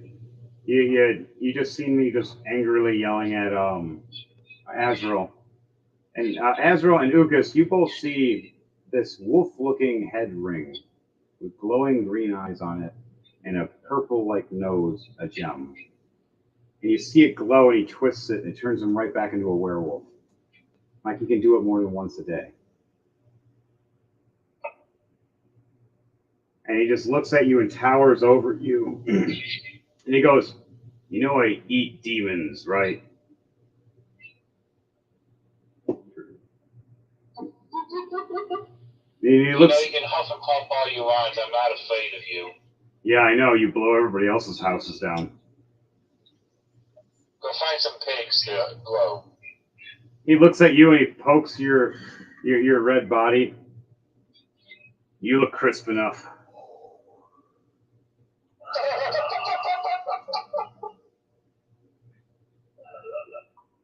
He smiles. But then he goes, at least I'm alive. At least you're alive. And then the rest of the guards come in after we're talking. And again, it wasn't my fault. Those guys fell on the grenades. Right. You guys look back. No, God, hey, the one fell off the tower. The other two fell back in. That was not my fault. I would like for everybody to roll 2d20 for me, please.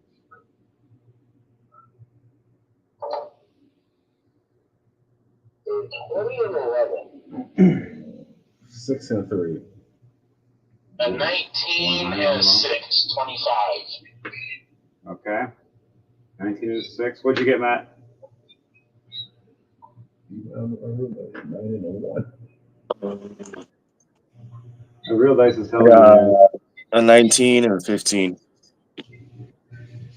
I got 8 and a 3. We got 3 lows and 3 highs. You guys hear from one of the other doors. and the other door opens up. Now, Lucas, you remember that there was a few more guards that always in the royal keep that were hidden just in case for backup, only for special royalty. As two more guards come out from other doors on one side, two more guards from the other, and a man with a grenade and a box of them running across the top of where the wall sections are, getting to the next tower that's still not destroyed yet. What are you guys going to do in this instance? Now you guys have more people on your side now, though. Good. James has a whole armada. Ukas has a special knight now getting his armor back on, healing himself. Should I cast that spell again? No! Everybody says at the same time.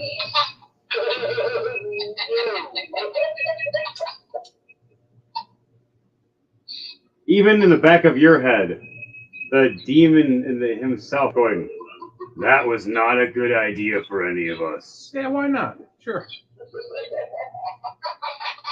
Out of all of them, Eden's the only one who agrees. Yeah, do it. He has his whole guards loose surrounding him right now. He's good. I got evasion. I got luck point. I'll do something. Yeah, you're good. So, on your guys' left, doors from near the other entrance about 15 feet away, and then doors from the other 25 feet away open up. Two swordsmen from each side, two archers. So, got four guys that just came in, and then one grenader that just ran up to the top of the tower. What are you guys going to do? I'm going to give you guys one chance to prepare something before we go back into initiative.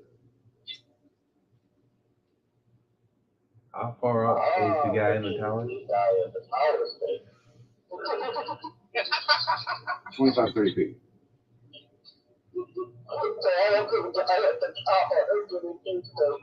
I will like Misty Step to the guy in the tower, the one that carried the box with the grenades in it. Yep. And he has one in his hand. He's holding the box like this, like a football, and running with him, and he has another one in his hand. It's already lit, and he's going like, And he just got over to the tower part. And he's like, sets the box down, and he's raising it up. He's about to chuck it. So James is doing Misty Step. That's what he's going to choose. So you'll teleport behind him in the back. So you're choosing behind him or above him. I want this where the moment he pulls the pen, gets ready to throw the grenade back, I want Misty Step holding his arm. So you can't chuck it. Yeah. All right, so we'll have you do that. What are you guys going to get ready to do for your thing? Devontae, what are you doing first? Well, I said that I was flying up for doing to the guy at the tower state. So you're going to fly up to surprise the fuck out of the grenade guy as James is Misty stepping to scare the fuck out of the guy. This is going to be funny as shit. The two rulers are going to double team the fucking grenade guy. Like, nope, you are not doing this. No booms. No booms, no more booms, no more castle destruction. No, we can't have any more reconstruction. That's what costs actually from the bank. So you guys both rush up and get that because you guys are rulers. You know how expensive that shit gets. Metallic, what are you getting ready for preparing? There's 4 soldiers that just opened the doors. 2 came from each door.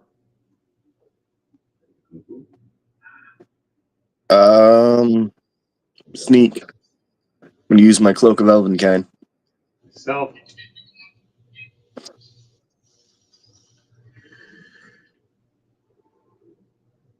Roll stealth with advantage, please.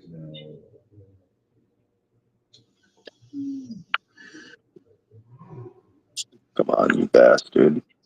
I am, thank you. No, it was I was pressing stealth and it was taking me to the definition of it. No, But you clicked on it instead of clicking. yeah, I had to. I was clicking on the number. It's 17. 17. It was 14 plus 3. Okay, so you made it. So you just stealth enough for them not to see you. I'm going to roll perception for the archers just in case. Never mind. 6 and a 5. They don't see you. And remember to like, share, and subscribe, people. Oh, so you got your stealth ready. You're stealthing. You're gonna get a weapon ready, or just keep it stealth. Yeah, I'm gonna prepare my my daggers. Okay. The poison daggers. All right, Daniel. Yeah. What are you gonna prepare for before we start this combat? I pull out my spell book. Okay. All right, pull out your spell book. And Isn't that the thing that almost blew us all up? all right, so start looking up a spell and you'll get it ready, and then we're gonna go back into initiative. What'd you say? That's actually a good idea. Actually, preparing spells before using them. That's Yes. I was forgetting to do that all the fucking time when I was a warlock. That's what me and James have been saying this for a while now. Read your spells. Yep. Learn your shit so you know it. Better for all of you. And then while you're waiting for your turn, plan what you're going to plan before it's your turn. You have plenty of time. If you notice that me and James and Devontae usually get our turns done in less than a minute sometimes. Maybe 2, depending if there's story complex or there's adding something in there. I'm about to get going though, guys. I'm about to go to bed. All right, buddy. Well, we're getting close, but all right. Alrighty, brothers. I'll see you guys. I'll talk to you guys tomorrow.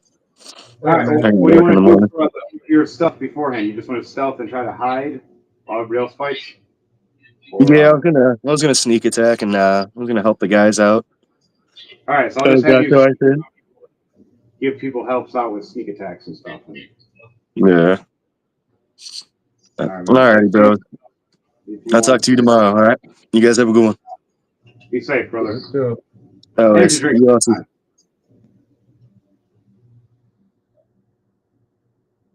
All right. All by ourselves. There's still 4 of us. All right, guys, girls, and squirrels, let's keep going with this. What are you guys going to do as we get this going? Because now, Ukas, it's your turn. Oren, I'm just going to have him NPC'd and probably help out Kamarsh. Kamarsh is going to need some help now. Keep protecting your horses, though. Your horses haven't been hurt at all yet. Yes, what's the question?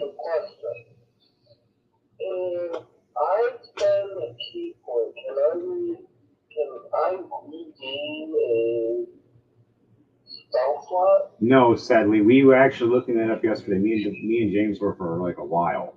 And sadly, that's something that we can't. I wish. The only way we could do that is we homebrew, or if I, just being a DM, just allow it. But I would have to think about it. And that's something that's a big difference there. It's I think it's because you can get a lot more fucking key points than anything. I don't remember. There's a reason for it, but I will. We can talk about it, or maybe we'll talk about homebrewing or something.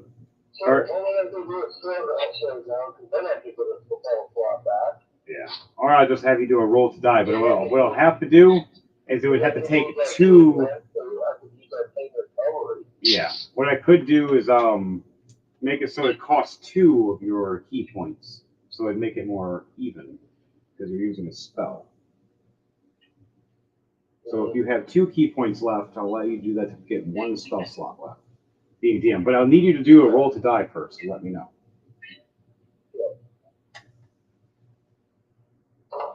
Some leniency in my world, depending on our world. depending on the. 13 and a 9. What was them? 13 and a 9. All right. You just break even. So you can do this, but you'll take 2 of your key points. You just won't be able to use your key points for 1 turn after this. You get 1 spell slot back.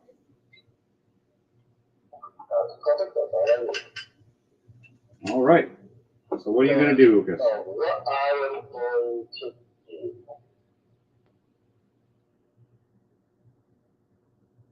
See if this is going to hit.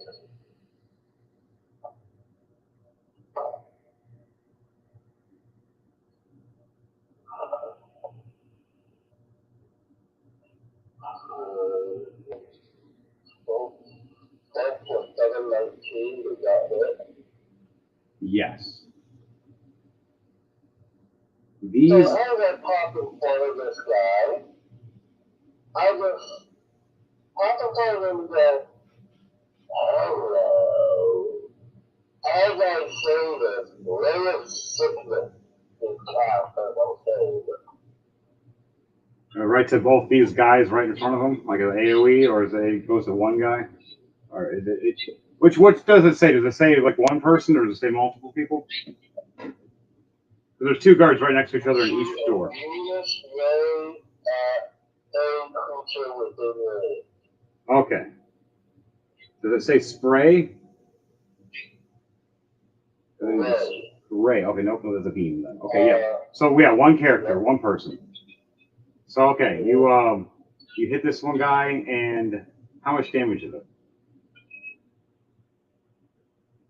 Gonna be 8 points of poison damage. Okay, now I'm gonna do a Constitution save, so he's poisoned. 7 plus 2. Nope, he is poisoned. So roll a D10 for me for poison damage, please.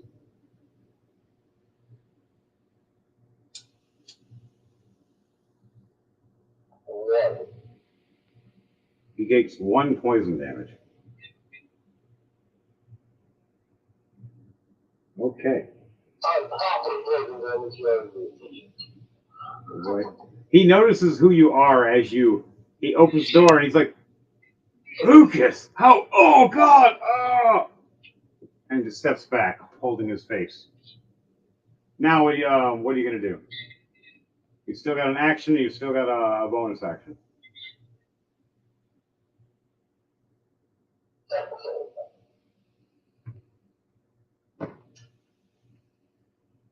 Five plus 3, 8. Okay. 11 points of acid damage.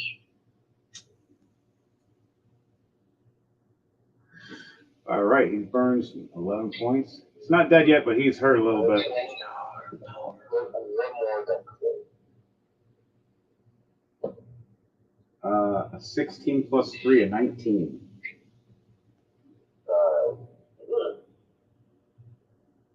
All right, end your turn. Yep. All right, it would have been Matt's turn next. We're going to have his character run down to go help out Kamarsh. Because Kamarsh is alone now, because all the guards ran to go help out and protect Edie.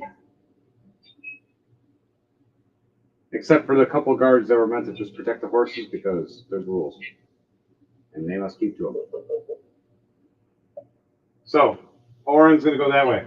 Next on the list after Oren is Daniel Azrael. Alright. Azrael Wolf. That actually sounds cool. Azrael Wolf. So, how far is the enemy towards from me? To you, to the left of you, is about 10 feet. You looked right over, and the door opened right up. A guard with a big, giant sword and a guard with a bow and arrow just walked in. Oh, good. I can attack. They are within range. Yes, they are. They're within 10 feet of you. I'm going to cast Witch Bolt. Ooh. All right. Cast away. Read it to me and explain what Witch Bolt does.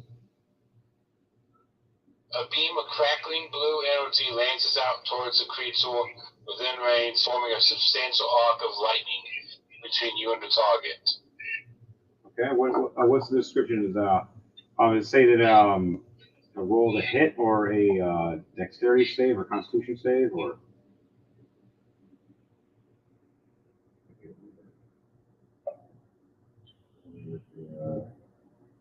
One action. And no, the attack roll. You're right. So you got to roll an attack with this one, and this goes with your It should either have an attack button. If it doesn't, then you got to go by your wisdom or intelligence modifier. Range spell attack. My wisdom or what? It was a ranged spell attack. So it would be your intelligence. So what your intelligence is, then plus a d20, and that'll be what you hit with. So what is your natural base intelligence number, like the higher number? Not the plus number, the higher number.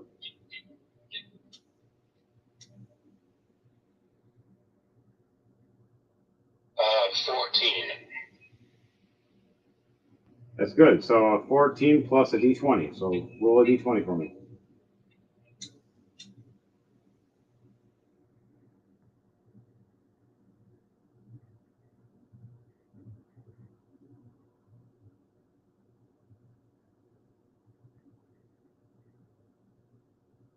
Oh, great. Yeah, close up again on me. All right, I can roll a d20 for you. A Oh, I 17. got one.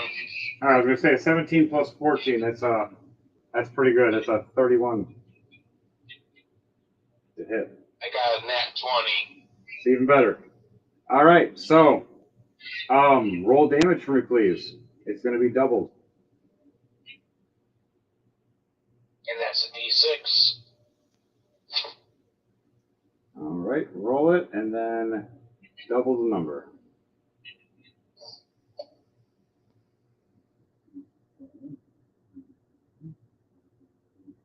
That would be a 12. All right, so 12 damage it takes.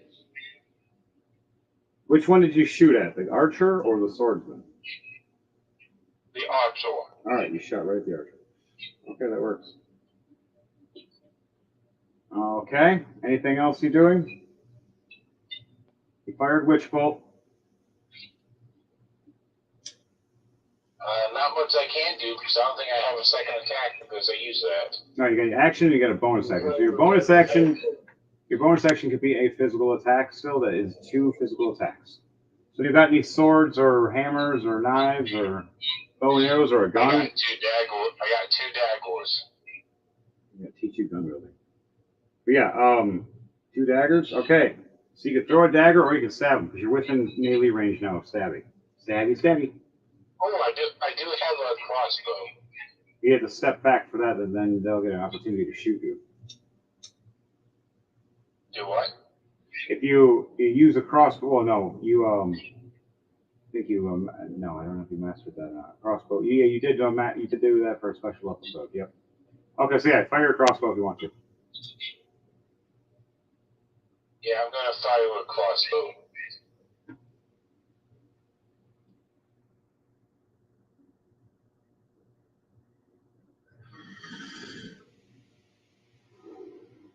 So that's 15 plus 7 to hit. You hit. 22 to And hit. the damage is 6. 6 damage. Nice. Not dead, but he's hurt.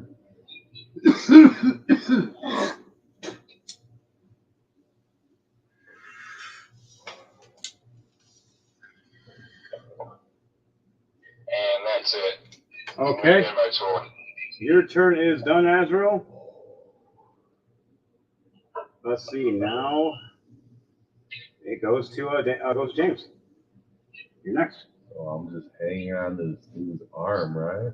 Yep. So it was a flash step. Misty step. You misty step right and go wrap around his arm. And did he already pull the pin on the made, or It's a wick that's been lit. wick? Okay.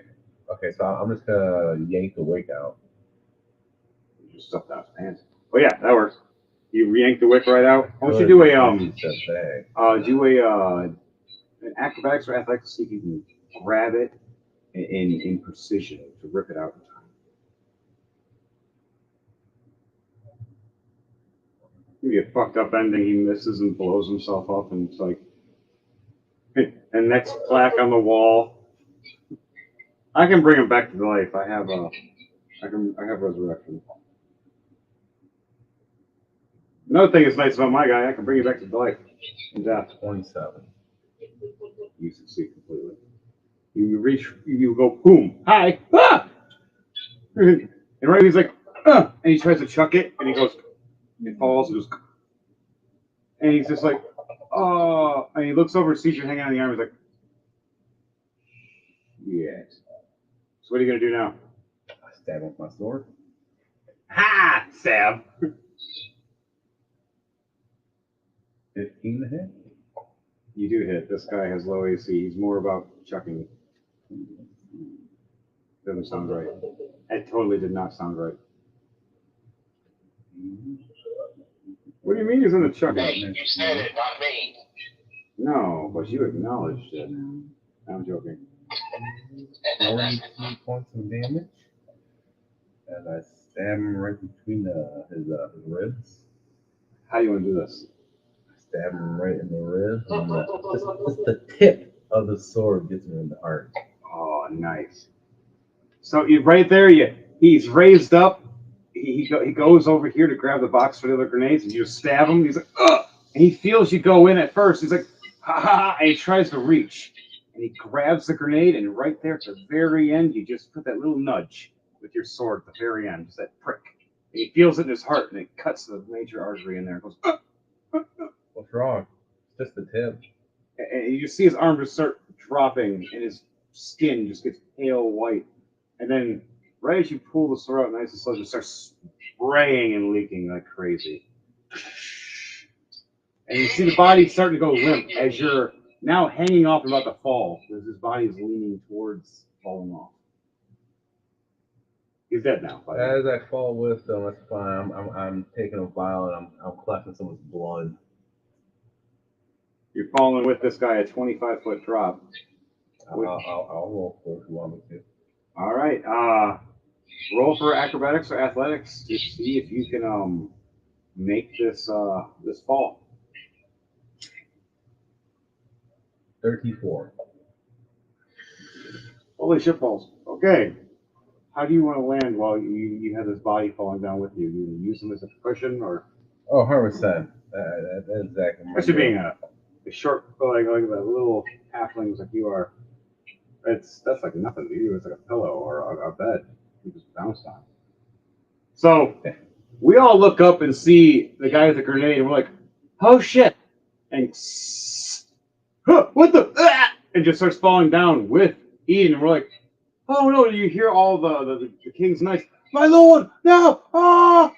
And just, and he just sitting there on top of his dead body, going, "You know, wasn't a bad fall." I secretly cast Featherfall myself. Taking no damage. It's hilarious. You use his body and you secretly use Featherfall. All right.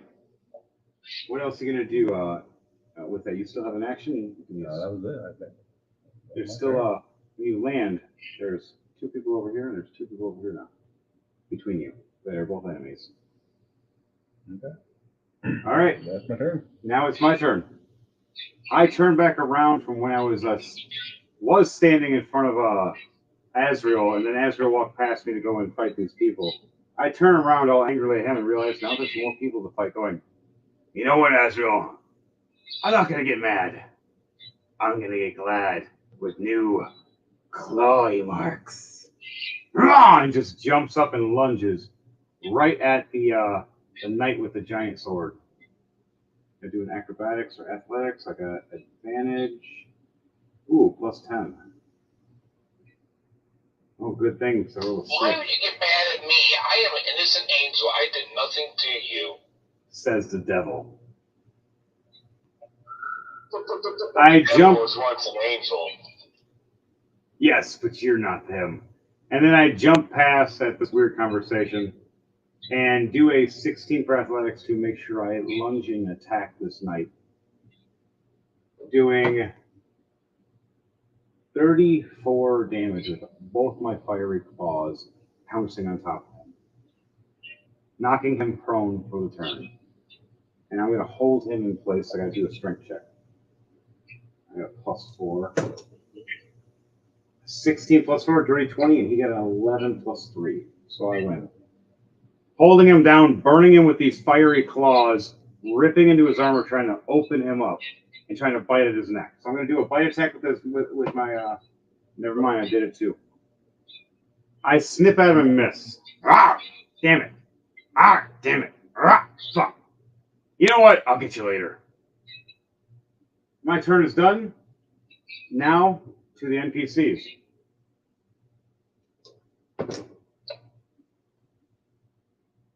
Does a 22 hit you, Ukas? No. Okay, an arrow flies right past you. And does a 24 hit you? Put my shield on? No. Okay, put your shield and another arrow to your shield. All right. I get shot with a dirty 30, and I get shot with a dirty 20. Damn. And then I get shot with a crit 19, or I get hit with a sword with a crit 19, and then the last one misses me. I get hit 4 different times. I take 25, which is cut in half, 11 cut in half, and 14 cut in half. Okay. And okay. It's back to the top. Ukas. What do you do? The guy at the tower is dead thanks to Eden. He made him splat and landed on top of him. Kind of funny. And then, yes, where you are flying, you are within distance of firing arrows at 2 people to your left and 2 people to your right. You're right in the center of them. Not unless you fly down. It's only about 20 feet, but you can if you wanted to.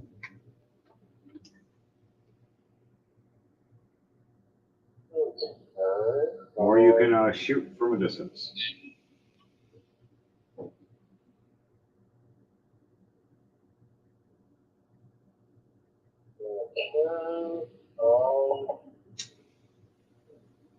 Which group has not really got anyone place for that?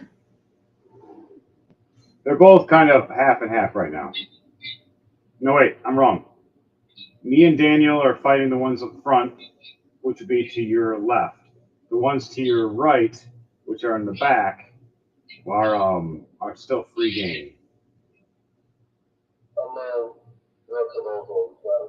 All right. You have an archer that is doing a reaction as you're flying within his range. Never mind. He rolls a nat 1, and he snaps his bow as he tries to pull it at you.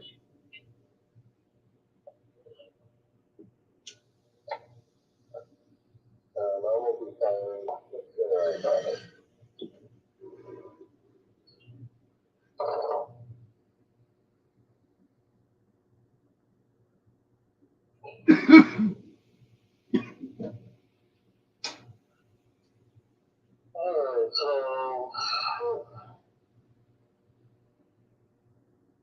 17, 2, 17, 13, 13 plus 13, 15 plus 13, 16 plus 13, and 18 plus 13.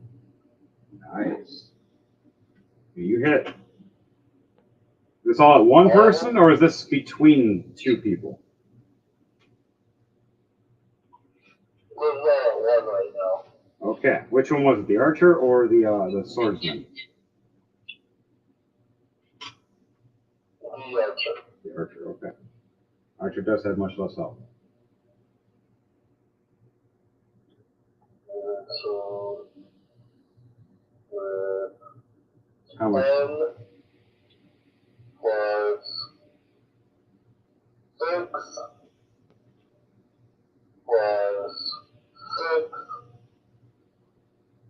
You say 6 one more time. Well, Oh, damn. 10 to 6 plus 6 plus 12. So Why are you trying to summon me? 11. Do tell. Then it's going to be. Then I'll add it plus 12 You're counting. plus Don't 13 bad ones. plus 7 plus 10 plus 8 plus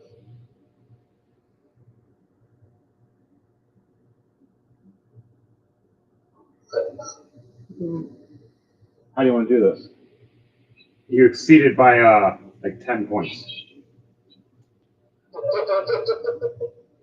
This poor girl archer.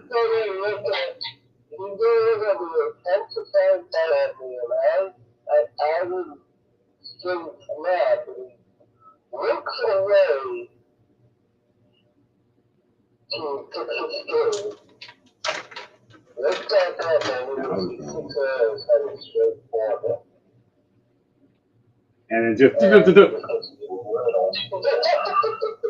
the knight that was standing there going, "Come on, Beatrice, we could." Oh my god! You just scared that fighter that's standing right there next to her. Totally dead. Freaking out now.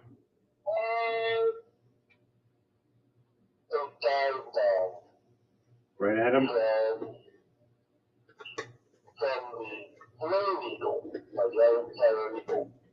All right, do a stealth check for me to see if he doesn't notice this because he is being distracted. I will give you that for advantage. He's looking back, seeing his companion being shot with a bunch of arrows, dying, and then right when he's turning and looking back at you before this bird goes and dive bombs. Roll a stealth check and let me know. So I want to see if they hear, see, or reacts. So this is with advantage? Yes, because he is distracted.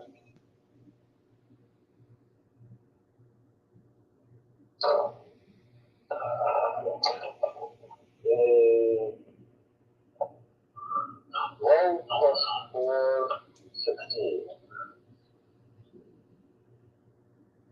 All right, that's good enough. Let me double check to make sure. Yeah, those things don't usually have too high of stats for stuff. Especially that one. Now, if it was an owl, different story. Owls always have advantage when it comes to stuff. Can't wait to finish that one character for you, man. That one black and green owl. Big forest one. That would be a Friend good modifier, right? He's terrified. What was that last part? Is that the dexterity modifier? Yes. Okay. So it's a plus 3, not plus 4. Okay. So, 15, not 15. all right. 15 just barely makes it for him not to notice. So you get to do still a stealth attack, which does double damage now.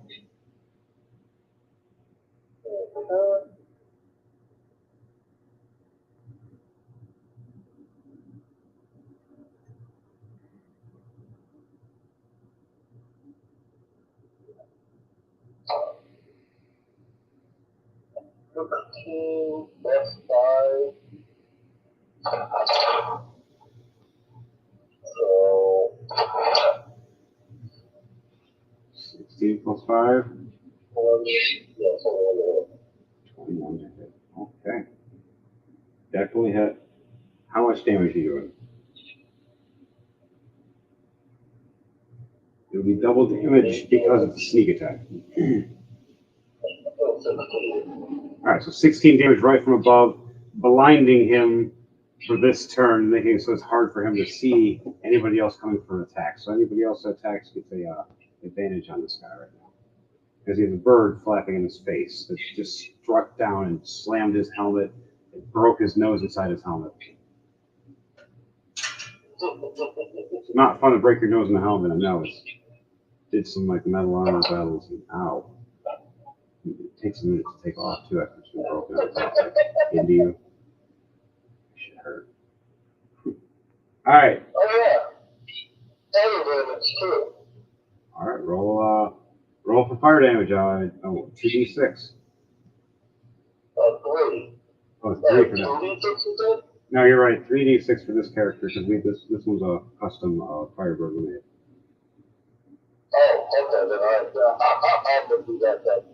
Alright, and After 11 fire damage. after your turn, it's Daniel's turn.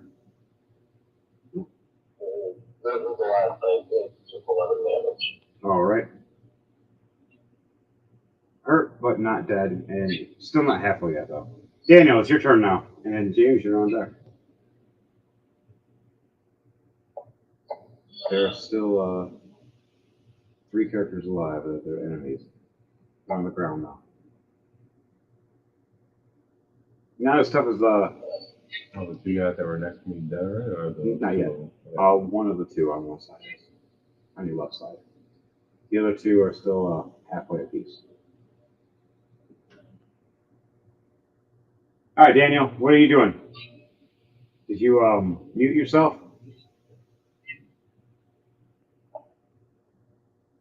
Daniel? You're there, aren't you? I can hear you guys. Daniel, are you there? I don't hear him. Maybe he went off for his check for his work. He has to go check things. All right, so we'll go James. Your turn. I'm just gonna run to the guy on my left. I'm just gonna swing away with my sword. So this armored knight, a little bit of damage on him. He's up almost at 75%. And you're flanking him, like coming up from the side, because he is distracted right now and fighting against Lucas and a bird in his face. All right, as long as they're anyone within 5 feet, I automatically get sneak attack. Yep. So you get a sneak attack. So if you get a crit, that is 21 to hit. Though. 21 does hit. His AC is 19. These guys were a little weaker. Well, 1 on that side. The other side's a little tougher. 26 plus the damage. Ooh, yeah, he's severely hurt from that. That was a double. It was a sneak attack. He didn't know it was coming. I mean, I really got to think on sneak attack. I rolled for it. Oh, okay. That's what sneak attack. Never mind. You do your thing then. What's the next thing you do? You stab that once? It'd only be 8 points again. All right, 8 more points. That's all I got. All right. So 34 points all together on that guy. He's hurt real bad, but he's not dead. He's about halfway now. He's still a bonus action if you need it, of course. Oh, yeah. All right. Your bonus action time. Then it goes to me. I am going to run to the guy with the big sword and start fighting him some more. Actually, no, I'm holding him down. How am I saying? I got a plus 11 with my claw attacks. So I got a 21 and a 19 plus 11, so a dirty 30. And that's nope, I'm a barbarian. Okay, and then how much damage with claws? 8 plus fire damage at 16. And then 9.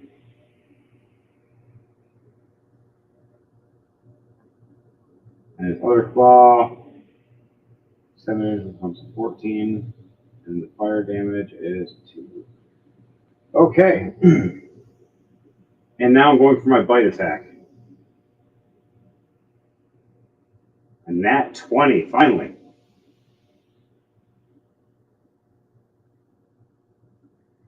Doing 17 damage times 2. 34. He's not dead yet, but he is about halfway. This guy too. So both the heavy armored sword knights are both halfway, and one archer is about 75%. My turn is nope, not done yet. I still got a bonus action. I'm just gonna try to keep holding him down. I'm gonna use my strength check again. Keep sure +4. 17 plus 4 is 21. He rolled a 3 plus 3, so he got a 6. So Eli, as a werewolf, holds him down and waits until somebody else attacks him, or he just gets eaten again. All right, Daniel, you back? No. Okay. All right, back up the top. Lucas. As these guys are stunned and or paralyzed or held off for a turn or knocked prone.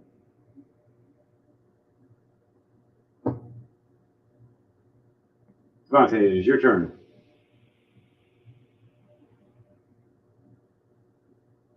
You are muted.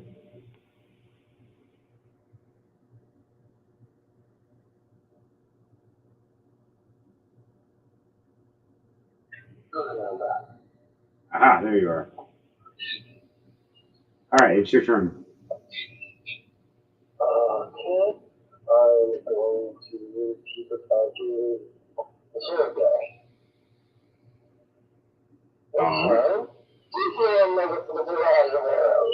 Right now, yes, he is blind because of your bird. He just got stabbed by Eden and messed up by Eden real bad too. Almost died. He's not dead yet though. He's just hit the halfway mark, a little bit past that. Because the knights are a little heavier.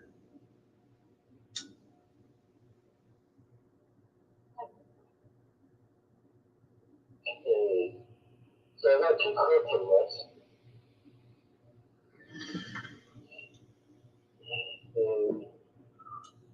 15 plus 13, 13 plus 13, 15 plus 13, so 28. 16 plus 13, 27. So 228 actually, because there are 2 15 plus 13.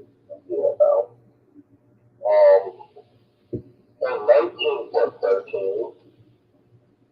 And a nat 20 plus 13. Okay. Definitely all hits. How much damage you do into this guy?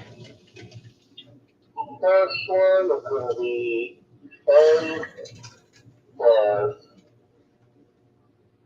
10.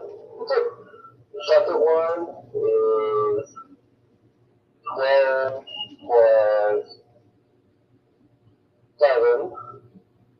Okay, 19 The damage. third one is 8 plus 7. The fourth one 15. is 12 plus 9. The fifth one is the first crit is 13 plus 30. Yeah. All right. And then the last crit, the last one, the last crit is a 16 plus 18. All right. How do you want to do this? So, just like how I did the last one, all 6 are going to be headed at him in a barrage. However, since he still has the ego in front of him, it's going to basically be distracting him, so it's going to be between me and them. And just as the arrows start approaching, my ego's going to fly up as all 6 arrows have riddled him. So the last thing he sees is the bird slashing at him, and he looks. Oh, the bird flies like, oh, finally, and he sees arrows. Like, oh, crap.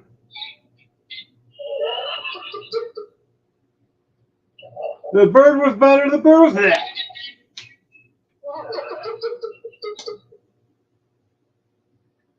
So, all right. Anything else you doing, Lucas? That was all I could do. Fire your barrage of death. All right. It is Daniel's turn. Daniel, you back? Alright. Yeah. All right. It is your turn now. Alright. There is a archer standing that's about 5 feet away from you, and then I'm on top of the night guy next to you, and I'm ripping him apart as a werewolf. He's not dead yet, but he's close. And you got the archer girl that's standing there with her bow and arrow trying to shoot at you right now. So it's your turn, but she's taking a reaction firing it at you. And misses. Never mind. I'm going to do Eldritch Blast. Fire in a hole.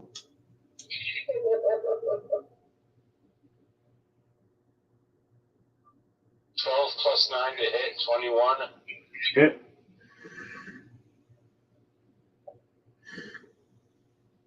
And 10 damage. 10 damage. Nice. Okay. Next shot. You got 3 more to go with your Eldritch Blast. 4 shots. It's like you're blasting out of your hand like a submachine gun, like boom, boom, boom. 15 +2 to hit. 17 just barely hits. 17 is her AC. 4 damage. 4 damage. Next up. Nat 20 +9 to hit. Definitely a hit. With a 10 damage. So it's 20 damage to that. She's hurt real bad. And what's this last shot? A 19 +9. 19 plus 9.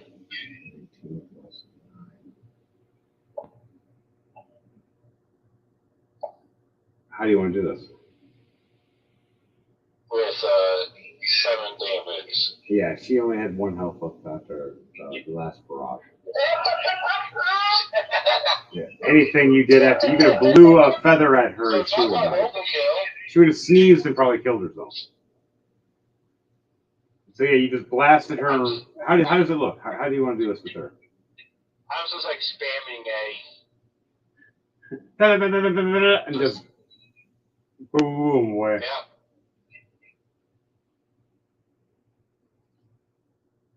All right, so it is your turn is done for you.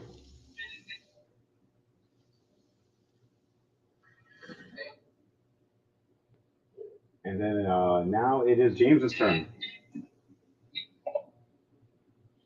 All right, I'm going to take a reaction, James, during your turn, and I'm going to stand up and I'm going to chuck this guy in the air up towards you, kind of.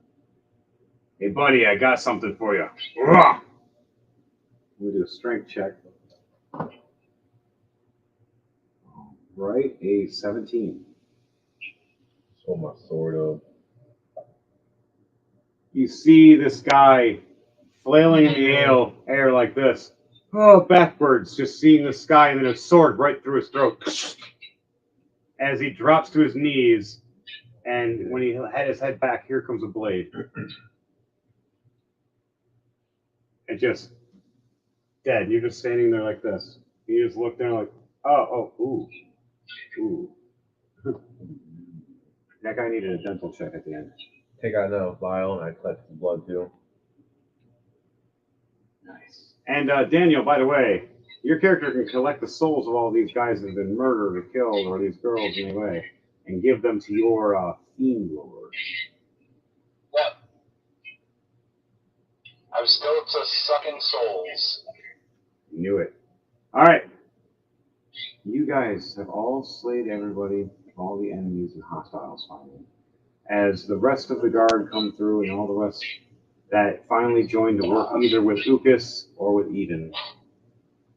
And some loyal dispatch want to come with us to your new kingdom. Others want to stay here and run with Ukas. So what do you guys have any plans before we leave this castle and head back to Eden's castle or Eden's Dynasty? There's gotta be survival checks and not watch something stupid happen. Seems fun. Oh, I'm going still. I go more if you want. I'm definitely down for it. So what are you doing with them? You're placing them back at your parents' statues?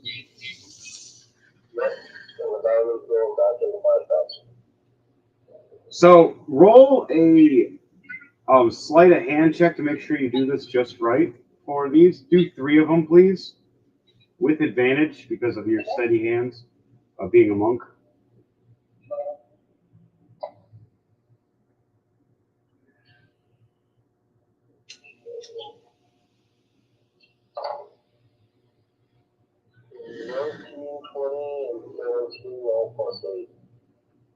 You, with super precision, even with those eyes of yours and your hands steady, you place them in perfectly each time. And every time you place them perfectly, you hear a click. Like, and finally, when you put that diamond in, to your younger you hear, and you look at the statue, and it rolls back.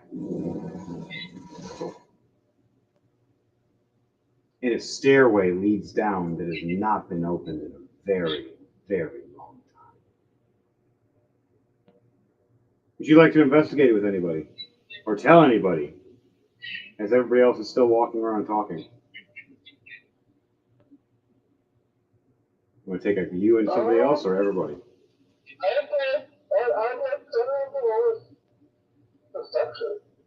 Do a perception check to look down the hole?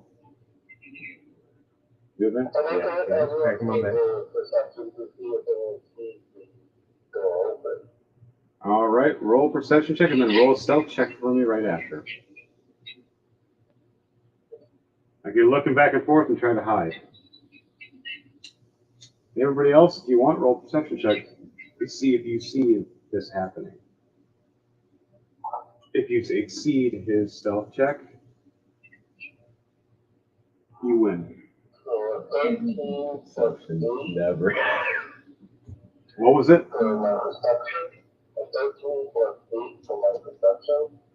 So 21? Okay.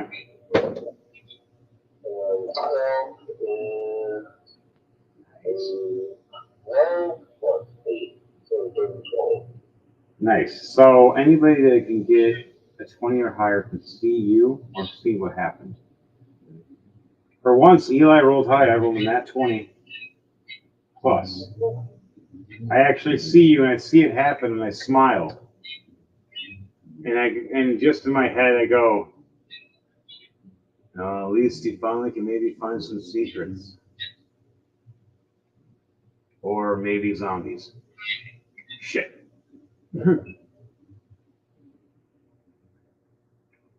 And he just watches you from a distance but acts like he's doing something else. What do you do, Daniel? You what? What do you roll a perception check for me, please?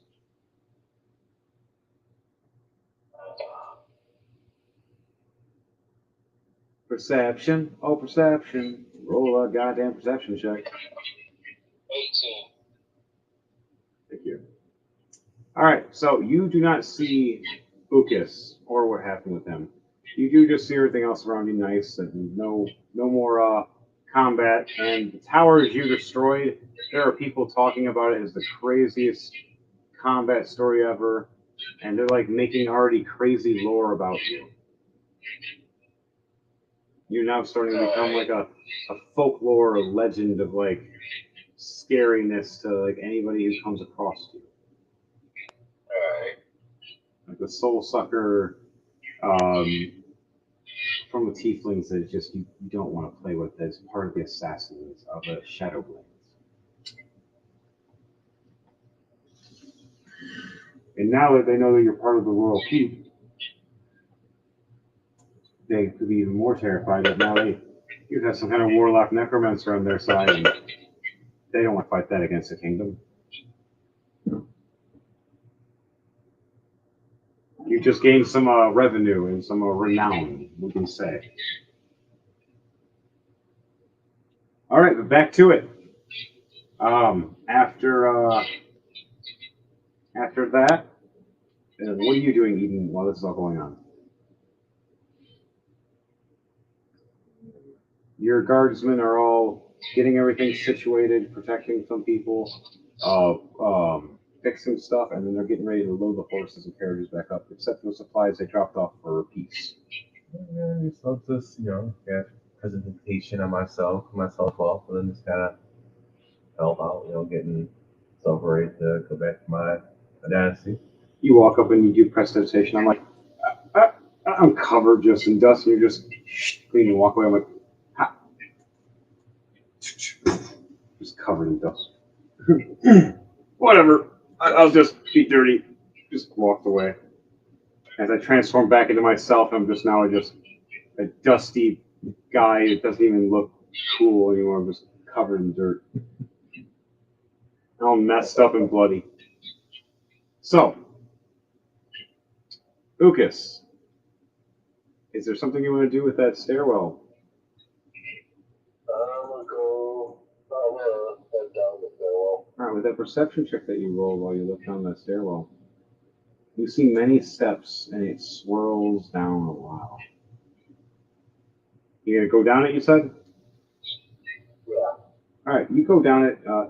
Eli walks up to the edge of it and looks around everybody, and he mentions to with a message to Eden. Message. All right, hey Eden.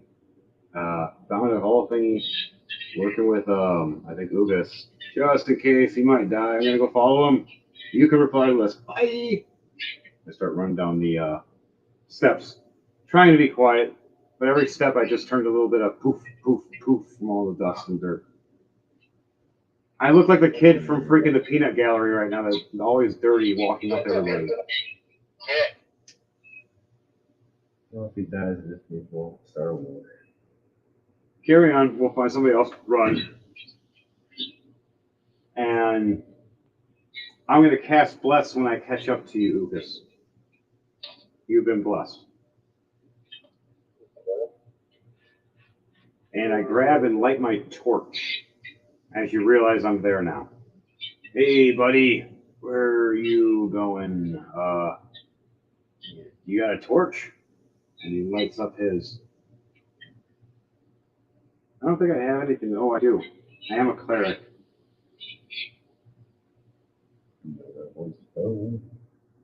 Yep, I do.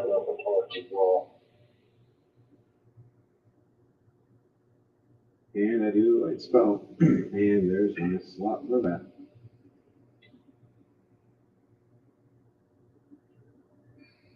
All right. I light up a 20-foot AoE with a 40-foot dim, or a 10-foot dim. And we walk down. I put one torch in one of the torch holders just in case for anybody wants to come down with us later. As I do that, we'll hold off for them for 1 second. What are the rest of you guys going to do as the horses and carriages are being loaded back up, except for the supplies you left off to make peace? The innocent people, they didn't deserve any of this. They don't know what the fuck's going on. But bad guys, they're all dead now. Bodies everywhere. So Marsh is happy, smiling. Right? Marsh counting, saying he has the highest body count of the night. Ends up with 37 kills. Marsh out of ammo. Need more ammo. Never thought the day ammo would be empty, except for magic ammo, but tomorrow. So, what are you guys going to do on that while we are heading down there for a few minutes? You guys want to talk to any characters that are walking around? You want to investigate? You want to also just helping out with the cart and everything. All right, it gives you good publicity showing that the Emperor is not just a guy that sits there and does nothing. literally pull stuff off the cart. Even you are the shortest man. You're at the top of the cart, pulling off this thing and handing it to somebody I'm else. not Kim Young Jim now, okay? I'm running North Korea. I mean. No, I know. Hey, it looks great as all the rest of the peasants and all the rest of the other people around the kingdom and knights and stuff going. Is the royalty actually helping? Literally, the whole physically, and just they're all in shock. You ever seen royalty do this before? And I just throw out fucking 50 platinum. Roll a persuasion check from a super advantage, whatever the fuck that is. Persuasion? Yes. Oh, am I good at that? You get a big advantage on that. Okay. Oh, I got a bad too. Sweet I'm gonna man. need that shit. So, See, you got super advantage. 30-20. You have just gained some renown in ridiculous ways as you throw this platinum. He said 50. Yeah. 50 platinum across as everybody takes one piece, as they all spread it amongst each other, feeling rich for once in their lives. Is this what the Dynasty is about? We finally all can now eat normally and be safe. Have special gods and the warriors like these ones. As one taps Azrael's shoulder, going, "Oh, you're a devil, but you saved us! Holy shit!" And tries to run away.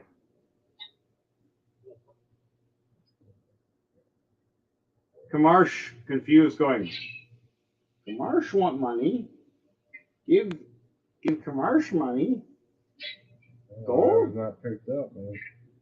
He looks over, points a gun right at one of the soldiers that has 2 platinum. Like, Kamarsh says it's fair one apiece.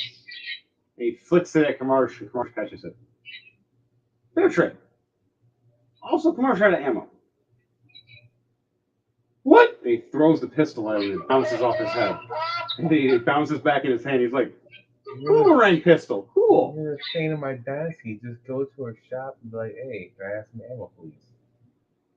Free of charge. Kamarsh looks at you with the biggest eyes of happiness. I get the exploding ammo? Limited. on the side, we'll talk. He smiles. Marsh likes deals. And Marsh had the biggest birdie smile you could ever think for the rest of that day as he helped out. Oron helped as well. Also usually hitting on all the girls when he's seen them. Hey ladies, how you doing? But then he'd go back to, helping out and making sure everything was okay. Your stable of horses, they're all pointed at the proper direction to leave the castle when it's ready. But while all you guys are doing this is say 20 minutes or so and talking, having conversations and helping out one another. Daniel, what are you doing while all this is going on? Are you going to help out with this distributing everything and try to be nice to the community? I help out, but I'm kind of distracted right now. Yeah. Well, yeah. Your Fiend Lord is still in your head, and he's like, kindness is strange, but maybe they'll be followers. I think. Oh, that's not what I was distracted about. What's her name? I was wanting to go back to the castle as soon as possible and find that blue tiefling. You hear the fiend demon in your head going, my friend, don't worry, you'll get your chance. We'll be there later tonight. And I know exactly what she'll do. And you'll love it. You earned my favor, my friend. As now your attacks will be bonus with necrotic damage every time you do any kind of attack. You gain this strange aura that's going to be around you, but you only get to use this when you say it until it burns out from a d20 roll. That's how many attacks it goes. After you've hit, say, up to 20 at max, you can't do any more for 24 hours. but it gives you a bonus of necrotic aura damage when you can strike people. That if you need to up close, because you're mostly a distance person, but when you have to get up close, hey, why not? You gain the favor, and you gain. What's the beauty? What'd you say? I mean, what's the matter if I destroy a few buildings if it's for a good cause? You say that in 3 of the knights and guards, and the one construction builder sitting there with a hammer, angry as hell, looking right at you, going, "If he wasn't the devil already, I'd send him to hell." I'm making you more. I'm creating a job for you. You have job security with me around. The rest of the knights actually agree and chuckle and walk away, laughing. And he goes to work. Now, back to Ukas and Heart's Mace. Several floors down now. Every catacomb we've seen at first, we've seen these empty little caves of every time we walk past, like little windows. But we started noticing they were filled with stalls the further we went down. We get to the tombstone and graves of Ukas's parents.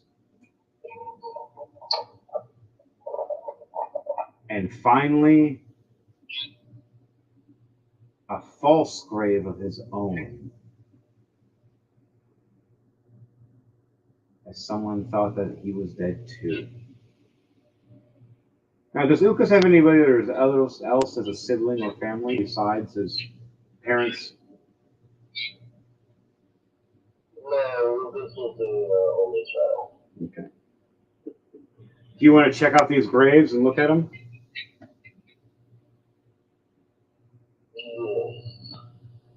All right, roll an investigation check with advantage, please, as I have light over you.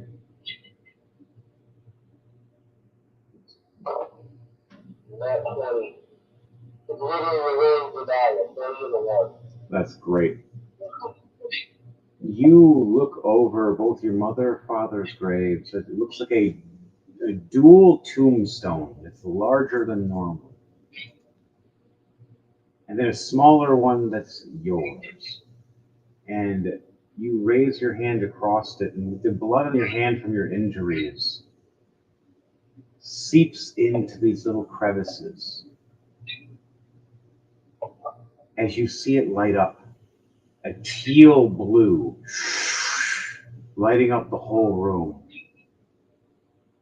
You hear a and light of the doors of 2 sarcophagi opening up. And you see the burial of your mother and father respectfully laid.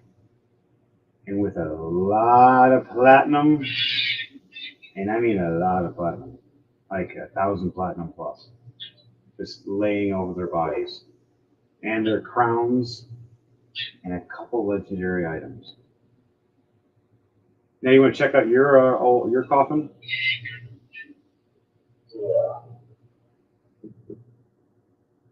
All right, you want to roll an investigation check on that one? That's a separate one. 15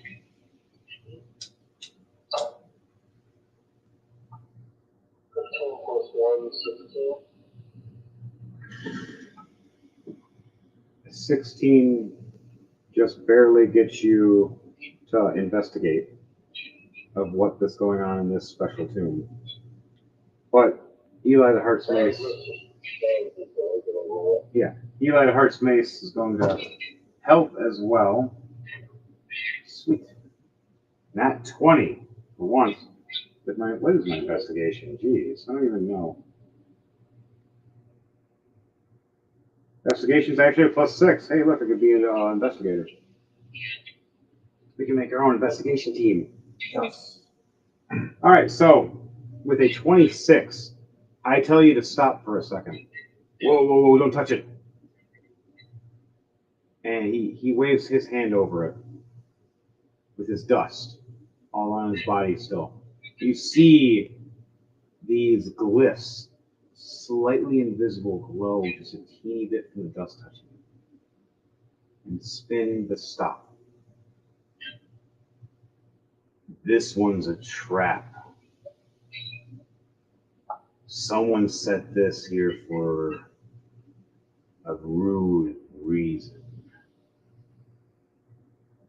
And he looks at it with his nat 20, going, if I was anybody, I would make a big boom purposely to make it so whatever was here would be gone forever. And he looks at it going, how do we get rid of this without it going boom? Lucas.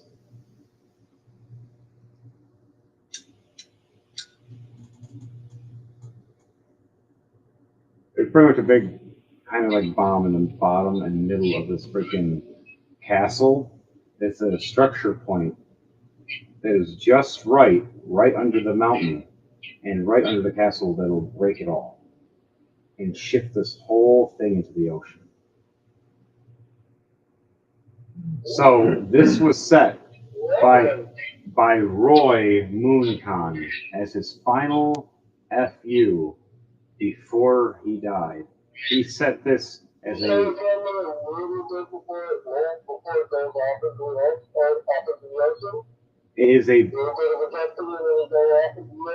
if it detonates, it'll blow up the pillars under the kingdom that's connected also to the mountain. And it'll drop the whole castle and destroy the whole castle under the ocean and kill everybody. It'll do like a mountain slide into the ocean with all the castle being ripped apart as we're falling apart. So people had to react real quickly as this happens. And you and me are probably just going to die instantly.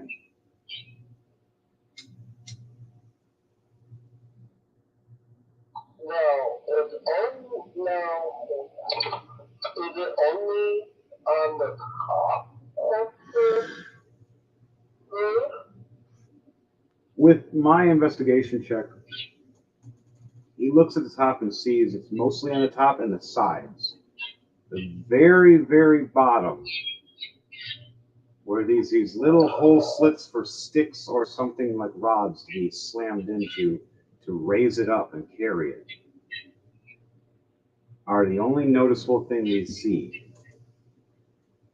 And that is it, but the rods are gone. We don't know where they are. So I have an immovable rod. there's an opening to the ocean, though, right, from where we're at?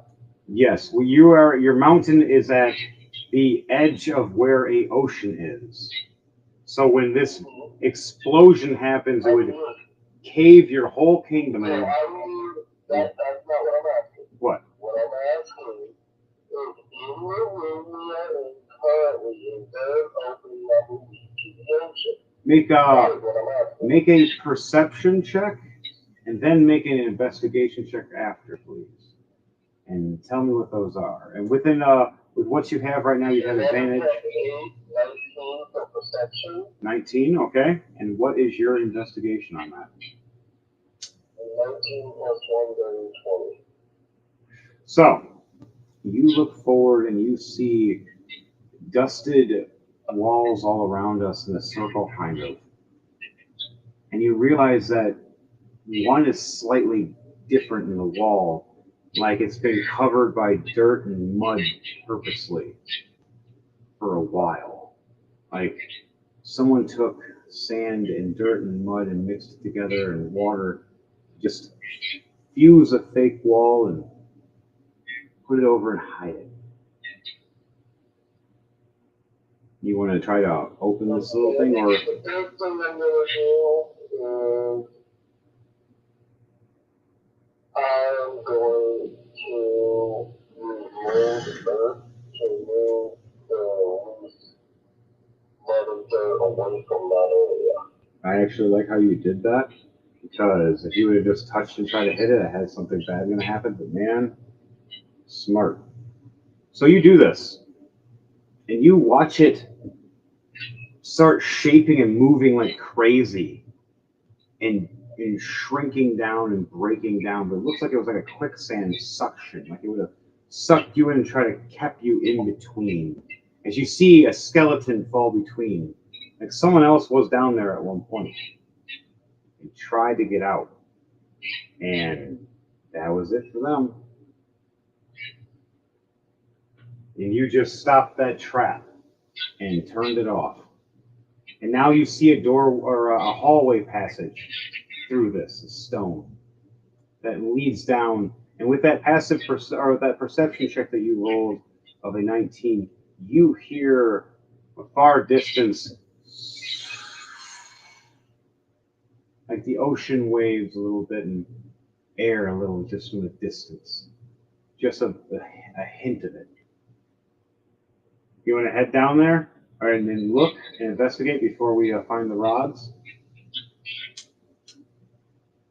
What I'm going to do is I can also move over. Pretty much just move it ahead and go. How many feet does it say? 30. 30 feet, so 30 feet at a time, pretty much every turn, or every action? Okay. That's a smart idea. You know what? I didn't think of that. I like that. I was going to have you do the investigation, try to find the fucking, He's like, you know what? I got a faster way. We don't have to use strength checks and carry this thing for a long time. We can just move her. That's pretty funny, actually. Okay. All right, so you move it 30 feet down, and then there's a hallway that takes a left, a right, and then one that kind of leads like a stairway down that's kind of on a crooked corner after, from the one on the left. Now with your perception and with Heartsmate's perception rolling, never mind, I don't hear, see, know what's going on. I roll a 6. Plus a 5, it's 11, still not enough. I don't know. You still hear the wind, but it's coming from that far left. You know, if you go to the normal left or you go to the normal right and down those hallways, something might happen. But if you go to that far left or that little slanted stairway down, you have a chance of going somewhere else. Would you like to go that way? Yes. So you spend your actions moving in about 60 to 90 feet using your bonus action as well, exhausting yourself. You finally get it down the steps with me as I help. We see a door passageway that's closed. It's wooden, though, with these little slits. And you can hear the wind. It's coming through these little metal slits. And there's as you notice, 4 strange metal bars keeping it locked in place.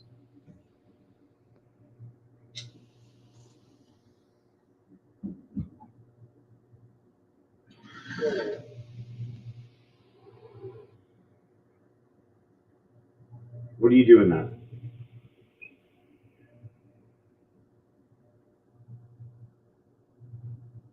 The metal bars separated from the door itself, or are they attached to the door? Would you like to make an investigation check to figure out what these metal bars are? Yeah. All right, well, I will do that as well. All right, while that's going on, for you guys help out. And you're helping out with the little townsfolk and everything. Some of them are coming up and saying thank you. And then you see this old lady walk up to you. Thank you, thank you. I swear it's the old lady. That's the witch from the castle in the Kingdom of Hell. I've been watching. You are unique. You have my praise. And she's like, looks around,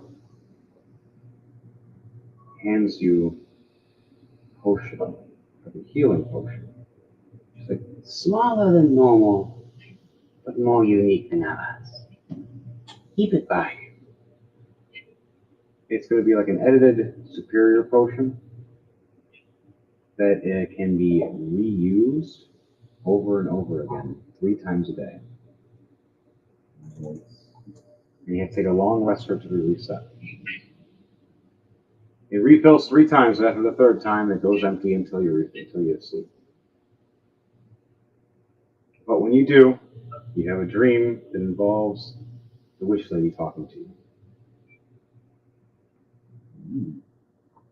So you may engage favors or a nightmare, depending on your choice and how you act. And you see her here off in the distance. Oh, mother, mother! And she just waves her face right across her hand across her face. And you see her transform into this beautiful woman. Oh, darling, darling! And runs up and picks her up.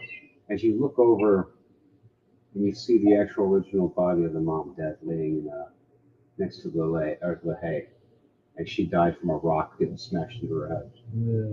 And and this old witch is trying to just cover her a little bit and just be nice. Doesn't want the kids being traumatized, and she's trying to keep them away from that area for now. Husband sadly did die because he was one of the grenade guys throwing the grenades. You totally are the one who killed him. Now back to us. Daniel, for you hear a message in your head. You there, Daniel? Yeah, I'm here. All right. So you hear from a girl voice that you recently heard, the blue tiefling.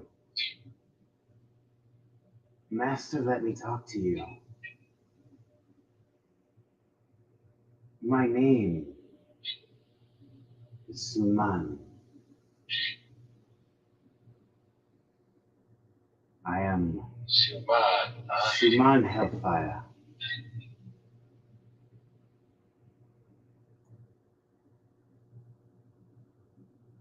So what did he tell you? We can be rulers together.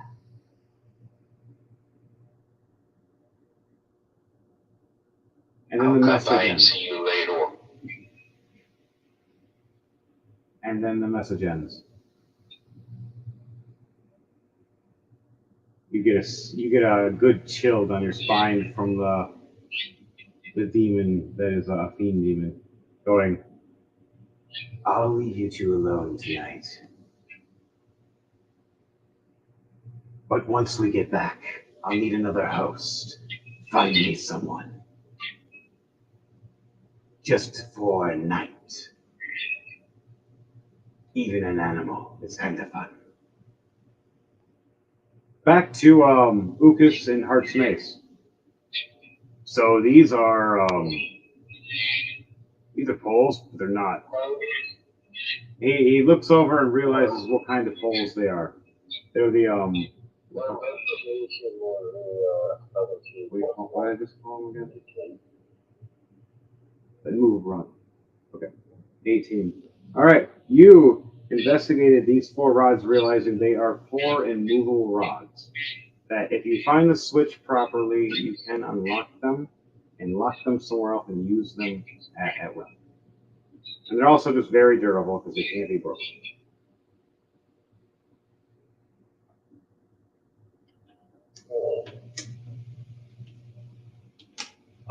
So Eli's grabbing at 1 and trying to find the switch for 1. I investigated at 19. So I unlocked 1 and took it down. Also unlocking the door. Just slightly. There's 3 more to unlock the door completely before you have to pick the lock. You can't reach the lock because one of the rods is in between the actual door. Like knob. 14 does 1, 15 for investigation to find the source on another one. 15 just barely makes it for the next one, but the next AC will be harder. Same for me. I failed the second time. Wait, what's my investigation? Never mind, sorry. +6. So I got a dirty 20. I thought I got a 16, but I was wrong. So I unlocked the 3rd one. There's 1 left. All right, Ukas, what did you roll? 14 +1, 20. Dirty 20 just makes it, as the DC just became 20. And you unlock the last one, and we put them in each one of the 4 slots to lift up this. Now, do you want to... we have to unlock this door now. So, do you have sleight of hand? Do you have picklock tools or anything? I have picklock tools. I hand you my picklock tools to do a sleight of hand. What is my sleight of hand? No. Oh, okay. Sorry. Yeah, I didn't hear that. Sorry. All right. So do that. Mine is a +3. What is your sleight of hand? I got a nat 20. Sweet. I got a 23. Ooh, wow. So, both of us, you go down to the handle and under where the keyhole is, and you find the right spots with the lockpick and unlock that part. I'm up at top at the other lock, finally getting through to it and unlocking it just right. The door finally opens, just slowly and rough, like it's heavy on the other side. Like this side is wood. What's on the other side, as we try to push it, you can hear stone pushing against stone. As it's like a hidden door with a small little slit for air.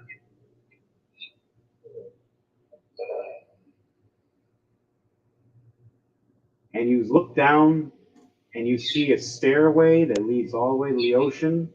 It's supposed to take a sharp right, but if you do it right, it's going to be a lift. So, at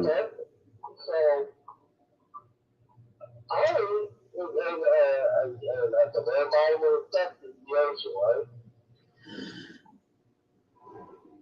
yes, it goes down in a weird serpentine way. But if we just drop it and slide it down the steps, it'll just go off and fly. No. So this is what I'm going to do. Move the earth to turn it from steps into a fly. To the steps right there, make it like it's going to be a ramp. Mm-hmm. That's a smart That way idea. it'll fall down smoothly, and it won't be bumpy as it goes down. Okay. All right, so roll that and use your spell slot for that, or is that a cantrip? Oh, that's perfect. So, how does it look when you do this? Explain how you do this mold earth. Like you raise your hand, you look at it, you say something. I basically just put my hand down on the ground as a Like Full Metal Alchemist. white glass goes across the ground, and it turns from stone down into a smooth layup, all the way down. Pulling some Full Metal Alchemist stuff here. See lightning striking down, you see all of it just... It's this nice sled. And then you see a stepway down this way of ladder or stairs still going this way. But the rest of it right here just turns into a sled. Then launch it off. That ramp itself is going to come all the way up to the, I'm going to make it that way, the ramp comes all the way up to the tombstone. So that way, when this happens, it automatically starts sliding down.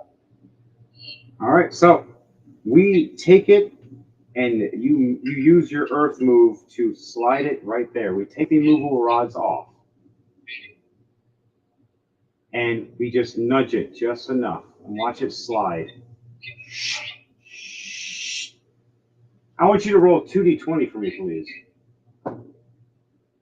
I rolled a 7 and a 6. That's not good. 20 and a 3. A 20 saves us. You see a bunch of the sigils glow for a second. right before it starts sliding down. And then they slow down again. Like it was just dust or something again reacting a little bit, so it didn't go off. It needs more physical touch to know it goes off. Just barely getting past. Ukas just puts his big wing up and stops Heart's Mace from touching it with the urge of shoving it. Like, no touchy, no touchy, or we exploding. I grab one of the immovable rods and stick it to the slot for a second just to help that nudge without touching the sides. And I release it and let it slide down. Now, I would like you to roll a D100 with me and see the just of a...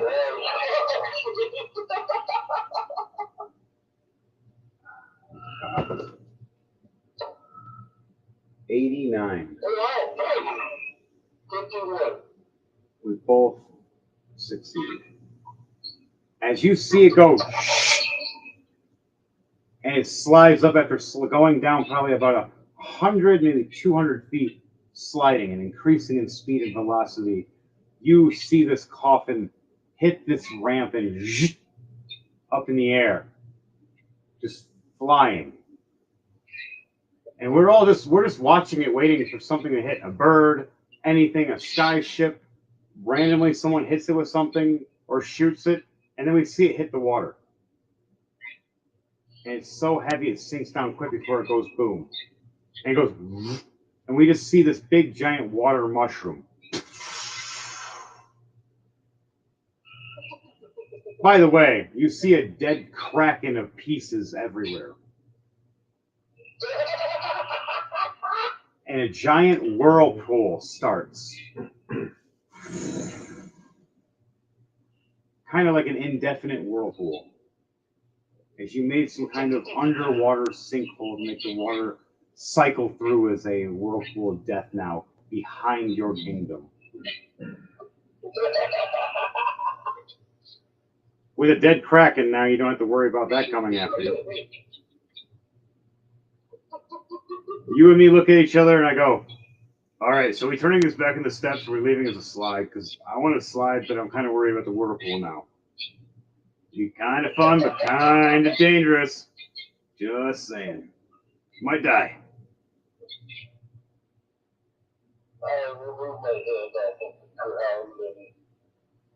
Release it back into the steps. Turns back in the steps, and that lip of the slide just turns back into some kind of guardrail fence, a wall-esque in a sense, so no one flies right off. The explosion that you had as well, we start getting raining fish and dead body parts of fish people as well, hitting around us now as we try to go back inside, realizing how big of an explosion that was. Mind you, you might have pissed off a whole sea underground kingdom by blowing it the hell up underwater. Hey, what's this?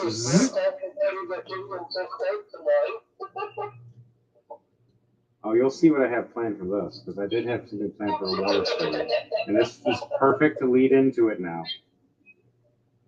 It's going to be fun, and it's going to hurt. I mean, so, on that note, with you, how we have it is you and me head back through catacombs, lock that door, take the key after we find it hysterically, right above the doorway. No one looks up for some reason. Finally get back. Head back up, and there's people all around looking in this hole going like, what's down there? And they scream when they first see you and me. What the fuck? Who is this?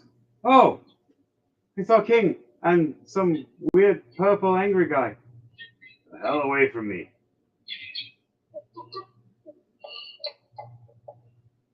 We head back up to get ready to the carriage.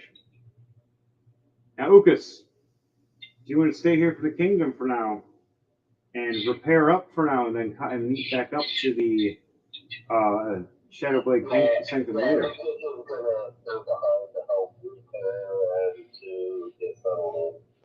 All right. Now, one part of the dynasty has been solidified with Eden's dynasty, Ucas's dynasty, and Eden's dynasty with Ucas's kingdom under his dynasty as one of the spread out parts. Also, for enforcement and rule, whenever he has issues, you come and help, and anytime that you have issues, he comes and helps. And if you guys sign a treaty later, you guys discuss that. That's up to you guys. All right, guys, is everybody ready to travel back? That's not going back. All the rest of us gather back into the carts. All right, guys. We have Eden's cart with all of us in the group, besides Ucas. And then we have the other cart, which is your guardsmen and your knights. We'll also have it so. Let's see. The old witch ends up jumping in the cart and looks like a beautiful woman at first and sits next to you. And then when no one's looking, turns back to the old lady and goes, No. There's going to be some interesting stories. Yeah. So what's with the purple idiot?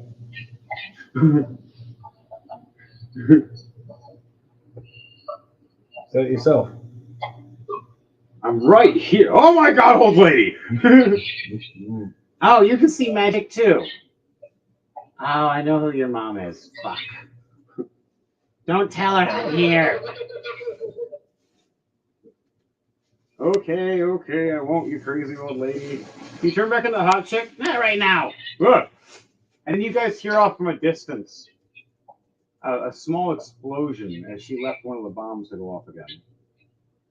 But just far enough away for a few rocks for where the dead body of the actual mother was that she replaced for several hours just to make the kids happy.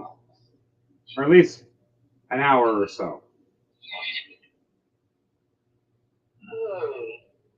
You hear everybody's freaking out. You hear the kids screaming, "Mama, no! Daddy, no!" Just now they're orphans. Now you got a couple of orphans in your on your kingdom ship. Accident! Hey, yeah, Daniel over here. All right, guys, I need all of you. All right, are you using the reins, or do you want me to get my character to guide the way while you talk to the old lady? Yeah, someone else is definitely drive. All right. And handling and garbage. We'll have Oran do it. Matt's character. Hey, man, I'll do it. Oh my God, old lady! And starts riding. Heart's Mace keeps a lookout on the left for you, just to make sure. As you sit more in the middle, a little bit, like right next to me, so you're kind of invisible, but the other side is the old lady. And then Matt, sit next to the old lady. And there's another spot where Kamarsha's just sitting there with his long rifle looking around, waiting. At the far right of the front of the carriage. The back of the carriage is everybody else's side, such as Ucas, Daniel, and anybody else. Also, your invisible frogs keep bumping into them and they don't know it. Oh, no, duh. You're right. You're back at the kingdom. Daniel's just sitting there. Daniel's in the freaking back almost by himself, just relaxing right now.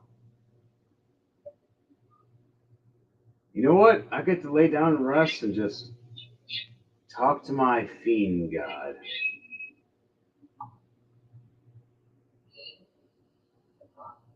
Okay, I want everybody to do a survival check, please. The first one's going to be with advantage, but it'll be changing as we progress. +5 for me. I can't even see that dice. Move that dice. No, you're good unless you want to do one of no, I want you to do one for survival for certain actions that might happen if you fail or succeed. I got 15 for survival. I got a 17. What'd you get, James? Survival. 25? Okay. 14 success. 13 is what you guys needed. All right, so Ukas. All right, yep, you succeeded, Daniel. For Devontae, for Ukas, as you're there, the new survival check, some stones and everything fall, and you move out of the way. You head back up. You see the gold statue of Roy Mooncon, knowing you can use that to be melted down into many different things. And you'll put a... I'm going to use an investigation to see if the statue is made out of. All right. Well, while you do that, for the rest of us, the only person... Yep, we all succeeded. All right, so as you're investigating, you look and see it's literally made of the fortune's gold from your kingdom, melted down into a giant statue of greed, just for him.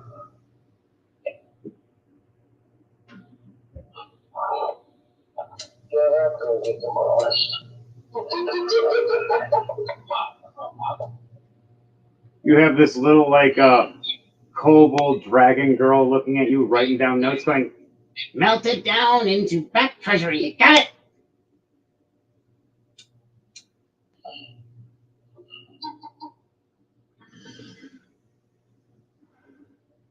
all right, for us, though, we made the first survival check just fine. We make it through. We get back down from the mountains without problem. The harpies don't bother us, surprisingly, as they see a bunch of what color say armor do your elite soldiers look like that are your loyals? What would you see your men looking like? You have two different classes with you right now. You have your knights, and then you have your guards. Ebony armor, Skyrim. That's my favorite, is the ebony armor. Oh, man. Mine is like that, but purple. At least that color scheme and style. Oh, it's beautiful. Yeah, it's like that, ebony. All right, Seth, they all have this ebony-style armor on them with the symbol and sigil of his dynasty. We'll figure that out whenever you want to make that sigil. And he looks over, and all of them, proud as the ones that are holding his shields up like a shield wall on their cart, looks like it's just a complete armor going right behind you guys. And you have one or two of your guys' special knights in the back of your carriage, just in case someone tries to jump in the back. All right, guys, so next survival check. This one's going to be a straight roll. One shot. I got 16 plus 5. I got 21.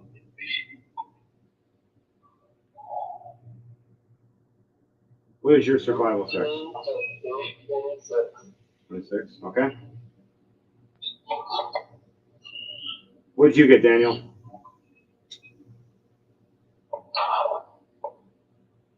What roll? Survival check. 16. All right. And for you? 2 minus 1. Oh my God. 1. So we got 2 failures, 1 success, and I have to roll for the NPCs then, or we're screwed. We got the old lady as well. She might help us. She's having fun right now with it. She keeps changing into a beautiful woman, fucking with the guys, and then changing back. The old lady with saggy titties that are wrinkly just to fuck with them. She almost made Auron puke by flashing her titties and then making him get the opposite real quickly, going, oh! Just for fun. This old witch lady loves to mess with people. She's been around for a while. It's inspired thanks to Critical Role. Love you guys. But back to it. So Lucas, yours was over 20? Mine was over 18 plus 8, 27. All right, good, because your DC was a 20 this time. You finally walk up to the steps of your throne as one guy walks up with robes and tries to pull a knife to stab you. But right when he does that, your new guard that you earned the respect of with a fist fight to gain your kingdom properly smacks this guy right down the steps with this big, giant spear mace. This big hole in his chest, lightning striking down him, hitting every single step on the way down. Don't. And taking extra 38 damage of fall damage on top of that 47 damage that he got hit with. He's dead. Just splat at the very end. All right, for us, we failed.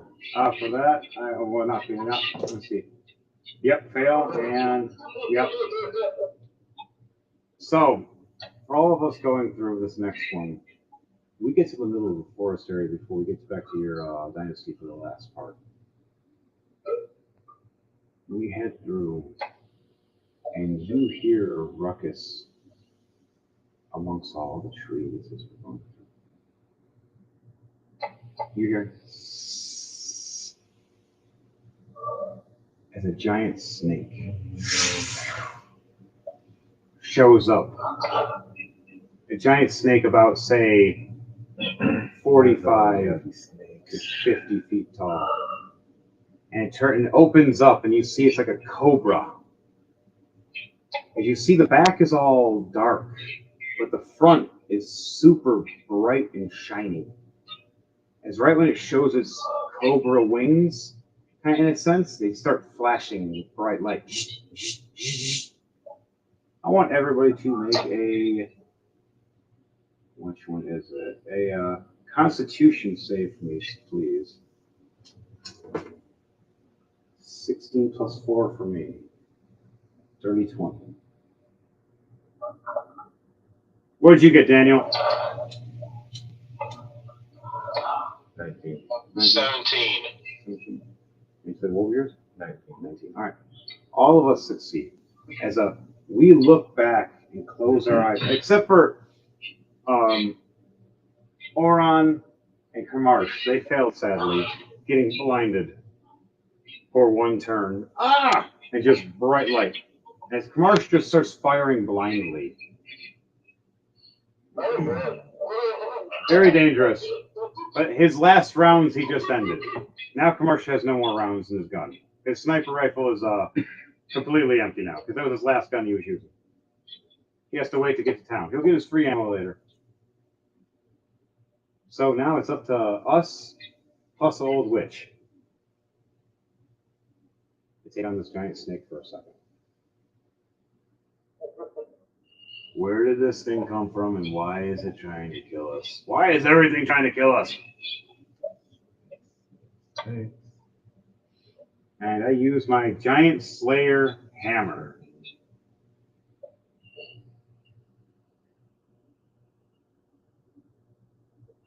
And I'm going to swing that at him with a plus 12. 16 plus 12. And backswing, 16 plus 12. Nice. And a second attack, 11 plus 12 to hit, and 19 plus 12. And then my bonus action, 2 more swings, 10 plus 12, and 19 plus 12. Now I do damage.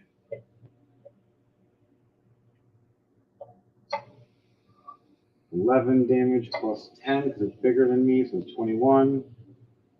That's 22 then. 21 and 22. And it's a 28.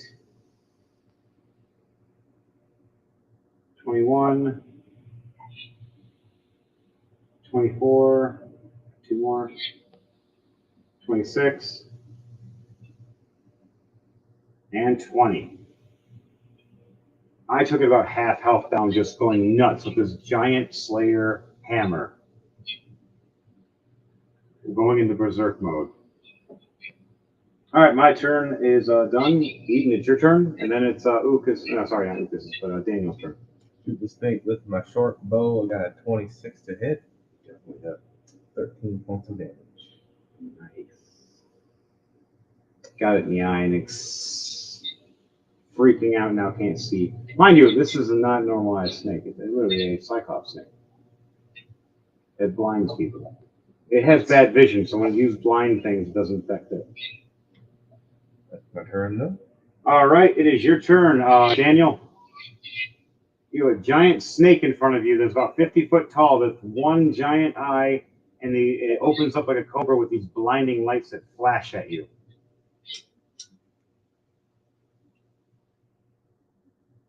What is that one ability? I'm going to do Eldritch Blast. All right, fire 4 shots. Last one is 19 plus 9. Okay. Second one is 18 plus 9. Okay. 10 plus 9. Okay. And a 9 plus 9. All right, how much damage is that? First one's going to be 4. Okay. A 6. A 10. And a 9. All right, you did severe damage, but he's a little more than halfway dead now. Now he's almost at the quarter mark, but he's not dead yet. He got messed up by me, and then got hurt by you two, and by definitely blind right now, thanks to James. So now he knows how it feels. I attack him blind. Oh my God, I'm blind! All right, and while this is happening, Ukas. Devontae, you there? All right, for you, for your kingdom and everything, they ask you while you're rebuilding if you wanted to still put an old or a statue of a classic style of the Roy Moon Khan. And if you ever wanted to put him somewhere, where would you like to put him if it was made? Put it in the bathroom. I'll just put him in the bathroom holding the toilet paper.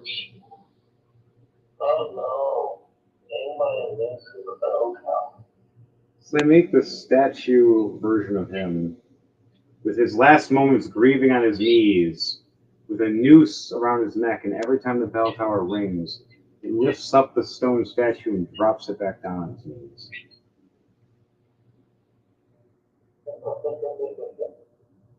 Helping this other, hitting like another bell in a sense, making more noise. Reminding people to never betray somebody and go behind their backs.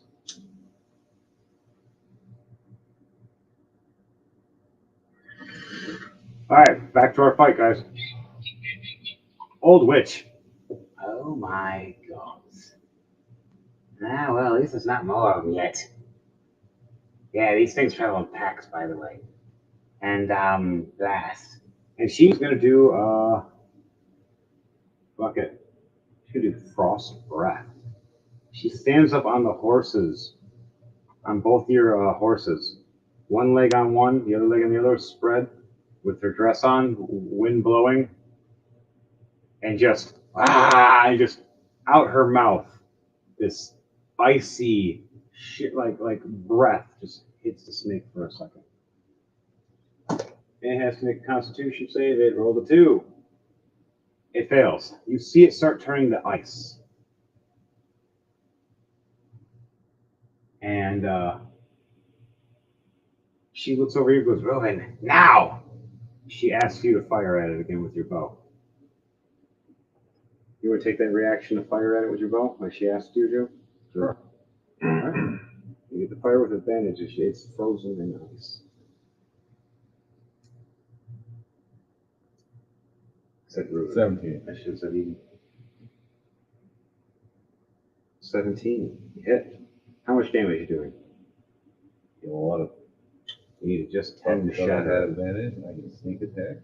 Oh yeah, that's even more. An additional 30. How do you want to do this as this arrow is hitting this icy giant snake? This chat covered in ice right now. My arrow's still sucking in its eyeball. The first one is. Oh yeah, Robert with that shit. Second one perfectly. Right through the other arrow. And right when it hits the other part of the eye, you see it crack. To the whole body.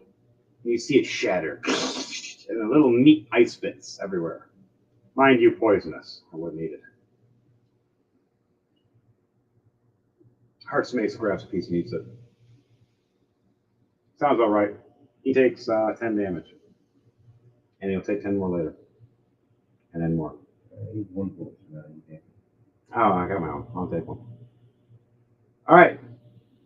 And here's the funny thing. As she said that, the old lady going,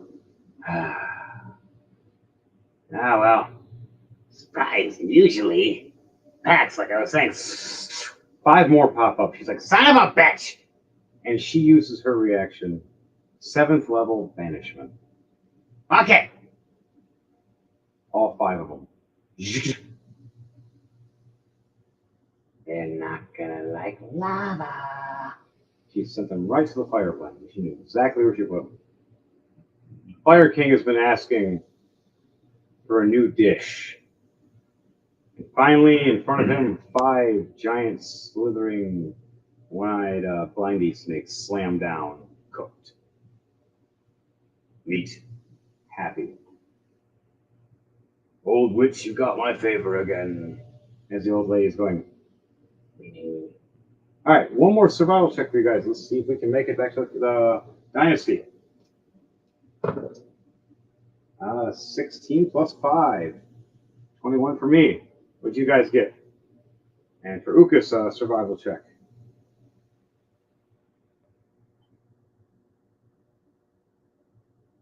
What's your survival check, James? Yeah, I'm feeling man. Yeah, a 2.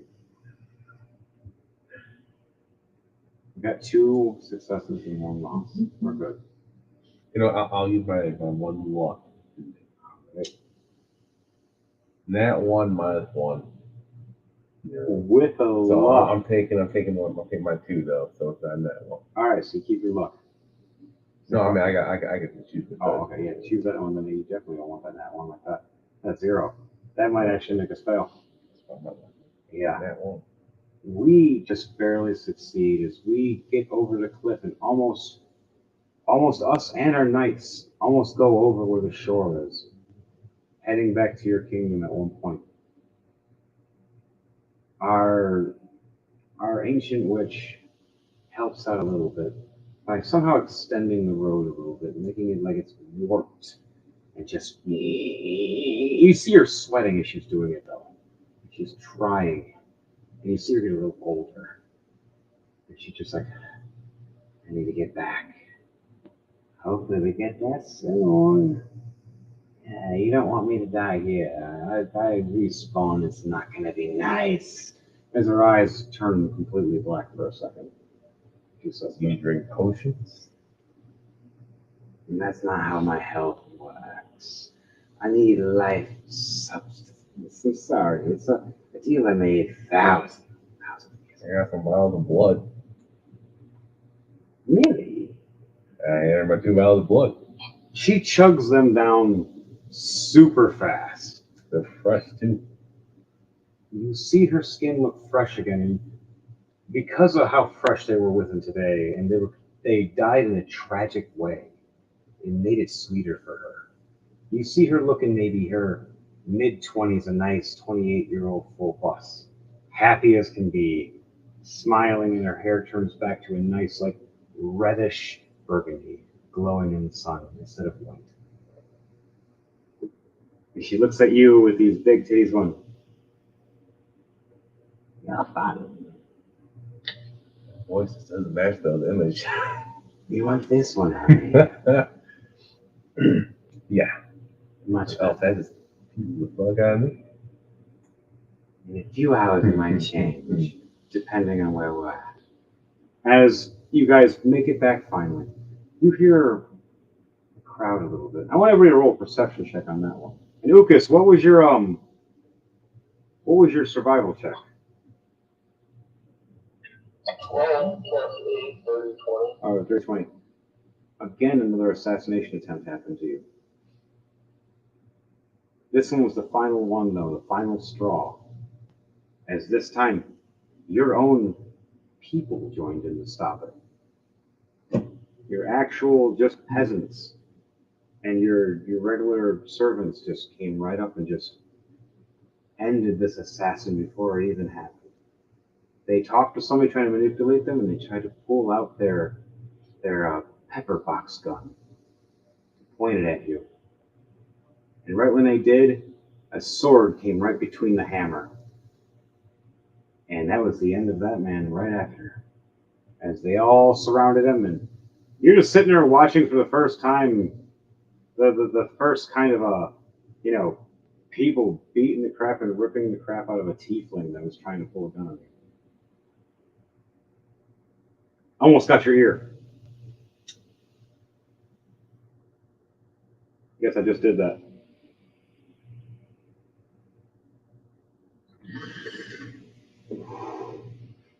Sorry, that was funny. Fuck you guys.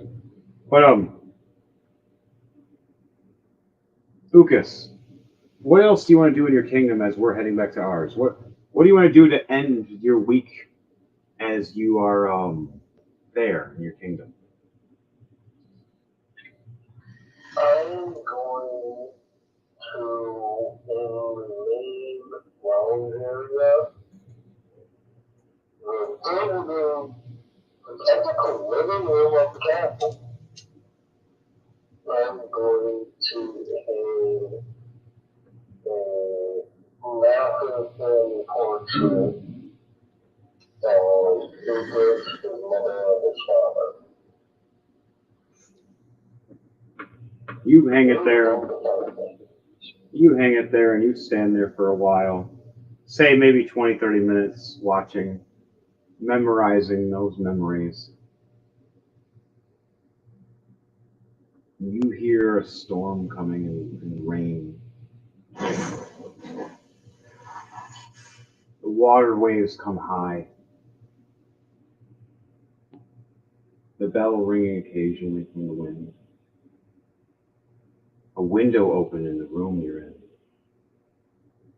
A person behind you, 15 feet away, wet, heavy breathing.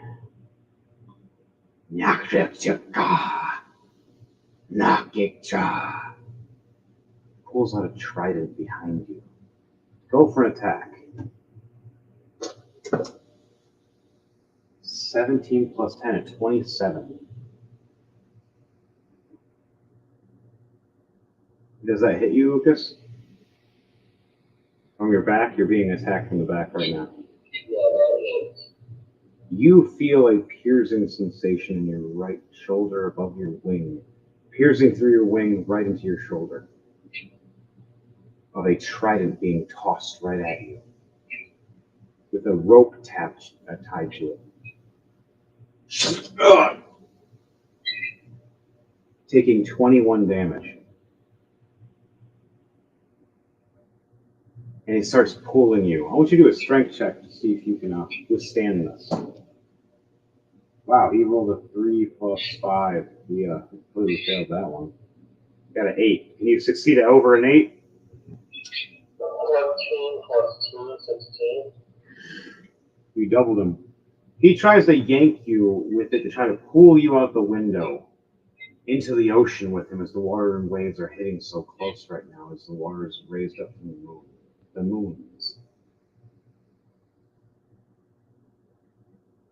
But right as he does that, you yank forward, and the trident rips out of your shoulder and out of your wing, slamming back into him and pushing him out the window. Ah, Skibano! As that happens, I'm going to chug a great fortune of blood. A couple of guards come in. My lord, we've been attacked by some fish people. There was like 3 or 4 of them, but they're gone now. Oh, they tried to assassinate a few of us. They were looking for you. Are you okay, my lord? You're bleeding everywhere. As one of the healers runs up and starts healing you, giving you 33 healing points. I'm calling on top of the 14 I already got from function. He says 33. Yes. I think you're feeling a little better now. Yeah. At that moment, they lock up the windows, bar some of them using some of those immovable rods I left for you.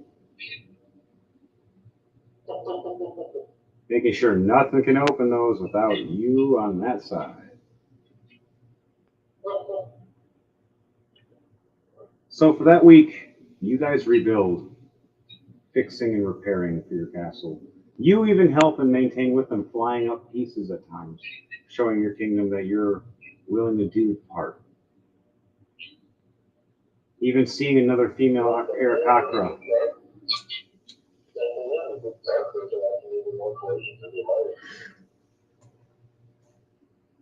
You, yes. When you help out, you try to fly up with these bricks to land up at the top. And at the top was a couple more bricks that started to fall, and another female Arakocra caught them next to you. Very pretty, very colorful. Her being like a yellow mixed with red, like kind of like a fiery bird in a sense. Big smile. With smaller wings a little bit, a little more petite. She looks more like an oriental, like Asian type bird from the far times of the mountains up there in the Japan kind of esque areas. But in our world, a different kind of land. With these unique eyes that you would swear would change from like black, brown to red at times, depending on her mood talking to you, if she was happy, excited, sometimes yellow. And you gained a nice little chat with her over time, finding out that she used to be a princess and decided to leave her town and let her sister rule instead, while she decided to help others.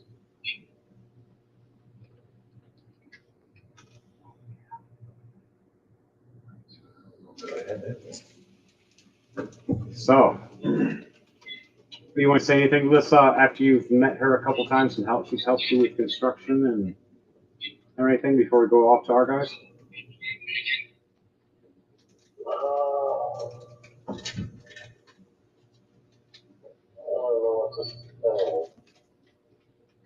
She looks at you as she sees you absent-minded for a second, going, "Ha, you cute and smart. You king.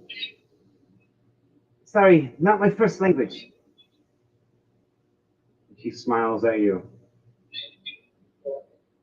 and she goes,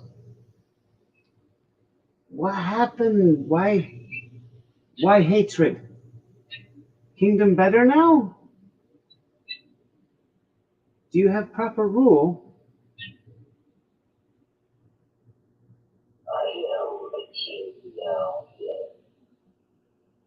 She smiles, going, "If you need aid, I help."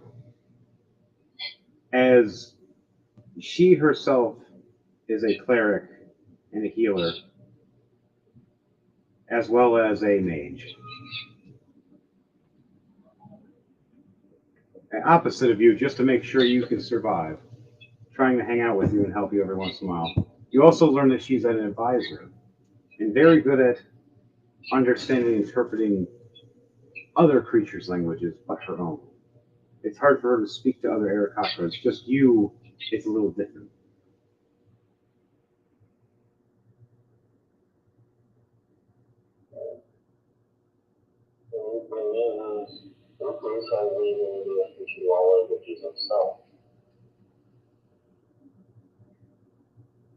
Well, that's good for you.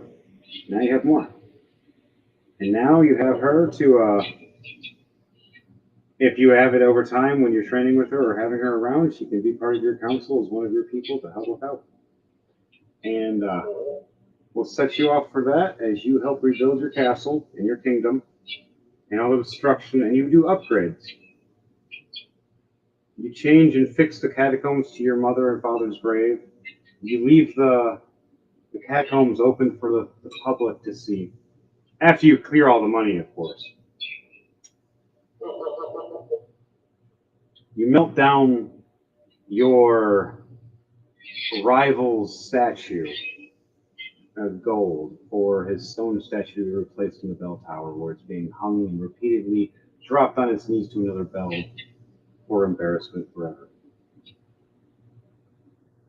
Made out of a sturdy stone that can never break from a shake or a vibration.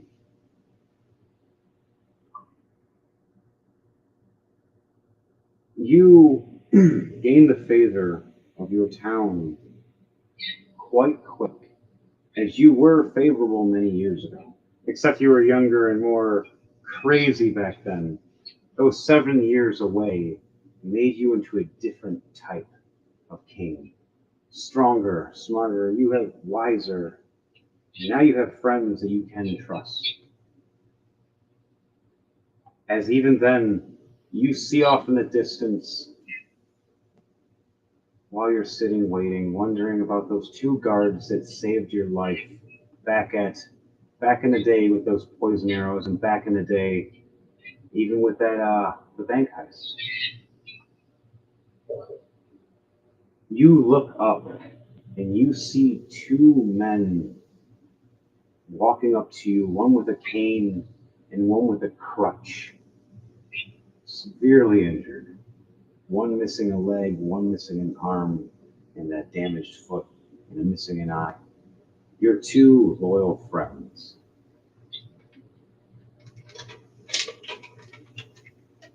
Do you say anything? As you see them walk up injured.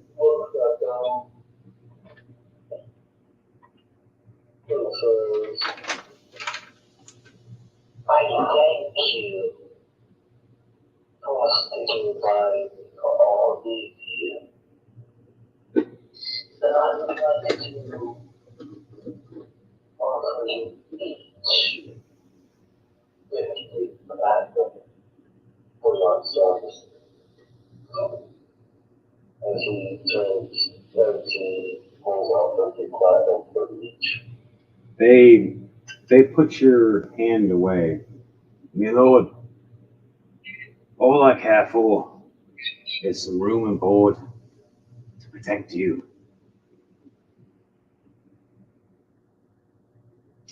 Give me room, give me food. I'll stand by your side and grow my leg back. I'll get something different for it. Maybe a peg leg. As the other one nods, because his throat's damaged severely, so he can't talk right now.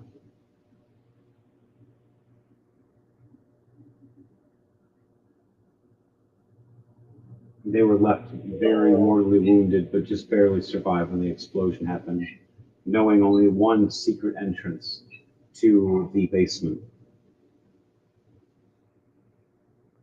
As they tell you in the story. Well then, other than the master bedroom, I can need to count whatever room the captain design is related there. As for food, I can have the chef and maids attend to me whatever they need.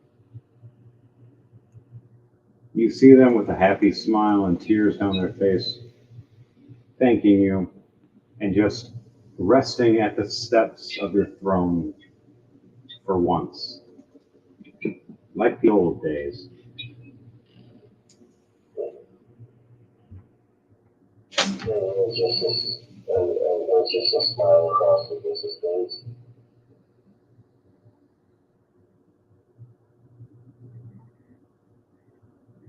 And they look over, going, "We told our clans they'll have your back. Our clans dispersed back to the old ways until I contacted them.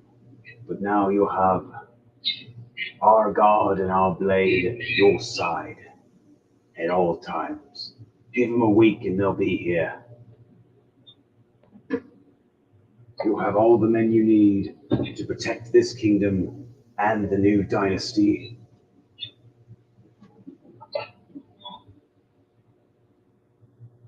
That is good news. You definitely need that after what happened.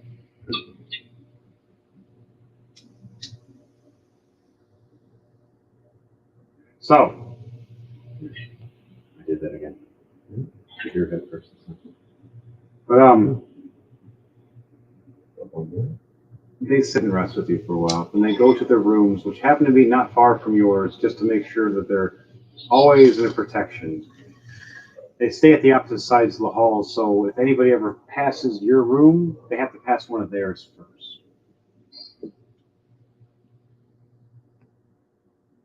As one goes to an artificer to get a unique leg put on, as the other one goes and gets his arm grown back by magic. And they thank you and they guard you and protect your kingdom for as long as they live. Anything else you want to do before we end your part to go to finish up the rest of the guys? Well, that's about it. All right. While you go and you rest finally, you get a knock on your door, and the cute bird girl's there.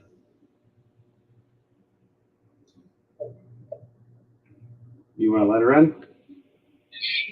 Yeah, I got it. All right. You let her in. She smiles. She unrobes and closes the door, and it fades to black.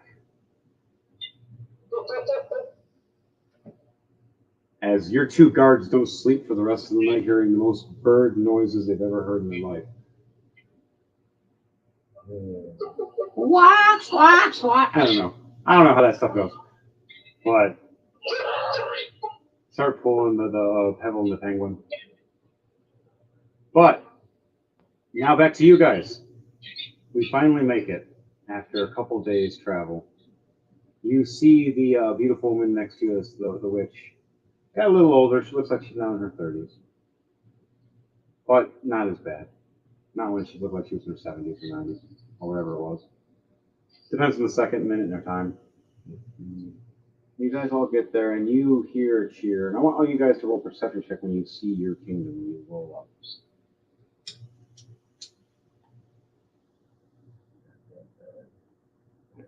You get advantage. It's your kingdom. Yes, you do. You roll very low in your perception. You get perception. Yes, I do now. 3. Oh my god. So 6 and 8. You just always know that there's some noise. You just kind of ignore it like you always do. Just stroll through. You see a parade. You see the knights all happy in the guard. You see a dynasty symbol spread out amongst more of your town, more in respect. You see the old witch going, "I did some things, honey. I think you'll like it. I worked on some things. Did a lot of magic. Why do you think I keep aging so quickly? Damn it! I'm old again! I am excited. As you guys travel through finally, the crowd cheers. Kamarsh gets his ammo, reloads. Max is out. You just see him trying to walk out with his arms stuffed with ammo and holding it as best he can. We're going, "You have a bag of holding." "Bag of holding's full." "Huh?" And you see the store clerk going, when do I get my next shipment? Like 2 weeks later. Damn it! Awesome 20 platinum. We're good for the week. All right. That's actually a month. Shh. I said it was on the kingdom. Yep, it was. And as they head off, you finally make it to the doors. Daniel. Daniel. Daniel. Daniel. Okay, we're gonna leave you.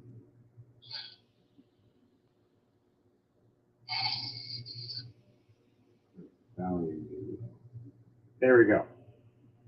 We're good now. Sorry, Daniel turned into a chainsaw. Been there.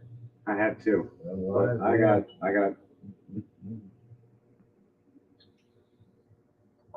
I got stuff to keep me up. I'm good. We're almost there though. Cash out playing Call of Duty. Right?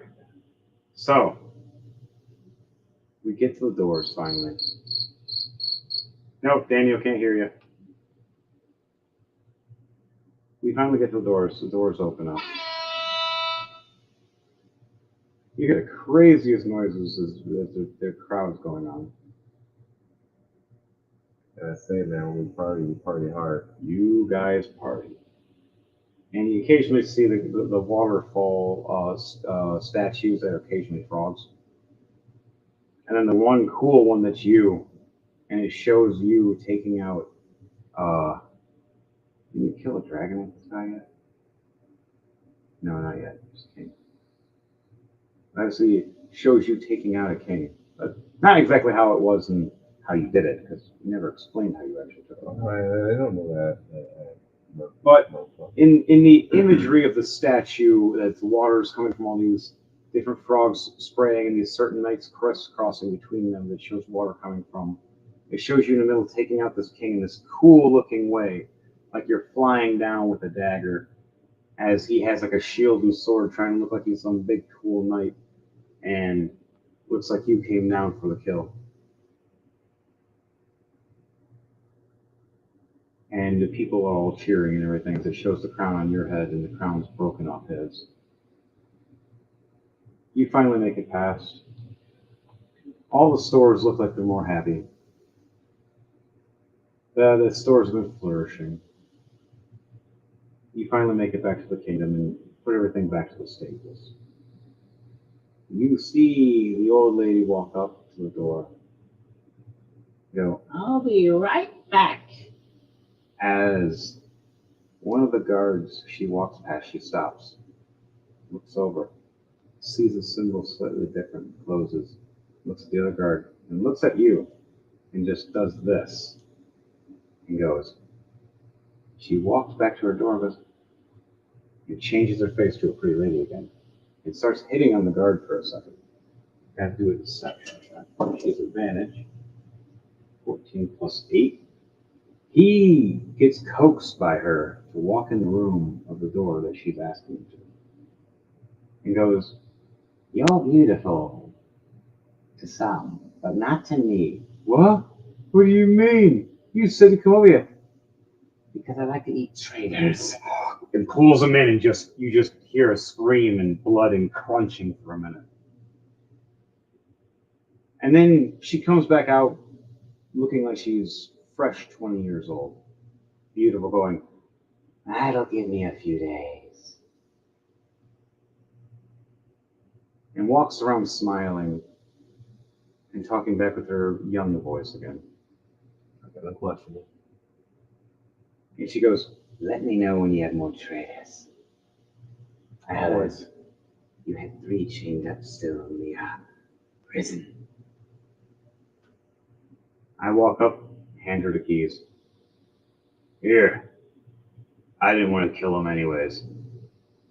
The other ones are the fighting pit. They all died. What do you mean they all died? You ever seen 2 people run with a spear at each other? Yeah, that happened.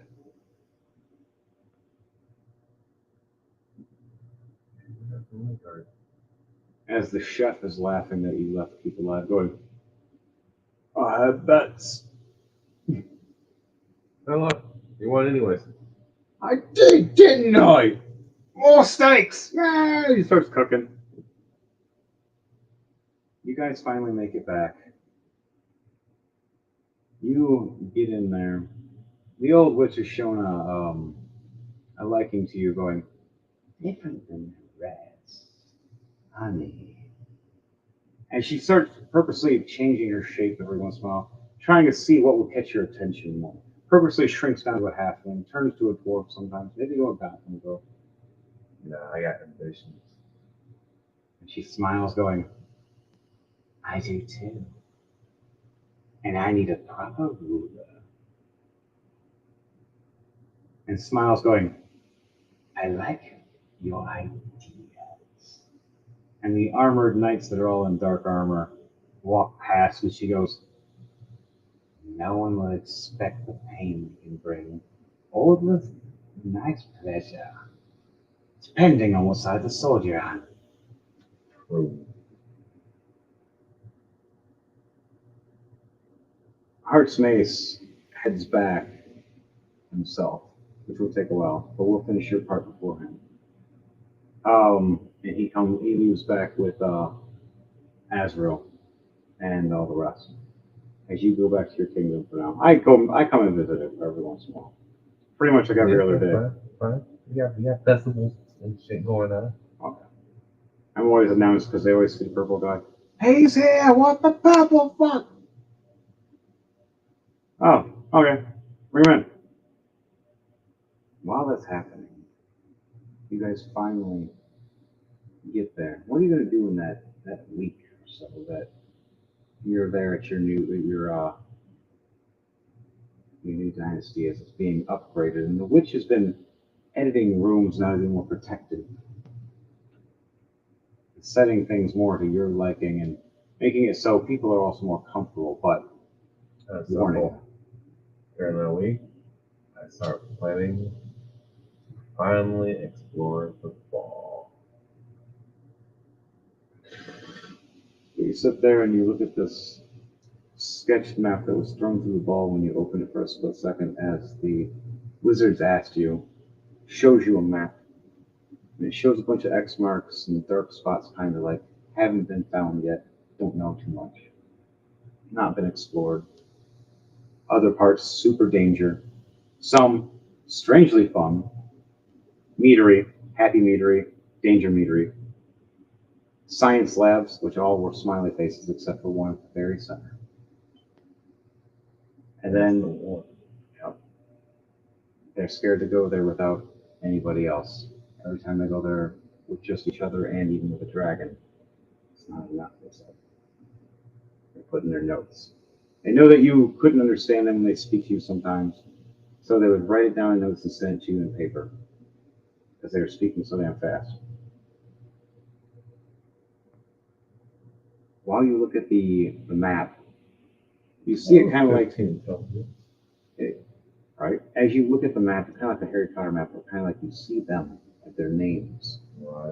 Yep, and you see them moving around rapidly to certain spots, like the food, back to sleep, back to like bathroom, back to work.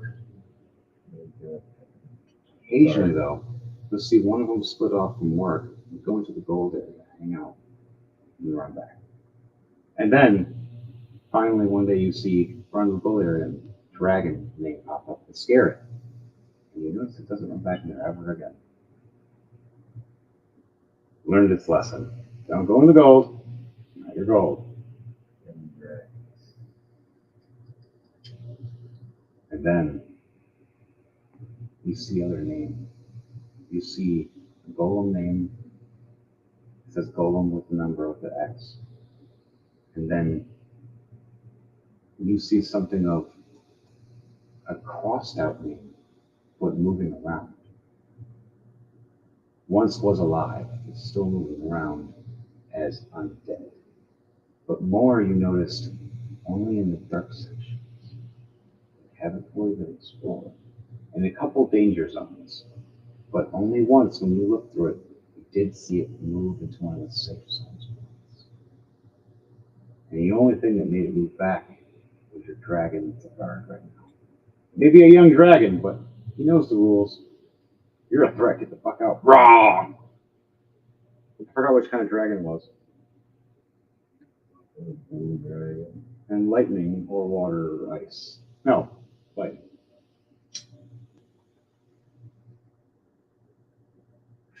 Wish that could kind of work. So, with that, you study the map, knowing the ins and outs of the stuff that you at least can see. You send back paperwork and notes so they can understand messages and get information back. You rule and make sure it's all protected. You go through a few more loyalty tests with a few more guards. Only one more assassination attempt happens, and they did get close. As 5 attacked at once with blades. But you smiling and smirking, you look at your guards and you step back knowing what you're going to do as you did the same red blood behind the circle. And they hit this wall and you snapped your fingers. And just made the room filled with demons. And you see them scream, begging and pleading, hitting this red shield, hoping to be let in. As their last moments of trying to assassinate you turn into their worst and most terrifying moments. As you see the old witch turn young, right? You see the old witch smiling next to you, looking young just from watching them die. And enjoying it. Do you just let go of the demons and let them go back now? After they're done? Or let them run around for a minute? Go away. And go away? Fuck that, man. I guess. Goes the shield. All the knights look back knowing never to fuck with you for reasons. And those bodies just get picked up by a strange shadows. Just through a wall. You see like a door of a shadow opened up and just. No, I completely ignored. The guards don't. They look over at the witch. They go, "Don't piss her off! Don't piss her off! Oh my God, I'm gonna die!" Hey, who's that lady? I like that guy. He's always there. And then you have great dinners with your great chef, makes whatever you want, plus the other ones. Daniel, his character actually stays in your kingdom for a while, hanging out. Because the only thing we really cared about is his book. It's the only thing he brings everywhere. Is that because it's Fiend Lord's journal. He stays with that blue tiefling chef in her room for a while. Hangs out and has his own fun and fades to black as well when the door closes. For you, whenever you want, you do whatever you like. You walk through the kingdom, looking around and noticing strange furniture that swear that looked like the messenger boy from 2 weeks ago. Oh, man, so far the assassin's doing shit. That's something I mentioned. Oh yeah, you still got that going. Just people don't expect that, especially when you do a mission and you show up and it's like, my lord, wait, like you broke the law. Oh shit! And you're got a bounty, but you're rich. Doesn't mean anything to me. I just think I'm not paying no What? And just dead. Like, that's one less bounty for me to pay. Mm-hmm. They think I say wrestle all the time. Right? You never have to pay out. Why? Because he's doing the job. So you set off, do those missions, meet up with Heartsmates often, and go back to the Sanctum occasionally, because now we have a teleporter that transports between the castle and the Sanctum.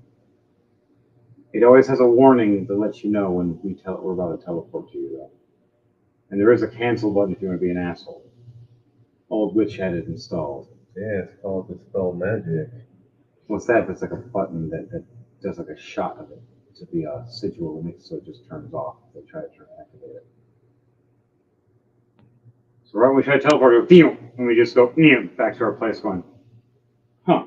Unless someone rolls a nat 1, and they're like, probably gonna be like a middle gear somewhere just falling a few hundred feet. But goes back to the sanctum. Heartsmace cleans, looks around, makes sure that everything's back in order for the kingdom that they have. He contacts you when he can, and he gets a message from his mother and father that makes him happy and smile, and one from his sister. He reads them and finally gets a couple of good nights of rest for once in his life. He wakes back up, has a few training days, and goes back to business working with you in a few solo missions, especially because we had to get to Rome. Again, something happened at the bar, and we had to deal with it. Other characters, such as Ukas, he showed back up every once in a while to help us out. We still have more to go on with Shadow Blades. By the time we'll be resting for about a week or so before it starts off to the next episode.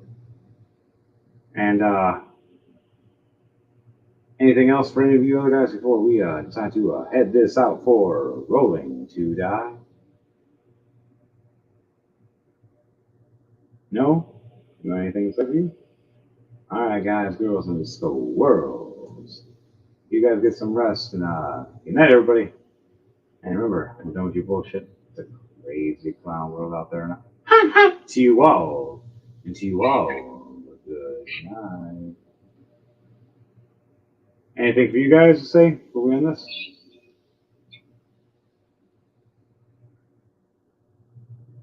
What was that, Devontae? I don't have anything else to say. All right. Bye. All right, guys. Have a good night. We'll see you next week. And if not, we'll see you Monday.